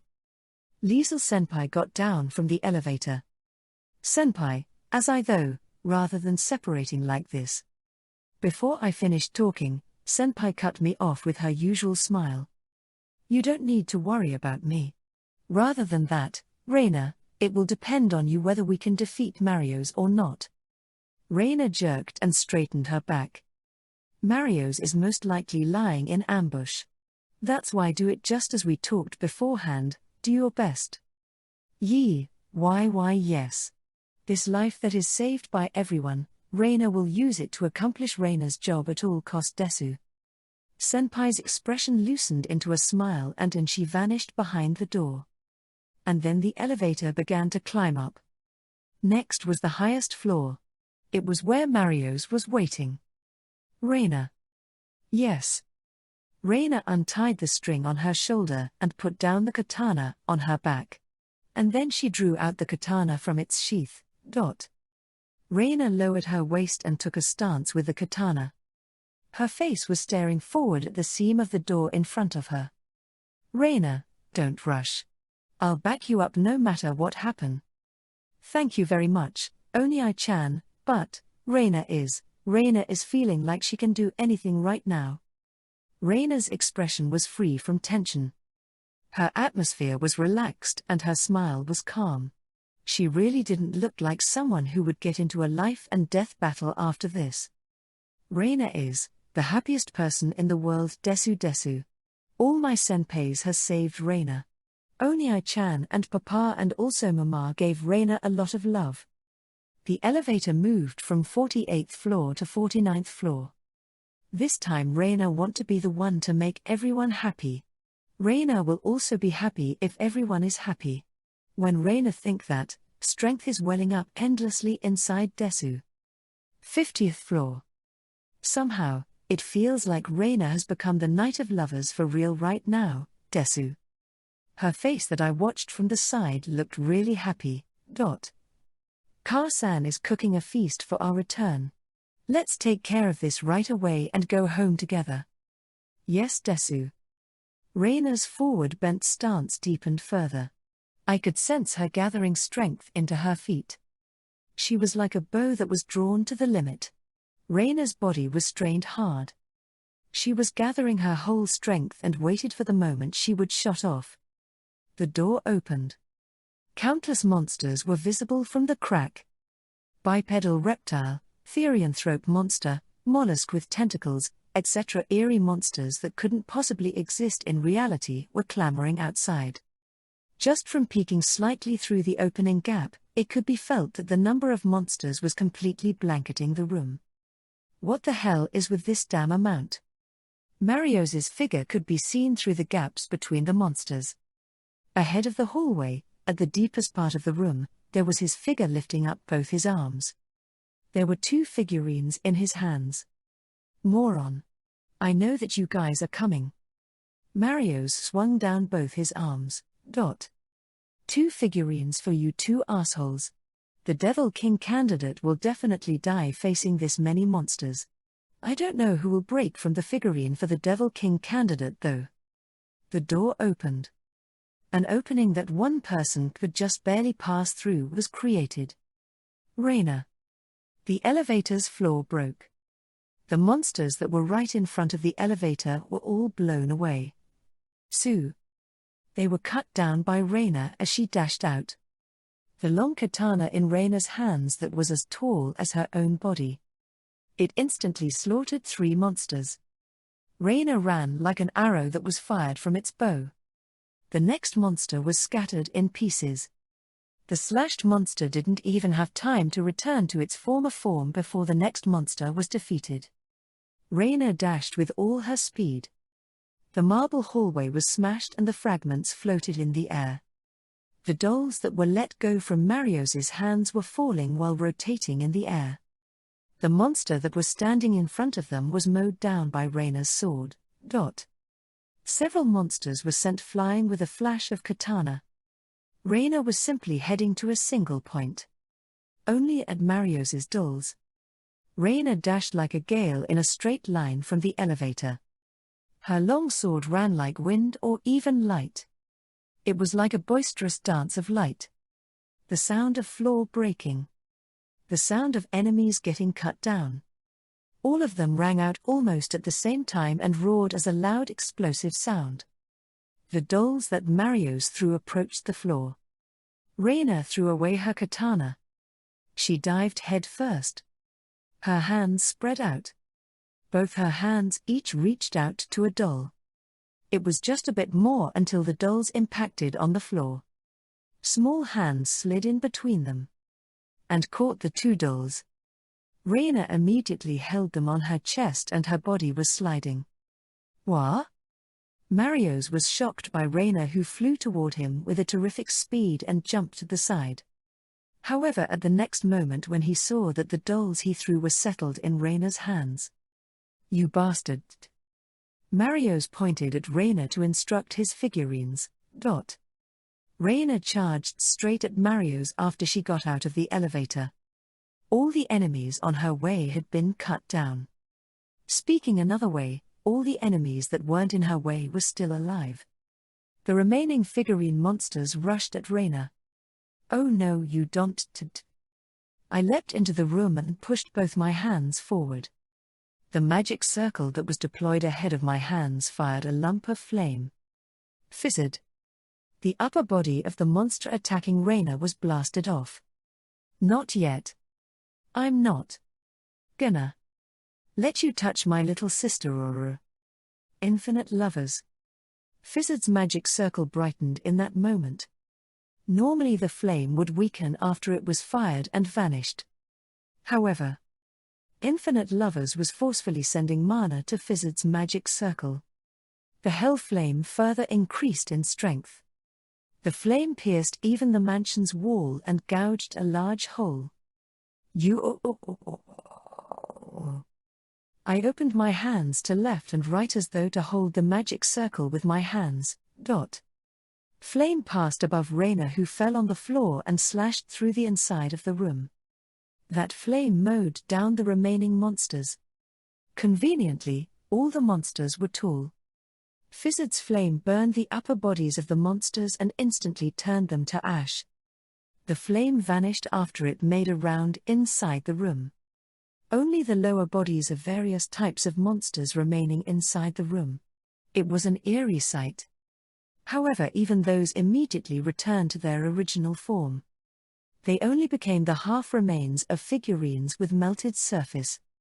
The magnificent models that could astonish many people were now a mere shadow of their former self. Damn it. Marios had immediately thrown himself to the floor to dodge the flame. What's wrong? You already run out of ammunition? I pointed a hand at Marios. I didn't let my guard down. There was a risk that he was still hiding something. I was forming the magic circle of Fidezanon while glaring at Marios. Marios stood up in panic and looked around at the situation inside his room with bloodshot eyes. Broken wall that was scorched black. All the shelves on the walls were also destroyed and all the figurines and plastic models decorating them were also scattered on the floor in pieces. Shit, how can something like this? Night breeze blew in from the melted wall and it made Marios's hair fluttered. Marios was tearing at his hair and stamped on the floor with his feet. Yuga ah. The match is decided, huh, Marios. At that time, Liesel-senpai and Miyabi's voice came from the entrance. Yuto. Reina. Are you two all right? Lover's cards has arrived, Dodo. The two of them rushed into the room. Reina has secured the figurines that are his trump card. What's left is just to defeat Marios himself. After I said that, Liesel-senpai and Miyabi stepped forward and faced Marios. I finally looked down at Reina, who was still on the floor. Reina, who was still lying down in her sliding posture, met my eyes and returned a satisfied smile. Two dolls were held carefully on her chest. One doll was a winged female devil. The other one was an armored male knight. When I reached out to her, Reina handed me the dolls in her hands. I accepted the two dolls and observed them carefully once more. To be honest, they were very well done. Marios yelled with his saliva flying, seeing me watching the dolls. Why, you bastards? What are you planning with my masterpieces? We'll keep custody of them. Wah. Marios's complexion changed color. It went past bright red to pale white. Don't screw with me. They are. My. Suddenly Marios's face became befuddled. Marios? What happened to him? Don't tell me, he still had some kind of method to overturn this situation? I raised my vigilance and focused myself at Marios once more. Reina also got on her feet and picked the sword that she threw to the floor just now and held it in a stance. What? This humiliation, this frustration. Marios muttered something in a low voice deliriously. I see, compared to my treasure breaking, other people stealing them from me is many times more painful, crushing.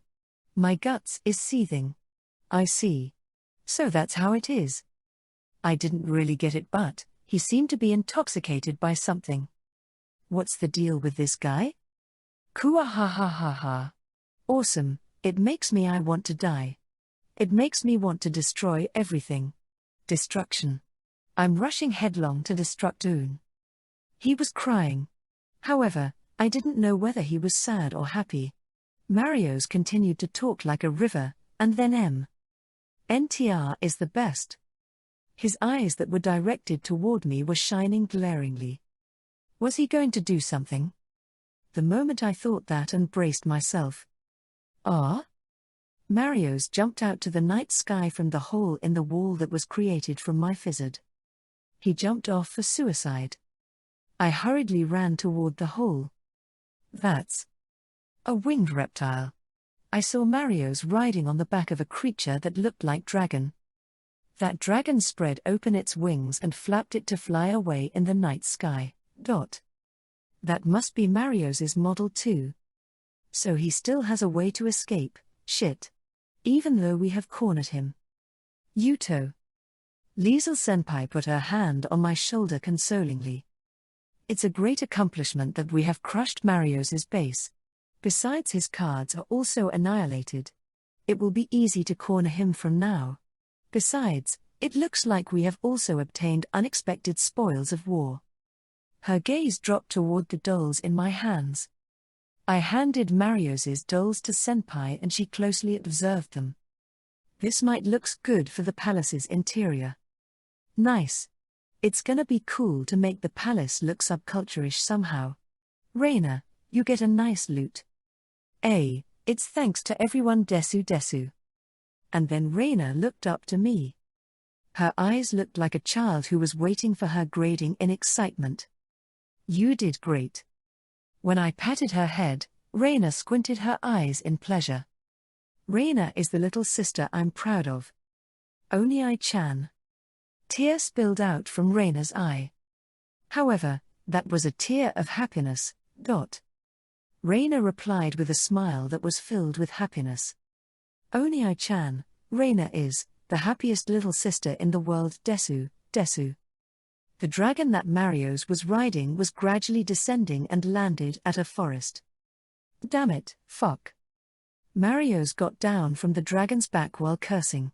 Then the dragon returned to become a doll again. This forest was within Jinsei Academy's ground.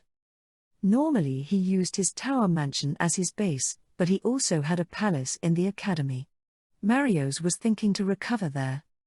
His two best masterpieces were stolen. Furthermore, the culprit was a lowly human. He ruminated that fact repeatedly inside his chest. Each time, unbearable humiliation and pleasure would torment him. Foo.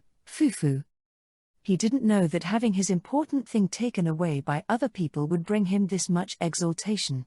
It was a pleasure that he finally learned. He wanted to taste it over and over. He hadn't used the palace for long. However, he had prepared the minimum equipment and materials there. It would be difficult for him to become the next Devil King, but his own pleasure was more important right now. For that, he had to create a model first. As he started walking with excitement in his chest. Marius. I came to pick you up. Lost.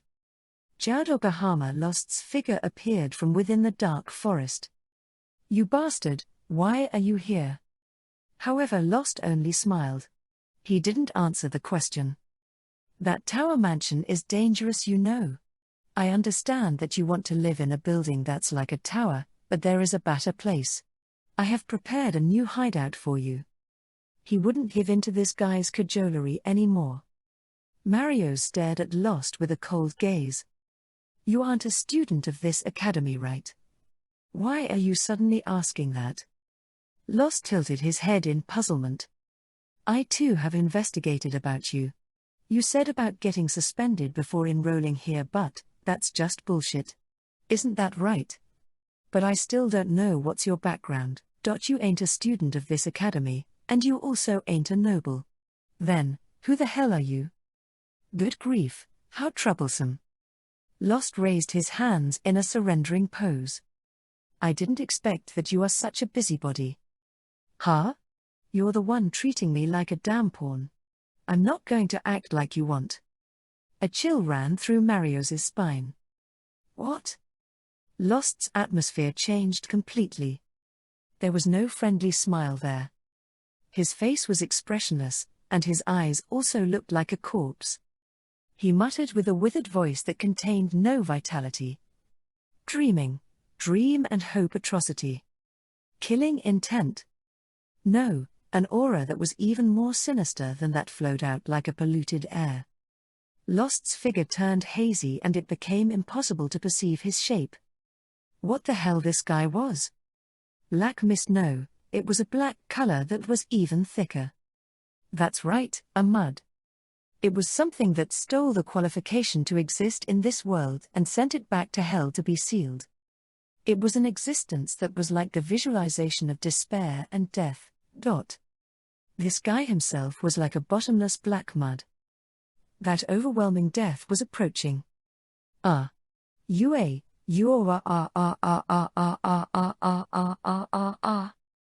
voice that surged out from the throat was swallowed by darkness. Marius heard a whisper from inside the overwhelming darkness. Happy end life severance. Marius's existence vanished in that moment. Epilogue. The next day after we failed to catch Marius, there was an official notice from Headmaster Gandu that the Tower Takakuzuo Marius had dropped out from the Devil King War. An opponent that was clearly aiming at me had retired, so this could be said as good news. However, I didn't know who to defeat him. I was feeling an eeriness that I couldn't describe. Setting that aside, today was Sunday. This is Raina's first time coming to a department store this big desu. We headed until the suburb and went shopping to a business establishment where a large shopping center and outlets were combined. Raina's eyes were sparkling. She was shocked by the size of the building. She was in a really good mood and looked like she would start dancing. The shopping and outing that got postponed had finally came to realization. Yush! We are going to buy a lot Todai. Morioka family lifted up their fist and cheered ooh at Ka-san's command. We were going to ask for large furniture to be delivered while carrying things like tableware or clothes on our own. Then, let's start from the big things first. Yeah, I don't want to walk around while lugging shopping bags. We started from choosing writing desk, bed, and closet from furniture selling area.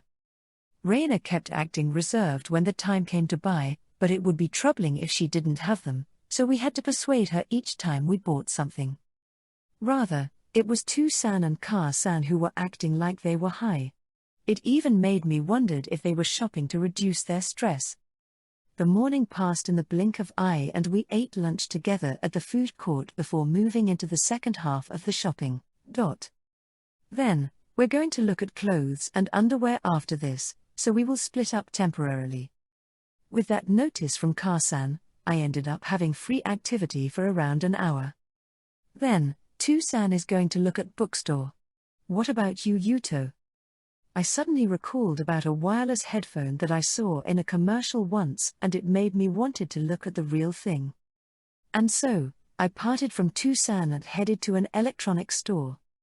I immediately found what I was looking for and fortunately the store also had sample item for trial listening. It was also equipped with noise cancelling function, so I could listen clearly even within the noisy shopping center. While I was thinking that this might be good for use even within train.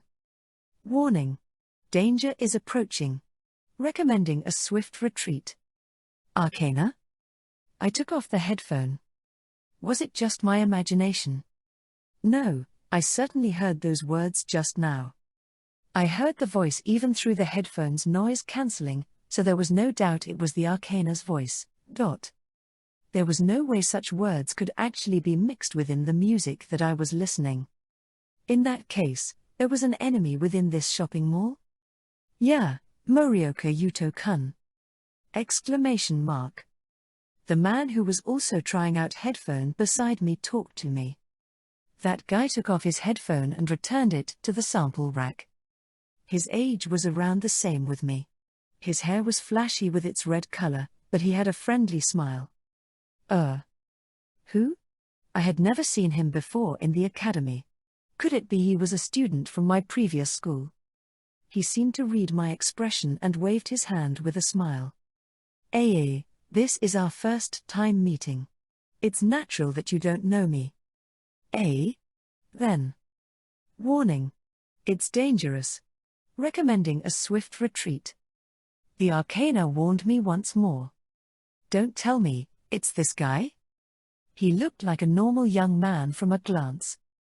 He looked gentle and his smile was affable. However, I let my body filled with tension and faced him. Are you also a student of Devil King Academy Jinseiak Academy? The guy shook his head. Nope, I'm not. Then. The Arcana wasn't warning me about this guy. Sorry. It looks like I'll have an emergency business to take care of, so I'll take my leave. I lightly raised my hand and turned back. A lot of people might get involved if I stayed here. Tu-san and Ka-san were also here. I had to contact Liesel Senpai immediately. I took out my smartphone and as I opened my contact address. That's cold, lover's Devil King candidate, Yuto-kun. I stopped walking and turned around toward that guy. You are a Devil King candidate? That's right. However, Devil King candidate should be chosen from among Devil King Academy's students. Was this guy really a Devil King candidate? Then, what Arcana are you? When I asked that, this guy took out a card from his pocket. A skeleton holding a scythe. Death. A chill ran through my whole body. This guy was the Devil King candidate of death. This friendly-looking guy. My name is Jaudogahama Lost. Nice to meet you. What's your business with me? Lost answered cheerfully. Yeah. About the Tower Marios who was hostile with you, I was the one who killed him. It was you? It was a token of acquaintance from me. You were bothered because he was persistently picking a fight with you, right? Was it true? What in the world this guy's objective was? Thinking normally, his objective was to defeat other Devil King candidates. That was to say, his objective should be to kill me. Don't let your guard down. The battle was already starting. When I started to form magic formula inside my body. You are the only one who I can think of as comrade in its truest meaning. What? I couldn't immediately grasp the meaning of his words. This guy, what is he saying? I recalled what Rookie and Marios said a moment later. I see, so you are a member of the so-called alliance. Lost shrugged. Wrong. What's between you and me are different from that kind of alliance. I didn't get it at all. Was this guy unrelated with the alliance? Then what do you mean that we are comrade? You see. Jadogahama Lost smiled happily. You and me are rebels of the Devil King Academy after all. Afterward. Is everyone doing good? This is Kuji Masamune. Thank you very much for buying the third volume of Maou Gakuen no Hangyakusha. The world is seriously in a commotion because of the unprecedented new type of coronavirus. It's currently year the 2nd of April of Reiwa era. I can't imagine at all how will things be when this book is published at June, but currently everyone is refraining from going out and the bookstore is also closed. I'm anxious whether the third volume will get lined up at the bookstore in the end, or will anyone buy it. However, you readers are now able to read this right now means that this book has reached your hand at the very least. That makes me happy. The story is moving all at once in this third volume. The terrifying Devil King candidate Death appeared, and then the other Devil King candidates Wheel of Fortune, Tower, Strength, Moon, and Sun also appeared in succession. They pretend to be in alliance at the surface, but they are fellow devils. It's a tense and dangerous alliance. Unique characteristic magic and strongly idiosyncratic personalities, lol, and then betrayal and the like. Please look forward to their action from here on too. This time the Tower to Kakuzuo Marios became the enemy and attack Yuto and Co. Marios's personality and fetish are really out there, but God Kaka's Chara design is too excellent that I'm deeply moved. It's frustrating that I can't properly show them at the illustrations, so if possible I want to publish them at place like Twitter. No, but the new character Rin is also cute, Lost is also cool, the designs are really amazing. And then the illustrations' beauty and erotic cuteness and coolness. What a blessing for the eyes. Also don't miss the first battle of Stella this time. And the changing and shower scene too. I ask you readers to please not let your mind wander until the very last page. Also, this series is also in the middle of serialization at Weekly Dragon Age. Mizoguchi Zuruchin Sensei is drawing it with the style of exemplar shonen manga. It's seriously interesting, so please take a look. Of course the quality of ecchi scene also goes without saying. Then for the thanks corner. To Kakao Sensei, who drew the best illustrations too this time. The editor Nakada-san. The many other people who are involved with the publication. And then all of you readers who are always giving your support. Thank you very much. Then let's beat up the strongest at the fourth volume too. Kuji Masamune. Translator's notes. 1. One tatami mat is either 1.82 or 1.54 square meter. 2. I'm referring to lunatic using he, but actually there is no description at all whether he is actually a male or female until now.